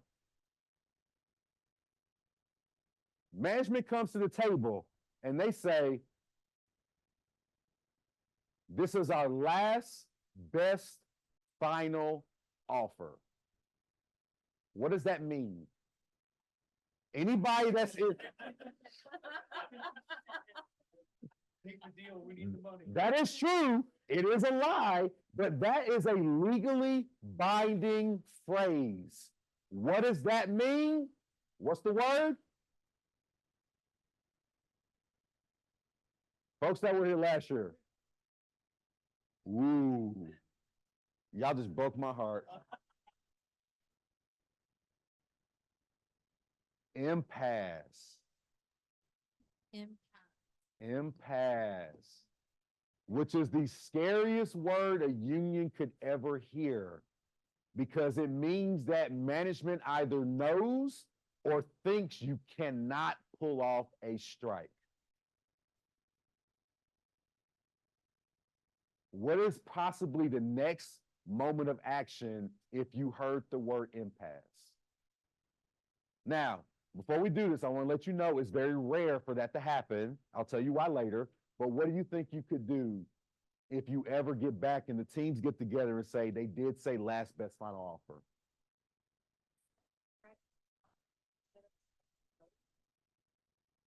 Strike card instead of a strike vote. Last year, strike commitment cards. Here's the thing about an authorization vote, and I'm going to tell you more so later on. Does the authorization vote tell you who is in favor of striking? No, because it's anonymous. You vote, that's it. But when you actually have somebody put their name on a card saying, I will not cross this line until we're told of ratification of a contract, it means more because it's your reputation. So handing out strike commitment cards and having those one-on-one conversations where you look somebody in the eye and you tell them, this is the most serious thing that we're ever going to do. And if you stand with us together, we will win this, but we cannot cross the line at any point until we have a ratified contract. We can't do it.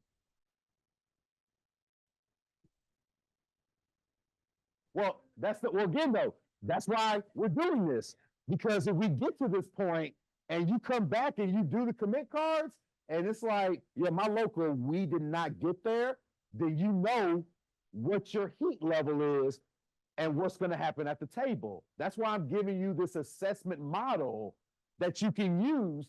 And then you got to go back and say, okay, and this is what we had to do when I was president. We got to October and we said, we're not there. We don't have enough heat to strike. And so we pushed our strike back 3 months so we could build more heat. And we went out in February instead. So you're exactly right. But you have to be assessing while this is going on in case that does happen. That's why that's why commit cards are so important. Because I need to know. I need to know if you're going to do this. Because if people cross, it could be the end of the union. I'm going to talk about lockouts later and why those are the best ways to bust unions for management. Yes. Just a question, we have the 13 unions that are all together, and if some of them are on board and some of them aren't, is there anything that the unions that are on board can do to help change the minds of the ones that are sort of on the, slow side? Well, the first thing I want to say is you don't want to change their minds, because this is not about convincing or unconvincing. This is about engaging them to find out what their issues are with why they don't support something. Because if there is something externally happening that's making them see something different than what others are seeing, then we as a union, we have to address it because it's their issues and their concerns. So we don't want to come off the scene like we're convincing or trying to change your mind. If they all, think about it, if the two locals have legitimate issues about something, that means that there's something they're hearing or seeing that we need to address. And then you can move forward, but you have to keep that in mind if you're going to address an issue. So think about it from those terms, is that we want to make sure everybody feels comfortable and protected and informed about what's happening. And that sometimes does, because again, I've struck with master contracts in multiple locals, and that has happened. And you have to be in tune with what the members feel may be worrying them or concerns, and addressing those at the forefront. That's so important. Yeah, and I think to speak specifically to the IA is as we have built to this proposal, I think I've been saying this a lot today, the local leadership is in constant communication, bringing their issues to the other locals, getting support, building consensus, so that way they could go back to their membership with this and not persuade, but try to, we're all bought in on the leadership level. I'll tell you that much. In that room, we're all bought in. We all know what the fight is. We all know where we're going. We all have the proposals, and we all know each other's proposals. So as I've said before, we're there. Now, this is the system we're in. Each local has a responsibility to their members to now have these conversations, be honest with their members, show them what's going on, just like we're doing today. And each local and the cats and the local cats work together. And that's why we have representatives from every, all as many locals as we have here today, is because we want to take this back to your locals and say, hey, look, these are some ideas. These are some ways we can achieve the wins that we want to achieve. Right. And so I think where we are we're looking at the timeline, looking at everything, as we're putting this calendar together. Remember, we're still up here. Yeah. we still have 3 months till the expiration of the contract. So we got all this work ahead of us, all these issues, and we still need to know where the employer's at. But we're still here. There's still time. It's going to be a lot of hard work, but I know we can do it. Yeah, we talk about the employer, and I just want to be clear. When we go to work at the studio, our UPMs are hired by the same employer. So we're not impressing them so much, because I think they're on our side ultimately. So you don't think? Not necessarily. I mean, like I said this morning, they're already planting seeds. Yeah. From their labor relations down on through, saying, going to the crews, going, hey, when are you going on strike? I mean, at the end of the day, honest to God. And that's not, they're not really on our side. And that's the hard part for a lot of unions to actually discuss, because you do see them in a relationship way, in terms of you see them on a more daily basis. They say good things, etc., but they're not on your contract. And so if they're not on your contract, it's very hard for them to actually see your interests as their interests. And I'm not saying they're doing this individually to be terrible, but they have their own interests in the careers that they have. And just being honest, they're not on the same side when it comes. If they're, I've seen this, they're not going to be on the lines if you strike. Sure. Go ahead, Kristen. So we had a women's committee event that the women's committee put on, and we had a panel afterwards. We had a movie 9 to 5. Ooh. good movie, all those. Can't go wrong with Dolly. All those issues that they were dealing with in the 80s, we're still dealing with now, like Normal rate, too. childcare. Yeah, yeah. I think that's actually being planned. To tell you the truth. And then Anyway. afterwards, we had a panel where people from different locals came up and spoke about, and talked about what they go through, pay equity issues and stuff like that. So maybe we could do like more interlocal Oh, sure. events. And I'll tell you right now, just to speak on that. Yeah, absolutely. That has been brought up, and that is actually in the works. Yep. Because one thing I didn't discuss, and sorry, not, just to No, kind no. of give you sort of again, because I think this is Yep. topical in this moment, is how we've established that this work is we've established different groups, different subcommittees for the leadership level. And, we have a communications, and it's the communications department and the leadership, and they're working on these types of things, taking the feedback that they're getting from members to leadership to them, saying, okay, when should we do some of these interlocal things? When do we need to turn up the heat? When do we need to engage with the members? Right? Because again, we have to control that narrative moving forward in this process. Also, there's a logistics team, right? And I'm on that one, and that's where, how do we put those things on? Exactly. All of that stuff is happening, and we're taking this feedback, and it's happening, and we're putting it in place. The one thing you always have to keep in mind, and it's one thing I remind folks is, moving 13 locals in one direction takes a minute. Yeah. Right? You got to, it's just logistically, you got a lot of bodies, you got a lot of interest, you got a lot of things you got to move. But what I'm so actually optimistic and enthused about is the rapid pace that we do take that information, we do process it, and then figure out where we can plug that in to all of this on a large solidarity level. I mean, they could, the management could easily favor one of the other 13. Oh, sure. And sort of like try and divide and conquer. 100%. They're already I can guarantee you that's literally what they're going to do. That's part of the local process, like I said earlier, right? Where they want to TA everything, tentative agreement everything in the local level, so we kick it to the general. So then when we get to the general level, we're all fighting about our priorities and splitting us. Yeah, I mean, it's strategic. They're not very coy in that that's going to be their strategy. They're pretty open that that's what they're going to do, that they're going to wait till it kicks up to the master and make you basically gladiator style it out. The question is, are you going to take the bait? Judy and Chuck and I went to an pay equity event at the Costumers. Fantastic, very informative. You had the brochures, you had the charts, you had the research. Great event. And one of the things they said there was last contract cycle, what we did for the art department coordinators, they wouldn't give it to them. But at the end of the day, all the locals got together and said, we're not leaving the room until we get this for them. So that's the kind of solidarity you have to do when they start trying to split us up.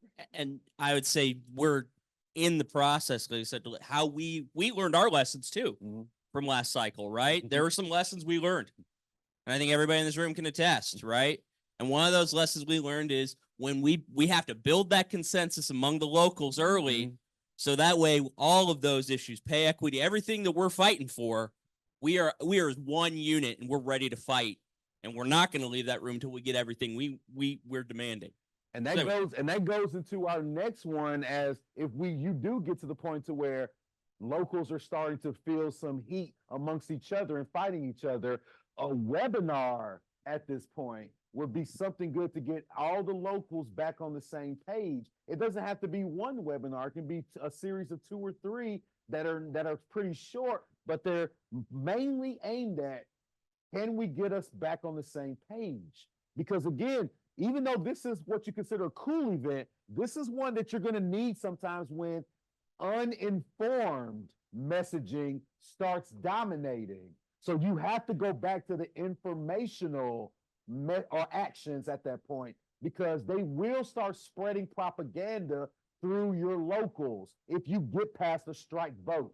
They want you to fight each other gladiator style. I guarantee it. So never leave off the possibility of saying, hey, let's iron out and get the garbage and propaganda out. Let's have a webinar interlocally to discuss what's really at stake, because that's what's going to get people on the same page again if you have to do it.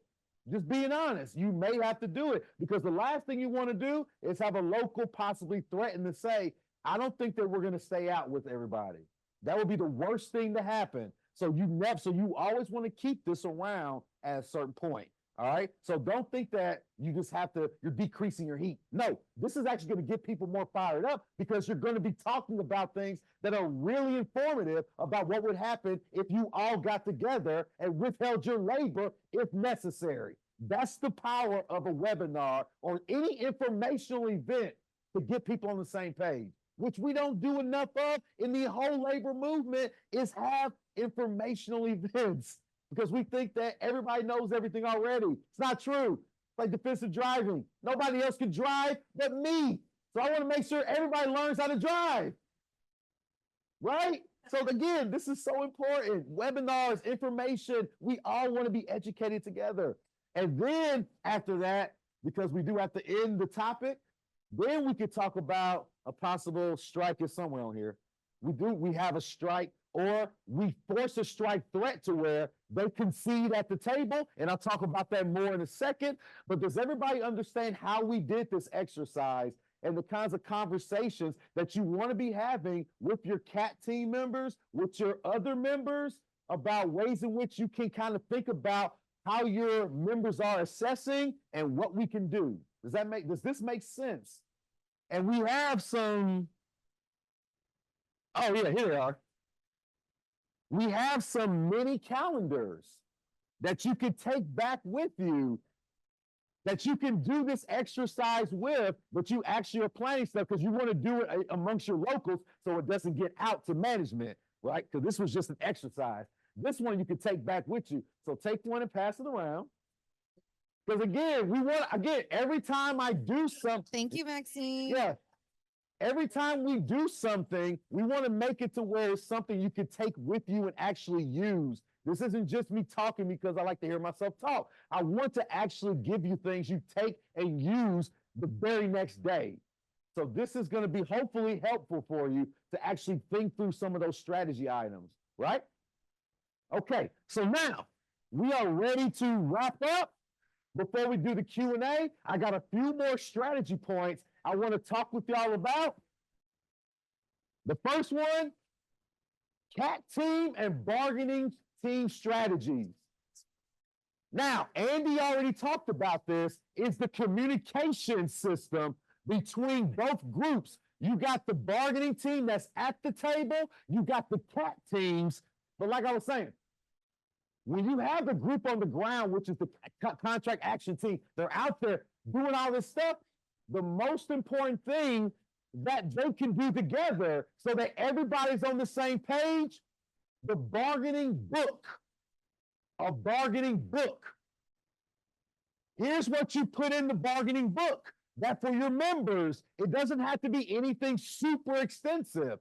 But here's what I suggest you create and make it a hard copy as well as something you can find online, the current contract, short worker testimonials on working and living conditions so everybody can see what actually is going on amongst different people, suggested goals for the contract cycle, list of phone numbers and email addresses for resources related to anything for the cycle or anything grievance-wise, etc. List of media spaces to access updates, because some people may not know that there are sites that are capturing the stories of your coworkers, and we want to make sure people know where those are. List of other locals and their media spaces and the names of their leadership in case you see somebody on television or you see somebody give a quote. It's like, oh, I know that, yeah, they're legit. They're part of the local leadership. Gains made over the last 3 contracts, because you want to make sure you're tracking how you're bringing progressive articles to your membership so you can show them, no, this is what we do. This is things that we actually can win. This is a good small bargaining book. This is only about maybe 15, 20 pages that you can make hard copy. Now, here's the question. Why would I want this and the strike manual, which I'll talk about later, why would I want it to be hard copy? Not just to share, but again, there's something about the physical presence of something that makes it a bit more real. Exactly. It's actually something that I can tangibly see, and it makes me care more. Just like with a strike manual. People will say, well, Gus, why did you make hard copies of the strike manual? And why did you put it everywhere on the campus, including in the doors of the administration? Can anybody answer why I suggested we do that? You goddamn right. Just imagine the chancellor walking into their office and looking on the floor and finding a strike manual that shows our resources for contact information, which they already knew. The fact that we were taking out strike loans to pay members for at least 4 months in advance in case we stayed out for 4 months. The fact that we had a food bank set up, the fact that we had all these protections for international workers. Why do you think we wanted them to see that? To know that we want to end the damn table. We want to negotiate so we don't go on strike. It was a tool we pull out of our pocket so that we finally could push them over the edge to concede to our demands at the table. Exactly. They know that we're ready and that we're planning to stay out for as long as it takes. And you know what? They gave us a damn good proposal the day before the strike, but it wasn't good enough. And so we went out that very next day. But all I'm telling you all is when you make something that's materially tangible for people to see and to have, it makes it more real. And this bargaining book will always make sure that it keeps your members accountable to knowing that this is happening and there are actual things you should know about this cycle that makes it meaningful. And it's only, it's like the 15, 20 pages, that's all it is. Just hand it to your membership, discuss it. Hell, quiz them on it, especially the new members. Because again, this matters when you do it this way. Another one, the things that can keep you on track when things get really messy. As Andy and others will tell you, when proposals really start flying, things are going to get messy. I'm talking about messy. So how can you keep up with everything when it gets to that really hot stage? Here's how. Create a master list of all the locals currently negotiating that contains the following for each local. And I'm sure y'all probably have something like this already, but here's some ideas in case you don't. The number of members and their last local contract gains and losses. What did they get? What did they lose? The number of members in each local. The number of new bargaining unit members by year. Now, again, you don't have to be concise. If you got 40 new members in 1 year, which some of you probably wouldn't, or you got 43, you can put 45 or whatever. Just make sure you know some rough estimate of how many people are joining your job sector every year that are becoming members. Very important. Your heat level, we talked about this, assess it every month. Mandatory subjects of bargaining that are left on the table, meaning conditions of employment. Permissive subjects of bargaining left on the table, conditions of work. ULPs filed. I'll talk about unfair labor practice charges in a second, but you should just keep track of that among your local. Media blackout expiration date, if you have one. I've worked with unions that do have media blackouts. You may not have one, don't know. Point is that if there is a date for it, just need to know when it is or whatever. The next thing, major articles that you have TA'd as a local. So every local should have something like this that they can have at a CAT meeting or some meeting so they can adjust and say, hey, here's where we are. It helps you keep track of everything when you start having proposals flying all over the place, because it will get messy if you don't have something to keep you in track. So again, everything I'm presenting to you now are just suggestions of ways to strengthen your strategy as you're building up your membership, things that I've used that have worked. Okay. Impasse.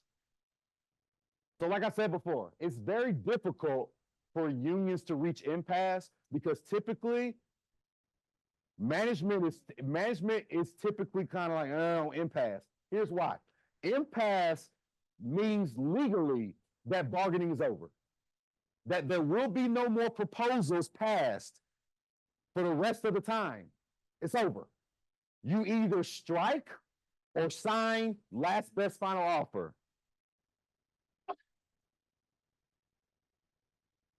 Oh, is it? So the thing about impasse is that if you have a strike threat, why do you think management would not try to impasse? Think about it. Strategy. Why would management be afraid of using impasse if you do have a good strike threat?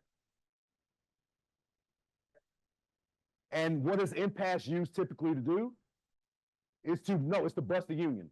Because if you put somebody in a weak strike by using impasse, let's use the steel workers, 1894, for example. Carnegie goes to the table and says, I'm not giving you shit. In fact, you're taking the pay cut, because he purposely tried to force them into a weak strike. Yeah, because he wanted to bust them, because he brought in the National Guard and the Pinkertons to start killing the strikers. And so when the other strikers refused to go back on the lines, they scabbed the lines, and then Carnegie goes back to the table. Union comes back after all that violence. He says, I'm not negotiating with the union.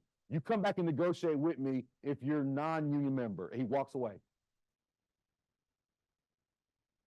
So what impasse does is it gives management the opportunity to test to see where you are in a strike threat, because they don't think you can strike.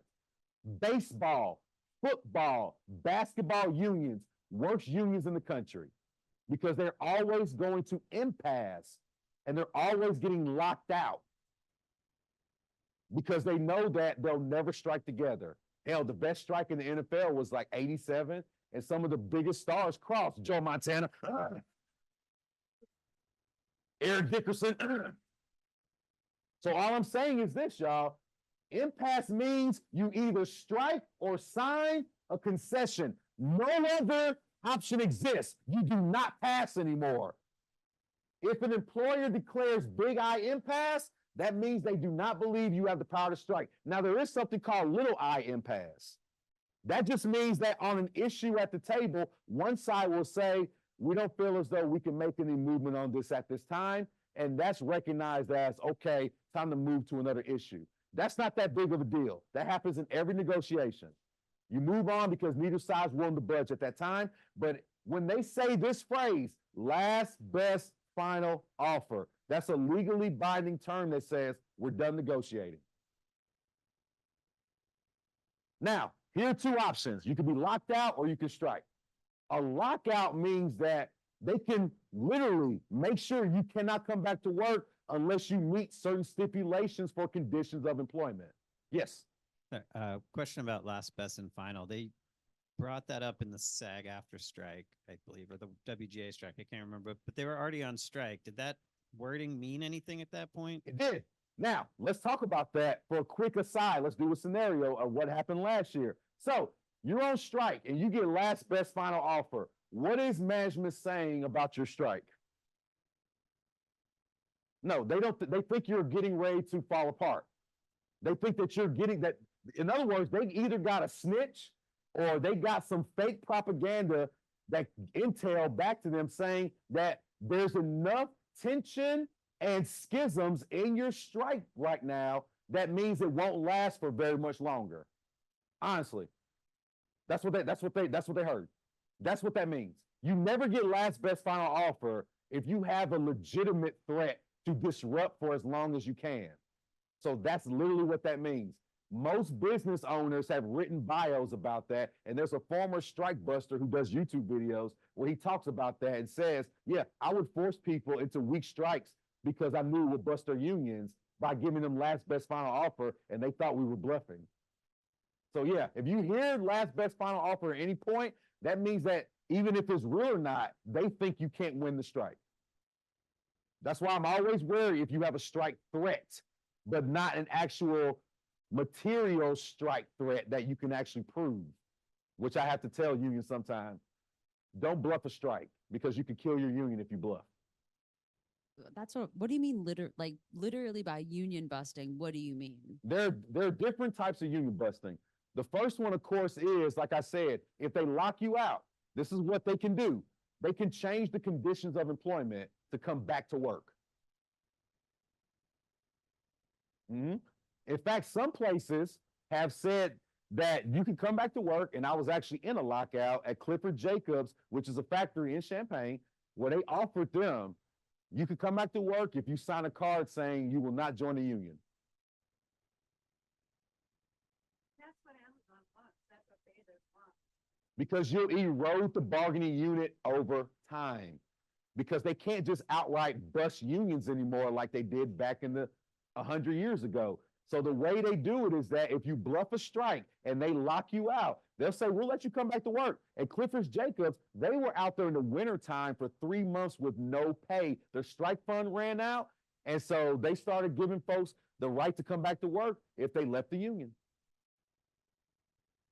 And it's an ugly way to do things, but that's what happened to baseball players, and that's why their asses signed away everything and why they're not getting hardly any money. It's a terrible union. But that's my point, is that when they want to bust the union during a strike, they look to bluff weak strikes. But if they union bust you over time outside of a strike, they just erode you over time by making you sign regressive tentative agreements. So members say, I don't want to participate anymore. And then you just leave the union. So there are two ways they union bust today: lockouts or consecutive regressive contracts. But impasse is a big one. Now, okay. Unfair labor practice charges, and let me know if I'm on, if I messed it up again. Okay, see, I'm sorry y'all on Zoom. I promise you we are so close to being done. Only a few more slides. Unfair labor practice charges. I love firing ULPs. I'm telling you, I don't care. I'm looking for any reason that they violate labor law during negotiations or anywhere else. I love filing ULPs. We filed 3 when I was in my first contract. The most I've ever filed or helped file was 4. I want to beat that record one day, hit 5 or more. Because I'm telling you, they violate labor law every time they're at the table negotiating, because they want to test to see if you're going to call them out. So here's what things happen. And I'm not talking about this simply for table strategy. I'm talking about this because you can get heat with your members when they do any of these things. Let me show you. Reintroduce proposals that have been previously withdrawn. The members say they don't want this, and we're not talking about this, and you continuously push. Why are you bullying us? Don't bully us into a contract we don't want. Babyface. Employer hostility towards unions. You know, and he'll tell you just how disrespectful and nasty they are at the tables. And they get into the point to where they use a lot of really hostile language, and you can warn them in the sidebar, like, hey, this is your only warning. Employers go around the union negotiators and try to contact you directly. You know what I'm talking about. Company initial fair but firm offer. If you hear that, that's what that's called. Bad faith bargaining. And oh, that's so much heat. Oh my goodness, because they tell you we're being fair, but it's firm. Well, wait a minute now. Hold on. If it's fair but firm, what are you actually saying? You got to give them the record. Define firm. And then they'll say some dumb shit that means we're not going to move. Bad faith bargaining, you're trying to regress our previous contract, ULP. Employer negotiators have to continually check every major point with someone who's not in the room. I got to make a call. That's a ULP.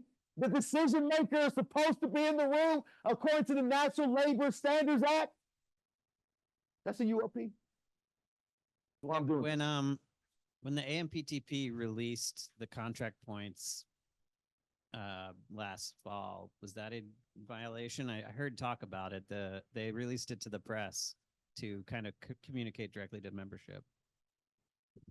Say it one more time, sorry. When the AMPTP released the contract points that they were offering to the press to communicate directly to membership last year during I think it was WGA, but It depends on what they said in the communication, because if they are saying, like if they send it to individual email addresses or they directly address the membership in the message, that is a ULP technically. Like if it's something they wanted to release in general, then it's kind of iffy. I would still file it because I like to file them because it makes the companies look really bad. See, the reason why ULPs matter so much, y'all, is that it puts a stain on the reputation of a company. It's kind of like a credit rating. If you have a lot of bad ULPs filed against you, then most other companies or partners you work with don't want to touch you because it means that you engage in bad business practices. So it hurts your reputation and it can lead to fines. So that's why I love filing them. And if you file a ULP, management gets really pissed off. We filed those 3. We were able to negotiate 2 at the end of our strike to get another percent, to get more percentage in dependent health care. That's how valuable ULPs are.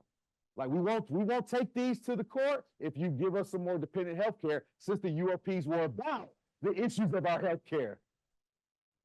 So again, there are different ways that you can use things to get your members fired up and know that you can use ULPs. Think about this, refusing to meet at reasonable times and places. Y'all probably won't have that issue. The steelworkers got a big issue with this. Their management never wants to meet at reasonable times.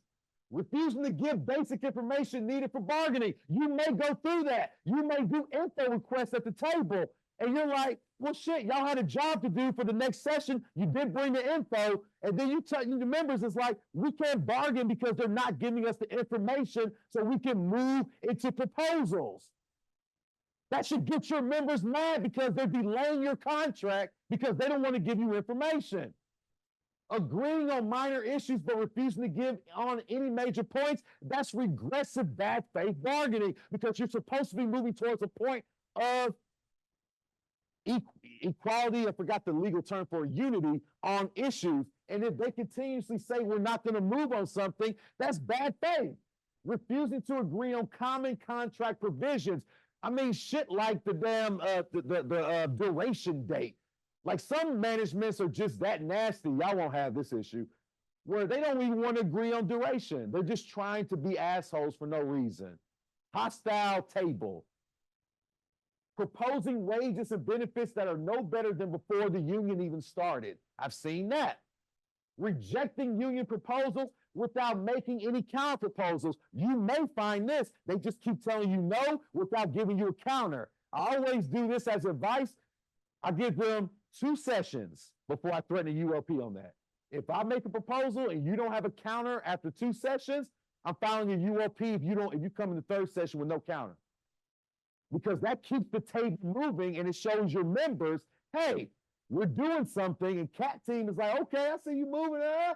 So again, these are just my things I do that you don't necessarily have to do yourself. I'm just telling you there are ways to get your members heat from the strategy that your CAT and bargaining teams use together. All right? Yes, please. So we negotiate in a media blackout though. So how do we get access to that information to tell people when they're fucking around at the negotiation table? Because again, here's the thing. It's not about actually the content. It's about the actual sessions themselves. If, for instance, there could be talk of things are not moving. You can explain why things are not moving just about specific things in there you can't specifically mention during a blackout. Andy? All right, update. So we all know when we bargain, and we usually bargain in a media blackout, and that benefits us, right? Because who controls the media environment? The people we negotiate against, right? Well, guess what? We were No media blackout. We were doing it so well for so long. Before you get too excited, I'm serious. Before you get too excited, this is why, and I want to wait to the end, but it's been mentioned a couple times. It is so vitally important that we stay on message. Because the media blackout benefits us, right? Because they control that environment, they control those outlets. That's where their money is. So it's so important we stay on message about wanting a deal, about where the fight is, wanting security moving forward, because they are looking for any sliver of daylight to then turn us heel. That's right. To say, look how unreasonable they're being in the media. They'll come out and be like, look, we wanted a deal. And they gave us all these proposals, and they're the ones stalling. They want to flip it on us. Yep. So we have to be very, very disciplined moving forward. Yep. This time around. There's no media blackout. Because like I said, they've learned their lesson. They've been embarrassed all last year because the WGA and SAG kept holding shit up going, look at what they're doing at the table. And they couldn't really reply because of the media blackout. Mm-hmm. They couldn't get the public on their side. Mm-hmm. So they've learned, they've adapted, right? They're the Raptors testing the fences, only this time they break through the fence. But just know that since there is no blackout, then they're going to be even more nasty in their messaging when the proposals start flying. So that is why that's why I wanted to leave on this, and I will again. Everything we're taking out of here, everything we're talking about today, and all the messaging and everything that's being tight as a group, really take to heart, because it's going to be a fight. Real fight this time. They're not going to pull the punches. No. All right. That's one address because I kept hearing media blackout. So I wanted to kind of to update that. Let's talk about the big one, AI. Woo! Very, very. So here's the thing. Here's the thing about artificial intelligence right now. The reason why this contract means so much about where this is going is exactly this reason. The federal government has yet to regulate how companies can use it. And they're doing all this talk about how they're going to think about doing it. But at the same time, this is why management and the bosses are running to use as much of it and exploit as much of it as possible until the federal government decides that they want to regulate it in some way. This is why your contract fight in other industries right now, teachers right now, steel workers, auto workers, and other spaces now are seriously talking about how their members feel about artificial intelligence. That is not something that's just like, well, it's on the horizon or it's on the cusp. It's here, and it's not being regulated to the point to where you have a say in how it's being used. So one of the things that your members really should be talking about, if you really want to get people on the idea that artificial intelligence devalues your work, is this very idea that you have to have decision-making power over how it's used in your setting. Again, I had to emphasize this, is that the reason why there's such a schism in the country over the discussion of artificial intelligence is because people aren't talking about the power dynamics of it. They keep saying that you're against making my work easier. You're against this or that. It's not about that. It's about the fact that if it's unregulated, meaning you can't make decisions about it, that means that management can do whatever they want with it without your consent if it's not in a union contract. That's why this discussion is so important right now.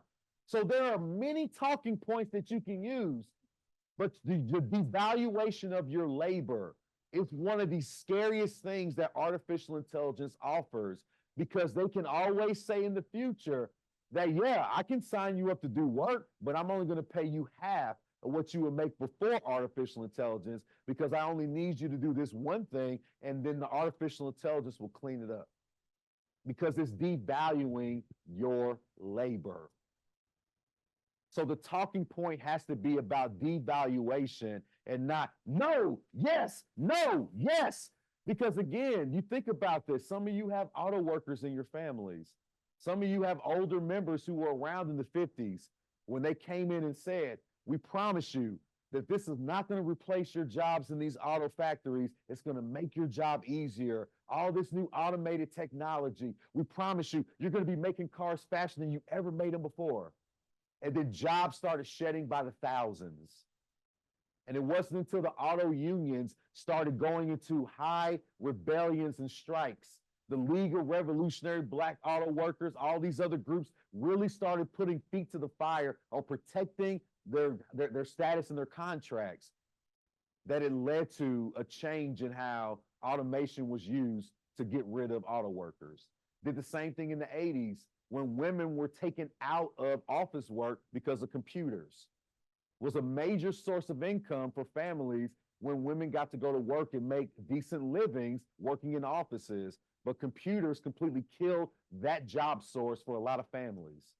So again, y'all, it's not about the fact that it's there, it's the fact that you have no say in how it's used when it could devalue your labor. It could devalue you as a worker. And that's how you can work with anybody in the general public. Nobody wants to feel like they're being devalued for doing what they're supposed to do, what they say we're supposed to do, which is contribute to society. So one of my strategies is that, and y'all talk about this in the future, talk about the devalue part, because all of you all are valuable. It's about dignity. That should be the discussion about AI, because that's what's going to get people on the same accord, is that we have to have dignity in the work we do. We finally got it working right. Shout out. Trey, y'all give a hand to Trey back there. Trey and all of our workers, they've been doing amazing work all day. Thank you so much. All right. So again, take control. Bargaining strategy for AI. Like I said before, host town halls or webinars so members can all talk about how they understand this artificial intelligence issue. You could be doing this as a local to where you actually sit down and talk about how it could affect your particular job sector, the work you actually do. So we can all get on the same page about what artificial intelligence really is about, which is devaluing your labor. Unemployment rate, Scott, I already talked about this already. See, already on point. So I'm just talking about the historical times when technology came in and devalued labor. And so having a webinar or something where we talk about the history of when industries automated or brought in new technology, your members may not know that history, and it will help you see the pattern that's coming. So again, people like myself and others, we could do a webinar where you Zoom me in and we talk about this or whatever, but we have to be talking to each other about this. So our messaging, as Andy said, is concise and on the same page. We want value for the work we do.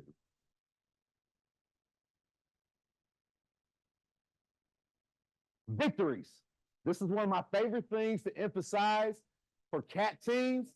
Celebrate victories. Every victory, small or large, matters. Members will feel more empowered if they can celebrate when something they are part of is successful. Always create some form of celebration. New members join. That's a victory. When you get a TA sign, that's a victory. You reach a goal of participants for a rally or a meeting, that's a victory. Management makes movement at the table of any kind, that's a victory. And there's so many other examples of that. We have to become a celebratory culture again because people need hope to think that they can win. A lot of people don't participate or don't feel like they can participate because they may not see that they can win. So creating a culture of celebrating every small and large victory can change the perception of your organization. Really take that to heart. I know it may sound silly for some things, but it really will matter if you're consistent over time, celebrating the victories.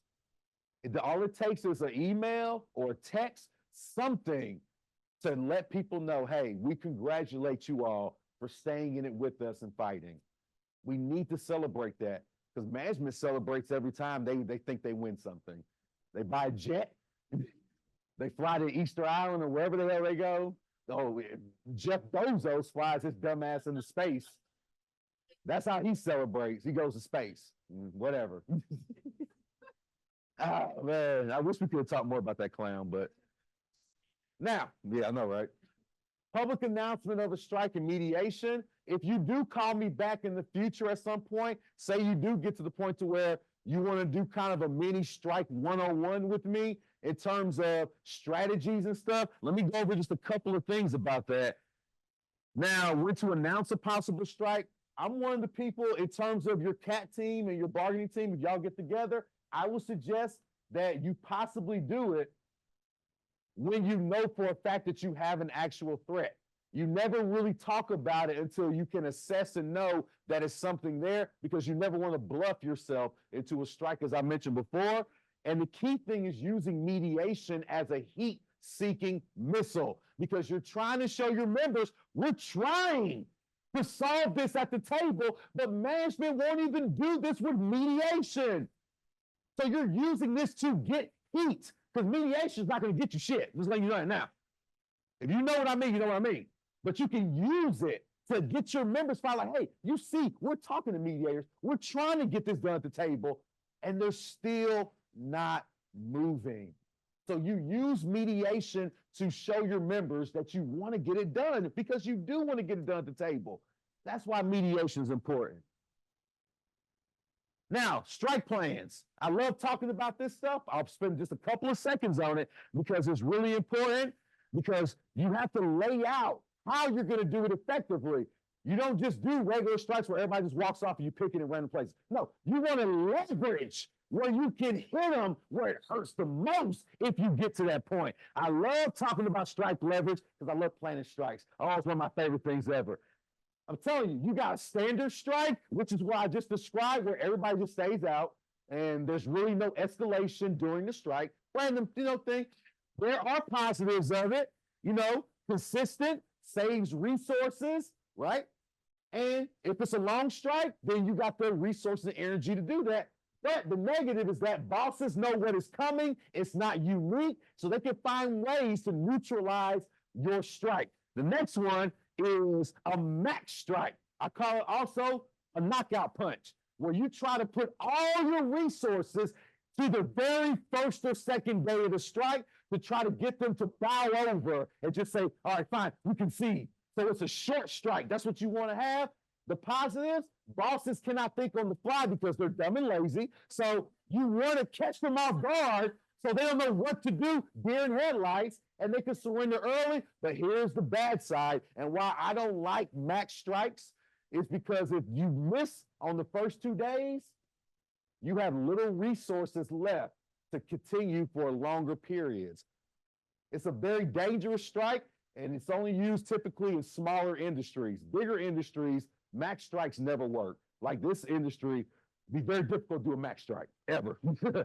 The one that I like and the one that I love planning, escalation and expanding strikes.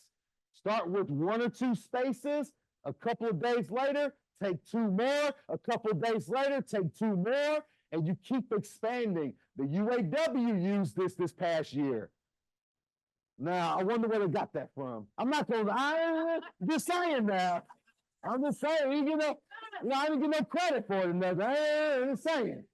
I'm joking. That's a strategy that's been used for decades. I'm just joking, right? But it is effective though, because it keeps the bosses on their toes. They don't know where you're going next, and you could do other parts to leverage. What Fane did with the UAW was brilliant, because he started targeting production as well as consumer spaces that were really affecting the whole industry of cars. It was brilliant. It was much more brilliant than what I would have thought of, actually. So again, escalating strikes. But here's the negative though, and Fain found this out as well. It elongates the strike and takes a lot of resources, particularly for members who want to strike early, but they can't go out yet because they want to, because they have to follow the plan. So you have some possibility of schisms if everybody's not on the same page. Now, we did an expanding strike for 14 days, and we were lucky that we didn't have a lot of members upset, especially as our first time doing it. And it actually worked because we kept consistent messaging as to what we were doing. So again, these are just 3 things that you might consider in the future if you do decide at some point that you got to plan something. These are just options that you could think about. Yes. With the UAW strike, they kept some job sites open and allowed some of their members to keep working, right? Yes. But in our scenario, like the way the WGA went out, we want to shut down every studio all at once. Exactly. Okay, so But we're number one. Here's the thing, though. I'm talking about in terms of the picket sites, though. Here's the question: is that where would you often do it at? Because if they know where it's coming, they can just say, "We'll wait you out." But if you change up spaces and you do some strategic things, like one of the things I love to do is a roving picket, where you actually take your picket to another part of the city or the space. And it's very disruptive. You go to a building that has about 50 or 60 picketers, you take about 30 of them, leave the other 30 there, and you move them to a different place that there seems to be a meeting going on of executives and a place that hasn't been too friendly to labor recently, and you decide to set up a picket there. So again, I'm just saying, there are just so many possibilities through these strategies that you could be thinking about now, since you have 4 months, if you get to that point. I'm not saying you will, but you need to have something you're thinking about over time if you get to this, because you don't want to wait to the last minute to think how we're going to actually do this if we have to. So I love sharing this kind of like model scenario for you, all right? And the last thing, the strike manual I talked about, and I talked about picket trainings in general. You got to make sure that your feet are ready to go. You got to make sure you're trained. These are things I do with members when I go to their sites. Authorization vote, contract expires, expired contract bargaining, things speed up. Everything speeds up when the contract is expired. And the final decision, if you cannot strike, you don't strike. It's simple as that. You're going to have a hard decision to make. People are going to get mad. People are going to be happy, but there's going to be a lot of emotions and a lot of things happening. But a final decision has to be made to whether you will, based on if you can or not. Remember, it's not about if you want to or need to. It's about who's willing to take the risk to do it. If you only get about 60% of your membership that says they're willing to do it, that means that you got 40% that may go to work while you're striking. That's why I'm a big fan of myself. I'd say 80% or more. I never take anybody out if it's 75 or less. 75, I'm pushing it if it's a small industry, but if it's 80, I'm good. That's just me though. You don't take my advice. I'm just telling you that you don't want to have people working while you're picketing. It really makes you look bad and it makes you look weak. Yes.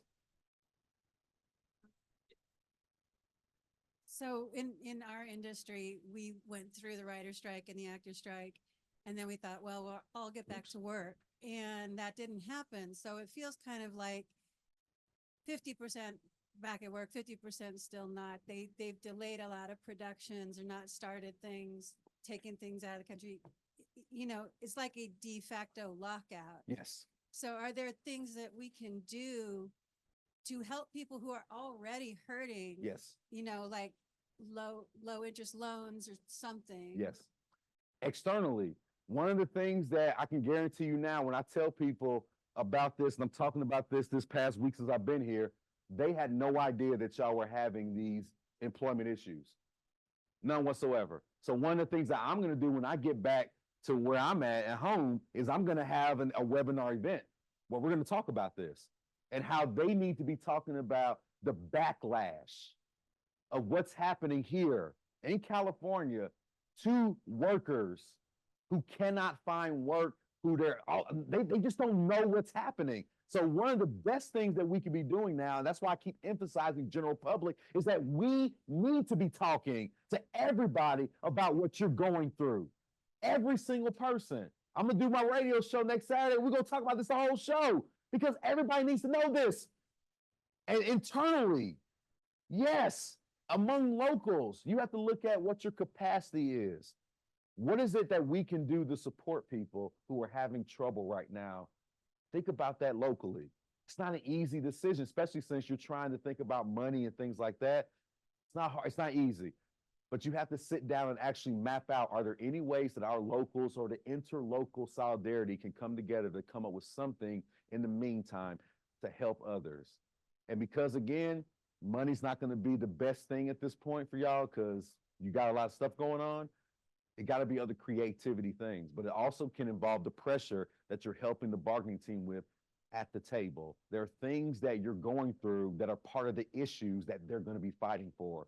So use that momentum, empower your members to care about that stuff because it will get resolved if you have the heat. It's all about getting that heat.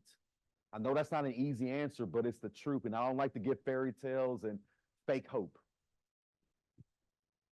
You gotta fight, which is the thing of this class. As Christian had mentioned before about the, a lot of this stuff has been offshored and there's basically, they've really cut production a lot at this point. Yeah. So how can we make, since nobody's actually going into the studios, how do we make a strike actually, disrupt anything if nobody's working?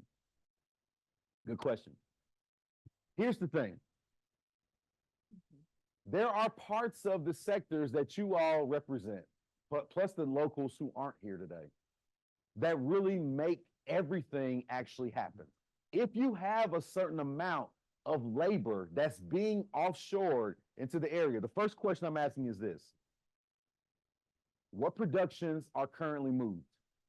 What productions have been working here? And you could probably find out what productions are about to happen here.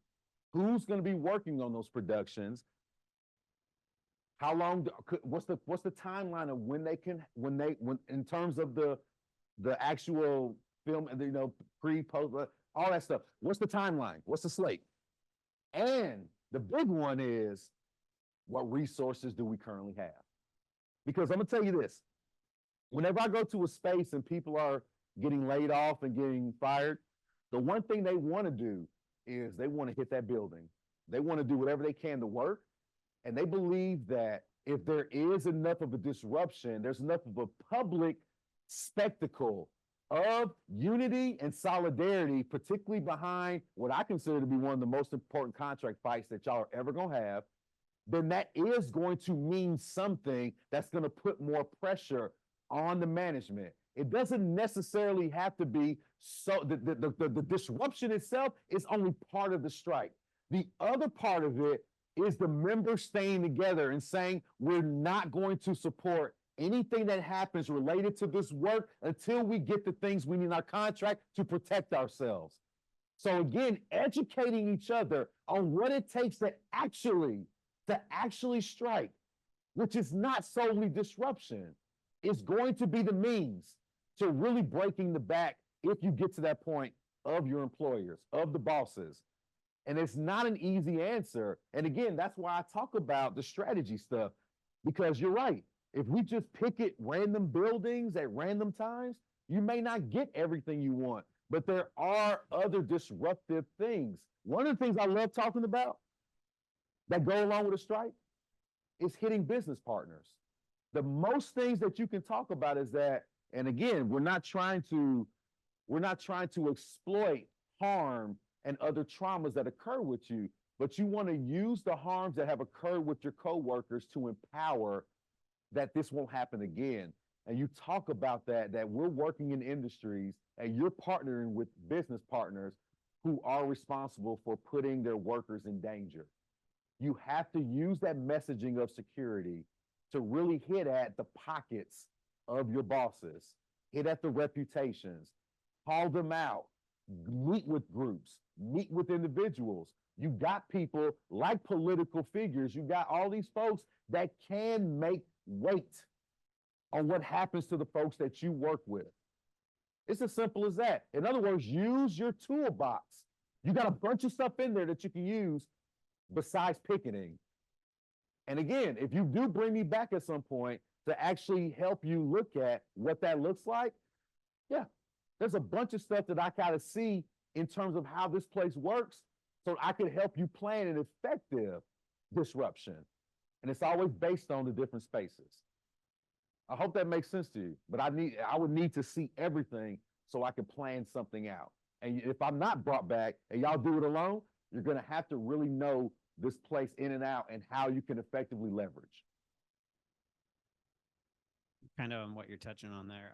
Where is it legal to picket? WGA and SAG-AFTRA targeted the studio lots and the actual site of employment, but UAW hit like parts sales places. Are we able to hit distribution places like movie theaters? Oh yeah, most definitely. Because here's what we have to do for every strike that I've done. We've had to know, we have to get a map. We have to go downtown to the courthouse, wherever you go to get your stuff. And I had the members go and tell me where every public sidewalk was and every private sidewalk was. And we made sure that we marked on the ground a line to make sure we know we're not going to cross that private space because you can be arrested for that. So that's what we have to do. You'll know because you'll get the information of what is public and what is private to know how where you can pick it. Where you Yeah, one so I'll stand up. You know, one advantage we have in Los Angeles is there is a labor division of the LAPD. And we have a good relationship with them. So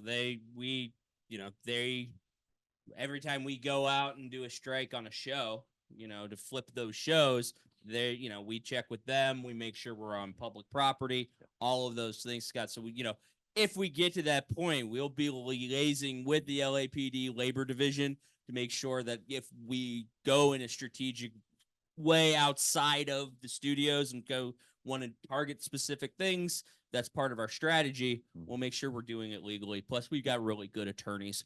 Yeah, you gotta have a police liaison, which is on one of my slides we didn't show. But that's one of the most important things because even if there is some skepticism of if it's private or public, they'll make sure that if there's an issue, they'll be like, listen, as long as you're good on this or that, it depends on, like you said, the relationship with the liaison who works for the police department. But yeah, again, you can be strategic as long as you know what your legal protections are on public space. I always am adamant about that. I will not plan a strike if I don't know what the public space is in the area. Because nobody's getting arrested under my watch. unless we do a civil disobedience and I train them on how to get arrested, then that's a lot of fun stories. If you come to the event after we finish, I'll tell some of those stories. Smell like jail. But that is one thing though, for folks that have ever actually been part of an activist protest, like they put you in the part of the jails they make sure are the worst smelling on purpose.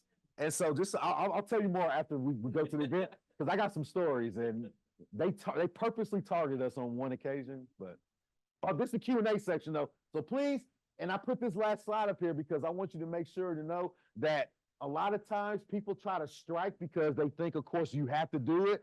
But here's the problem. If you strike and it's not effective enough for them to call you to the table, then you're done.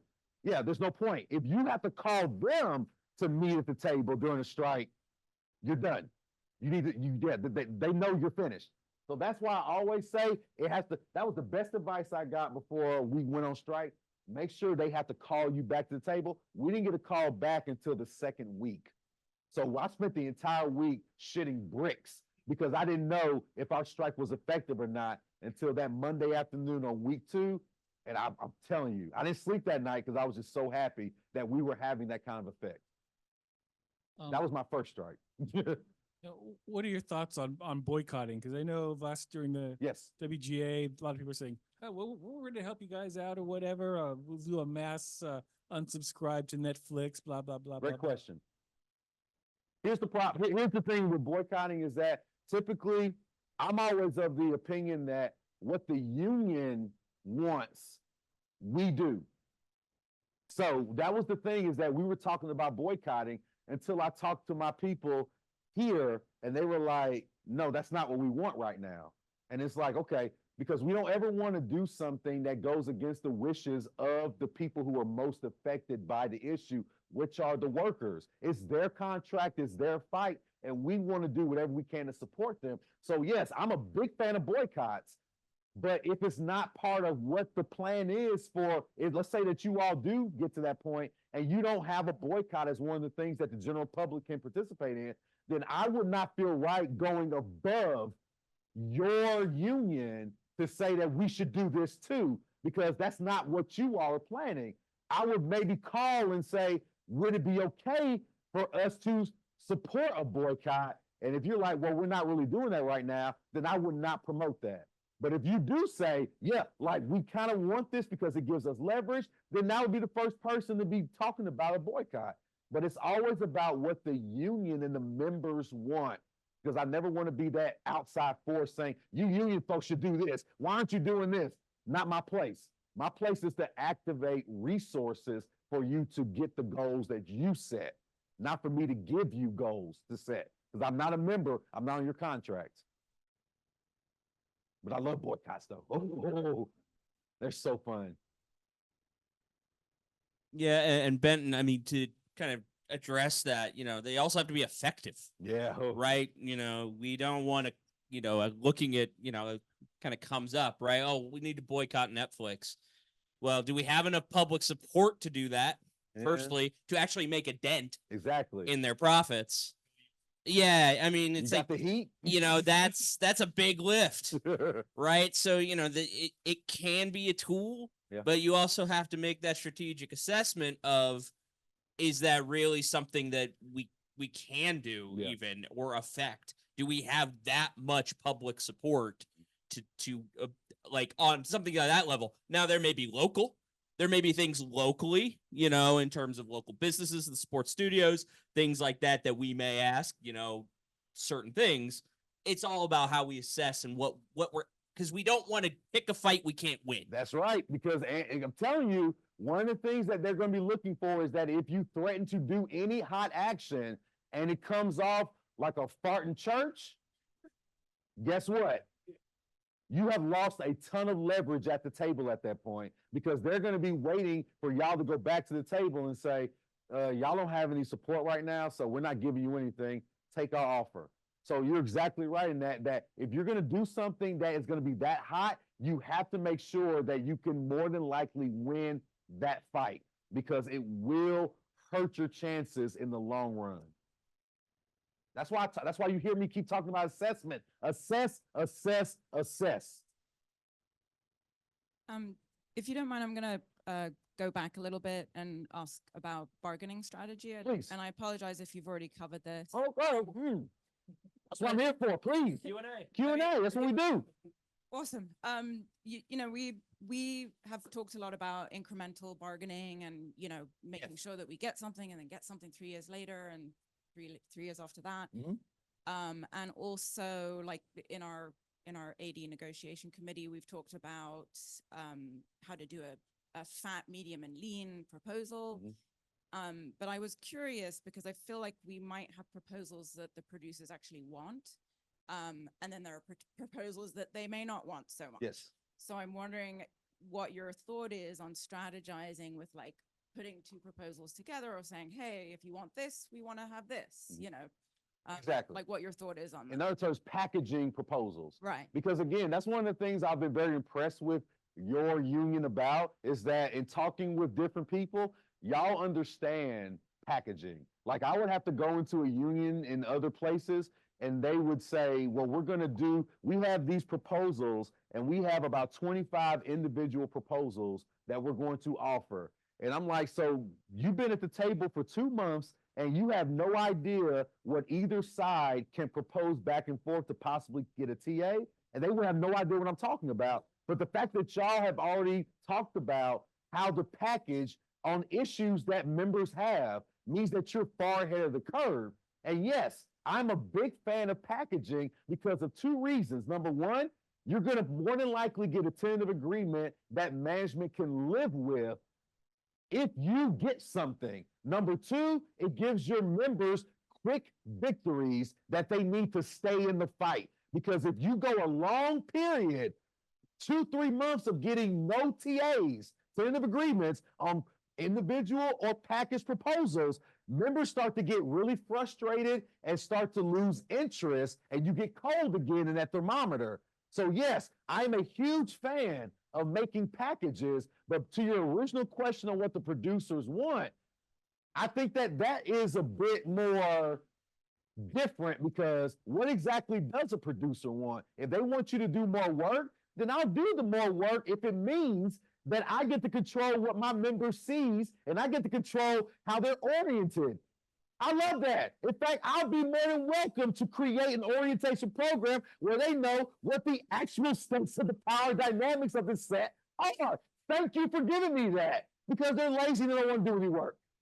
Exactly. So that's what I mean in terms of that. You have to be strategic, and our team will be strategic in understanding what exactly does the other side really want, and using that to build on the issues our members really want and package those things effectively. That's why it's about strategy, particularly when the packages really start flying at a certain point. Does that make sense? In that making sure you know exactly what it is that the producers or whoever wants, and trying to get control of your labor in any way.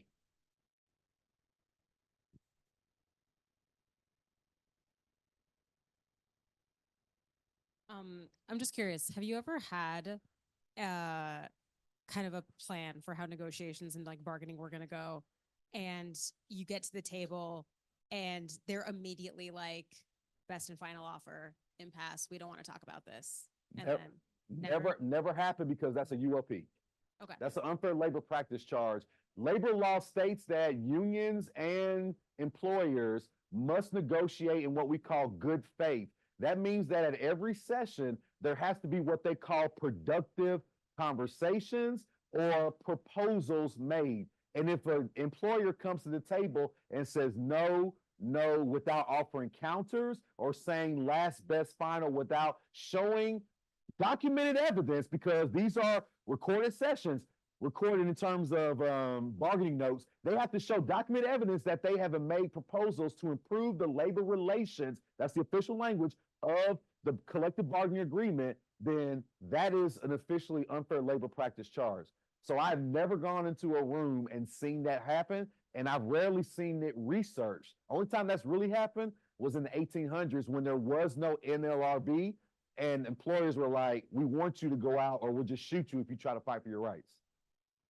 That's why in my update at the start, Carol's not dumb, right? Not at all. Because she's saying what she's saying across the table is, you've given us a lot to think about. Thank you. Yeah. We need to go back and assess, and we'll meet in the future date. She's saying exactly what she's been taught to say. Yeah. It's not saying no. And it's not what it's saying is we're going to continue to talk. And that's all the legal requirement is on a negotiation. That's it. Is to continue talking. Yep. So That's labor don't law. misinterpret what I said earlier as they're not agreeing to anything. They're just going by the bare minimum of the law and avoiding an unfair labor practice by not saying no and being intransigent. They're just saying, giving us a lot to think about. We'll get back to you. We need some time. Which again, if you were here last year for my talk on the history of the labor law, you would understand why they're allowed to do that. But that's another discussion for another time. Yeah. Or if you go out with us afterwards, I can talk about that. But yeah, but I hope that answered your question. Okay. Hi. So Hi. my question is, a lot of obviously of the organizing is this like one-on-one conversation. I was just curious, are there rules about where we're allowed to have those conversations or not? Like, because obviously where we have the most exposure is to our coworkers at work. And I was just a little bit unclear, like, I've heard the phrase, like, we're not allowed to talk about union business at work. And I just wasn't really sure, you know, yeah, where Okay. that came from. And, yeah. Well, the easy answer is that if they say you're not allowed to talk about union business at work, then I would file a grievance. Simple as that. Because again, what that is that's intimidation, and that is erosion of your bargaining unit, which are technically, I mean, if you want to go far enough, and again, this is up to y'all's leadership team, I would push for a ULP because they need a wake-up call that they cannot tell you that. That's some 1970s garbage where you say that, well, you talk about this and I'm gonna do this to you. But I'm just letting you know that, yeah, if you do hear that, then that's why I say have that book where you have a list of resources or numbers to call and say, hey, I just was told this. What are my actions? What are the next steps that I can take? And they'll tell you that, yeah, that's not that, if it's worded like that, that's a grievance. Yeah. I mean, so this might be where we're talking about our different numbers of where people are at. But Assessing, it yeah. came from, it came from somebody in the union. So, yeah. I know. It's protected concern activity. That's, Mhm. we have a protection. We have a right to talk about our union at the workplace. We have a right to wear our shirts, our pins, our swag. We have a right to put things on a bulletin board, notices, flyers. That's our right. And Gus is absolutely right. That's an unfair labor practice if the boss is coming and say, you can't talk about this. If it is a member, then they either are uninformed, because there are some members who were told by nefarious people they work with that, hey, listen, if you do this here, it could kind of go bad for you. So they may be trying to, and again, I'm taking good faith here, that they may be trying to look out for you and say, don't talk about this at work because I heard it's bad. But the other side is they may be fours who may be trying to stop you from organizing in that space. Now, I told you what we do with fours, but if that person is legitimately like uninformed, like, oh, man, I mean, I heard this, that we can't talk about this here, and there are good enough people like that, then I would take that time to find a way to help educate and work with them and engage them. Because again, we don't want to turn off people who legitimately are spreading things that aren't true and they don't know that they're not true. So give them a benefit of the doubt before you cast them as fours, because we don't want to lose members who really want to help. Pass the mic right up there. Great question, though. Yeah. If the employer, If the employer's the one yeah, creating that intimidation, yeah. Yeah. If it's a member to member, that's something you got to handle internally, Yeah. and each union has different mechanisms to maybe handle that. which is why, like I said, have those numbers are people that you know of stewards to call and say, hey, how should I take these steps, the next steps in this issue? Just going back to what you opened everything with Elon Musk and Trader Joe's. Yeah. I'm just curious if and it's sort of dual. Do you feel like the AMPTP might try to wait out that court decision, and would that affect us, or do you great see question. any world where that could be some sort of strategy on their part to sort of buy some time? Well, here's the issue with that, is that court case will take a long time because they're not taking it to the Supreme Court directly. It's filed first in lower courts, and then it has to make its way to the Supreme Court, because what they're probably going to do is they're going to say that this issue is bigger than our appellate court or whatever, and we got to toss it up. That's going to take too long for y'all's negotiations. So I don't think that they can wait that long. I'm guessing that case probably won't be heard until either early 2025, late 2025, depending on the docket. So yeah, I don't think it'll affect your negotiations. They got to wade through all of Trump's bullshit first. So let's get. We're talking about. But you're right. It's a good question. Yeah. Yeah, we're talking like next bargaining cycle. Possible. If we got something. Yeah, probably. We're talking about, it has to go about to 3 different court levels before it's heard from the Supreme Court. Well, and then that'll take us into the 5th hat I wear, which is your political coordinator, and the importance of donating to the PAC. You haven't heard me say that today, everybody. Well, here it is. Donate to the PAC, right? It means getting involved, voting, right? And also, as I say in my training on our CAT teams, these are probably sometime after our negotiations, depending on how those go and how it lines up in the calendar year, may get transformed into a little bit of a political action team. where we may need to rally support around the vote because look, there's some justices on there that may need to retire, you know, That's an understatement. and if we've learned nothing from that last administration, that matters. The courts matter. Our Congress, our president matters. Hell, I love having a president who goes out to a picket line. I mean, there's other issues he's got, but at the end of the day, no president's ever done that before. So at the end of the day, voting matters, politics matter. It's a whole nother class I could teach with Gus here probably. Yeah. But to answer your question, Madeline, yeah, absolutely. You know, if it might come up in the next cycle. So we got to flex our political muscle coming up. Yeah. I guess this kind of ties into that. What are your thoughts on how to get politicians involved, especially when, it's a strike or, potential labor situation that affects the entire city so much? Yeah, you're exactly right. This is one of the things that I had to learn because that was one of my weaknesses when I first started organizing is I didn't understand the relationships between the local political figures and the unions themselves. So one of the trainings that I was able to do was I was able to find my way in what we call the Labor Executive Advisory Council, which is the entire state of Illinois labor leadership that I was invited to because I was the president of the second largest teachers union. And so once I got in that room and I kind of understood the relationships of the unions and having discussions, it kind of helped me see two things. The first one is that these politicians, unless we hold them accountable, they have no information or understanding of what you're going through because their heads are spinning around in so many directions with all their advisors, et cetera. They literally have no idea. And I know people might think, well, no, they're just being mean and nefarious. No, they honestly, it's one of the worst jobs is to be a politician because you honestly can't keep up with anything regardless of if you want to or not. Honestly. So one of the mechanisms that we created was that we had an open communication system set up with our local state representatives, as well as our local officials, county board members, city council, school board, to where we sent something to them to where after COVID, it became a Zoom, but we sent messages to them once a week to where we not only informed them, but they had to send a response back within 3 days, talking about, number one, their response to our thing, but also what they can offer us for resources.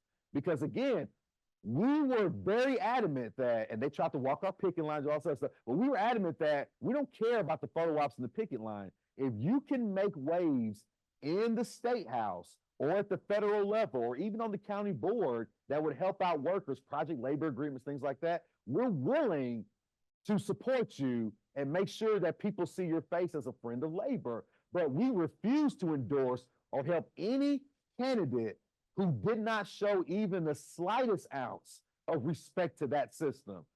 And that's what I think that, in other words, what we have to do is that they're not understanding and they only will respond with a legitimate accountability threat. Now, I know the word threat scares people, but it's not a threat in that we're going to do this violently. But it's like, if you're not going to support what we're doing here as workers on the ground, why should we go out and vote for you? It doesn't make any sense. And so again, creating that communication structure to where, hey, by 2 p.m. every Tuesday, I need to see a message for you, or I need to see a Zoom link because we're going to talk for like 20 minutes. That's all I need. So you know what we're doing, and I need to hear a response from you. And that's the kind of system that we can set up. And you'll be surprised, but a lot of local politicians are cool with that because it's only about 15, 20 minutes of their time once a week versus an hour or two, which they hate. And they're willing to respond to that. But I do think it is very important to get those local and state people to be on your side and informed about the struggle because they have no idea and they can wield a major weapon for you down the road. But the communication structure is the one thing that I honestly believe is important. Make sure they know they have to respond, whether it be a week or every 2 weeks or once a month, but there has to be some system set up to where there is a communication. That's the only way you're going to hold them accountable. And then the harsh reality, you heard me pitching the pack, money. It's another. Hey, look, it's the truth. Citizens United, Yeah. we have to be competitive. We have to get that access. And so, you know, when you hear me making these pitches for the PAC, it's not my favorite thing to do. And especially given, you know, circumstances we've all been in the last year and a half, right? But, you know, something that really moved the needle in 21, when we were coming down to the wire, got a letter from Congress to the employer saying, knock it the fuck off. Mm-hmm. And they listened.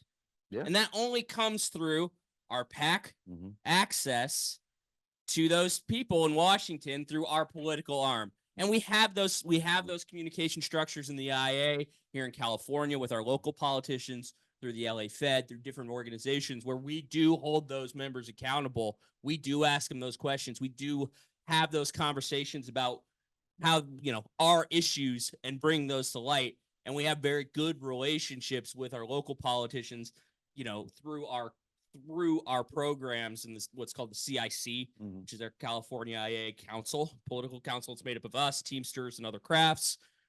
We go to Sacramento all the time.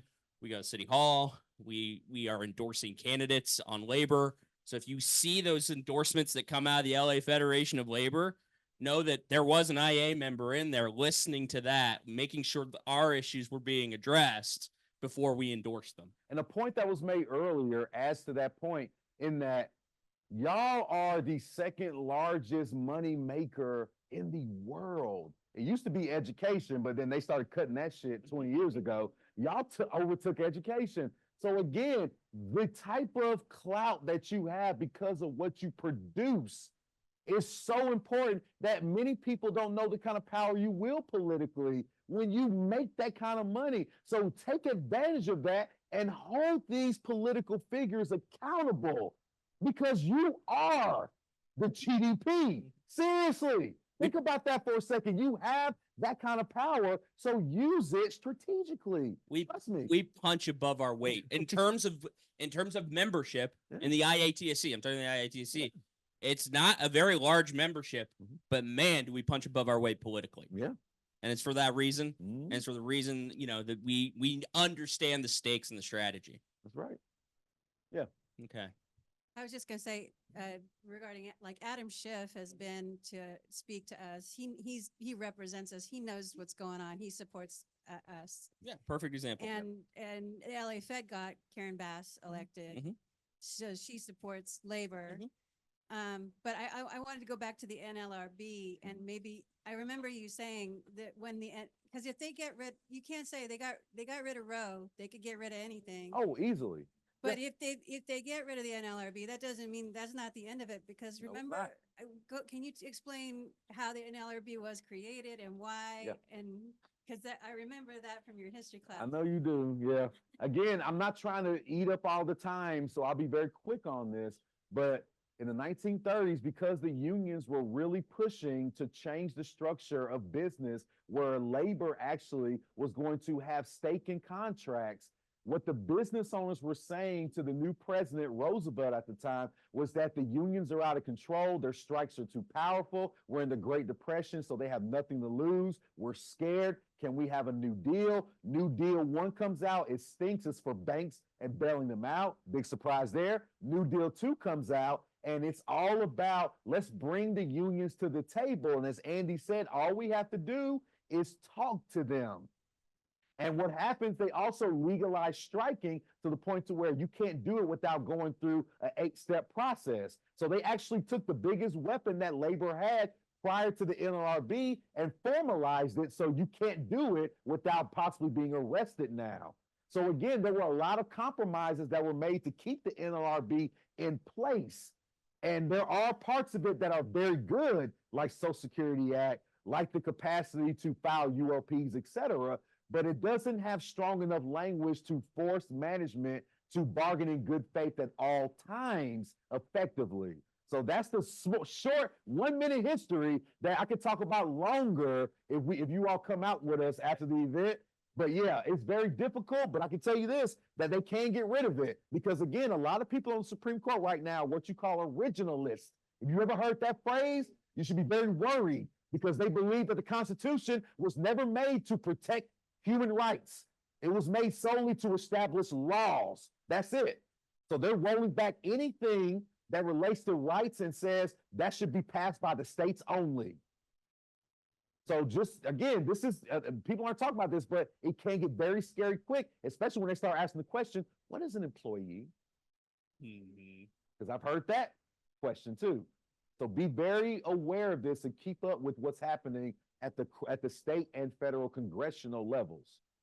All right. Elise has on chat here, because expanding the bargaining unit is a permissive issue, how can our current negotiations support longer term efforts to organize non-union workers that the studios won't voluntarily recognize? Woo! Now, I wish we had more time to do strategy on permissive subjects, because that's always one of the scariest parts for unions to really, because again, you have to really rely on your membership during a permissive subject to get any leverage at the table, because management in a permissive subject can say, I don't want to talk about this, and they legally can say that. So if you have a permissive subject that you really, really want, it is up to your membership to turn it into an issue campaign. So I mean that your CAT teams, your membership have to be going overtime to make this an issue that you care about so much that you are willing to possibly take it into a strike threat. Because I'm telling you, permissive subjects, unless it benefits management, they rarely want to talk about at the table, if at all. So that's one of the things you have to be willing to do if there is any permissive subject on the table. You get together with your membership, you have these educational events, you all determine in your heat levels, meeting with the CAT teams, etc. Hey, this is something we think we can rally most of our members around in our different locals. Let's take it and push it at the table. When they say no, we need to be asking why they're afraid to protect new members of the bargaining unit. What are you so afraid of? We have to turn the management heel by saying you're afraid to protect new members. Do you want them thrown to the wolves? Is that what we do here in this Hollywood space? That's not what we do here. We've never been that way. You got to turn that narrative into people fending for the folks that want to do this work. You got to make it into that journey, into that emotional connection. You got to take it that way. And that's the only way it's going to really mean something, to push them and say, okay, we'll counter your proposal. Otherwise, they're not going to counter.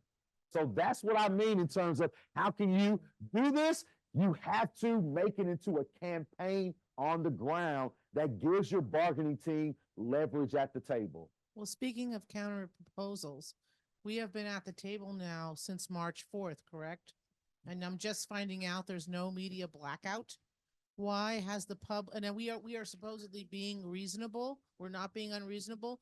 I understand with SAG-AFTRA, they were in a media blackout, and until they had their proposals, Fran Dresser was quiet. It was after the strike happened that she became active, correct? Yes. So I'm curious, how come we're not using media leverage with our proposals if we're being reasonable to say, hey, we're at the table, and then they're asking for more time? We're up here in our strategy. Well, it's been We're 2 not, months. we've got 3 months, Judy. So We're here. We don't want to turn up the heat already and Well- start having a war in the press that they control until we know what we're fighting about, Judy.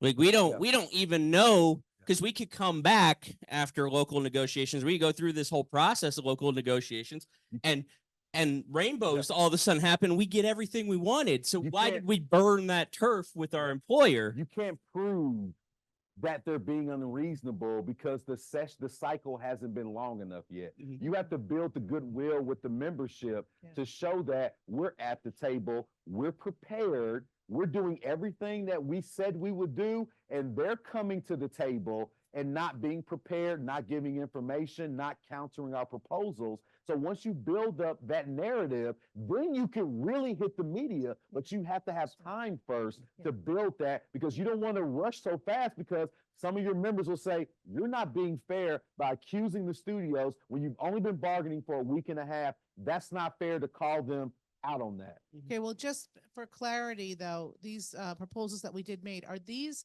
benefits and wages that we're first asking for multi-locals? Is that part of our generals as well? Okay, so then that explains why we're, okay. Yeah, that's all part of that general That's all tied together. You'll get there. Trust me, you'll get there. Yeah. Especially after this week, you're going to know a lot about where you're going in the next couple of months. Yeah. Mhm. All right. I think we're getting close on time. So three more And questions. don't forget, you can ask more questions after we finish officially. I'm gonna be here, so. You were All right. talking about All unfair. right, Carrie Ann. Unfair.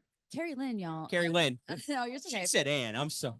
I'm teasing. I'm teasing. No, you're talking about unfair labor practices, and we all know that people will get in bed with whoever if they're gonna get money out of it.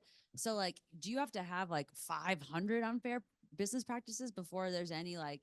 Is there any checks and balances to that? You mean It's like, how they actually work in terms of when you no, like, file them? can you get like 1,000 of them and be shut down? Like, you You know what shut I'm saying? down? No, of course That's what not. I'm No. saying. So, like, how is No. that really like? Oh, we can file that, but like, do they really care? No, they do. Trust me. Again, I told you I was able to negotiate 2 of the 3 that we filed for more stuff in my contract, because if we took those UOPs to the labor board that was supportive of workers after Trump got out, see, they knew that we were negotiating during Trump's term with his labor board, but the UOPs would not be heard until if he lost, we would get a new labor board that would be more supportive. And they couldn't risk, as the University of Illinois that is trying to get all this international funding and support, being ruled against in an unfair labor practice, because businesses may start pulling out and taking grants away from them. But So that's they're different. fair. That's different than Netflix, though. Like Netflix and Hulu and all these things, they're like conglomerates. Like people want to watch TV, they want to watch content. So like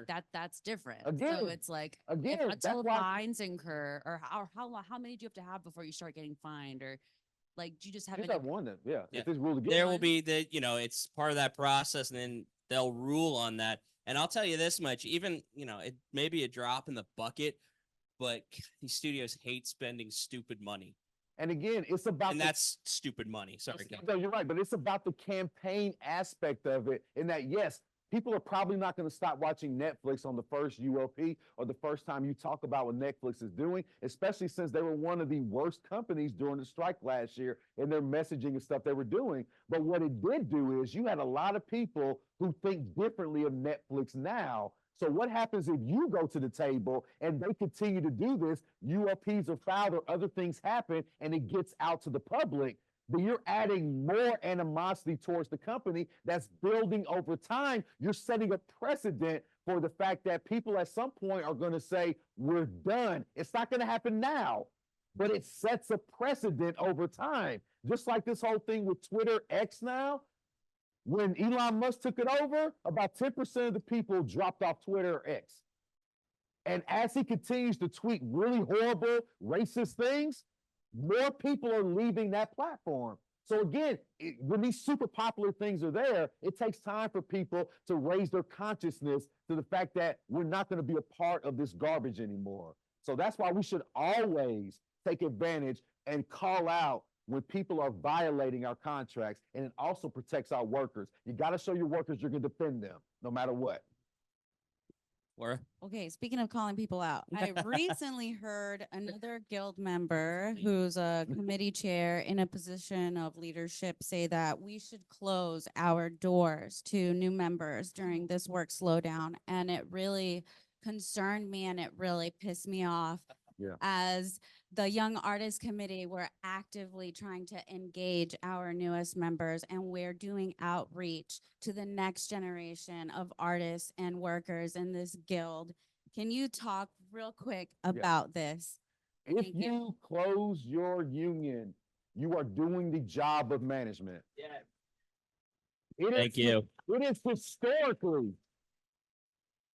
It is historically proven over 200 years, when unions close their doors to new members, those unions close. They're gone because it erodes the bargaining unit over time when you're not bringing in new people, and you're also sending people to side with the management in general. And typically those people are usually the ones who are the most affected by any labor issue, Black and brown people. So again, there's not a lot of speculation as to why they want to close off specific parts of your unions. We're just being honest here. It's really ugly and disgusting that they would pick those types of battles when you have a chance to really change history with this contract fight and bring in all these new people that are coming into your industry to be supportive and be there with you, that you want to cut them off at the legs and give management what they want, which is to kill your bargaining unit by stopping the number of people who enter it. It's not an easy thing to be a union member. You got things you got to do, but damn it, it's going to make you stronger. You cannot do the job of management. You're supposed to oppose them. So yes, I agree with you. It really frustrates me when there is no legitimate reason to not organize, because we saw the same shit in the 1800s when they cast out free people who were slaves. They cast out Chinese railroad workers. They cast out Italian and Russian undocumented people because the corporations told them to don't organize those people. Don't do it. Shut your unions off to them. And those unions got their asses kicked in the 1890s because of it. Don't fall into the same trap, because it's going to kill your union and your industry. I promise you. Hard one to follow, but I will say this. Every person deserves dignity and respect on the workplace, and a union provides that dignity and respect. Any member who says anything different, I have no time for. It's not a friend of labor. And so what we have to understand is our mission statement. Our mission is, together we rise, as my shirt says, growth equals strength. Everybody deserves that dignity. Everybody deserves a union. And we need to strive to make sure that we're bringing in everybody who wants who values their work and who wants everything they deserve. I see the hand. We're a little bit over. We might need to save that if you can come to the reception after. I want to thank everybody for attending today. I want to thank Gus for his amazing.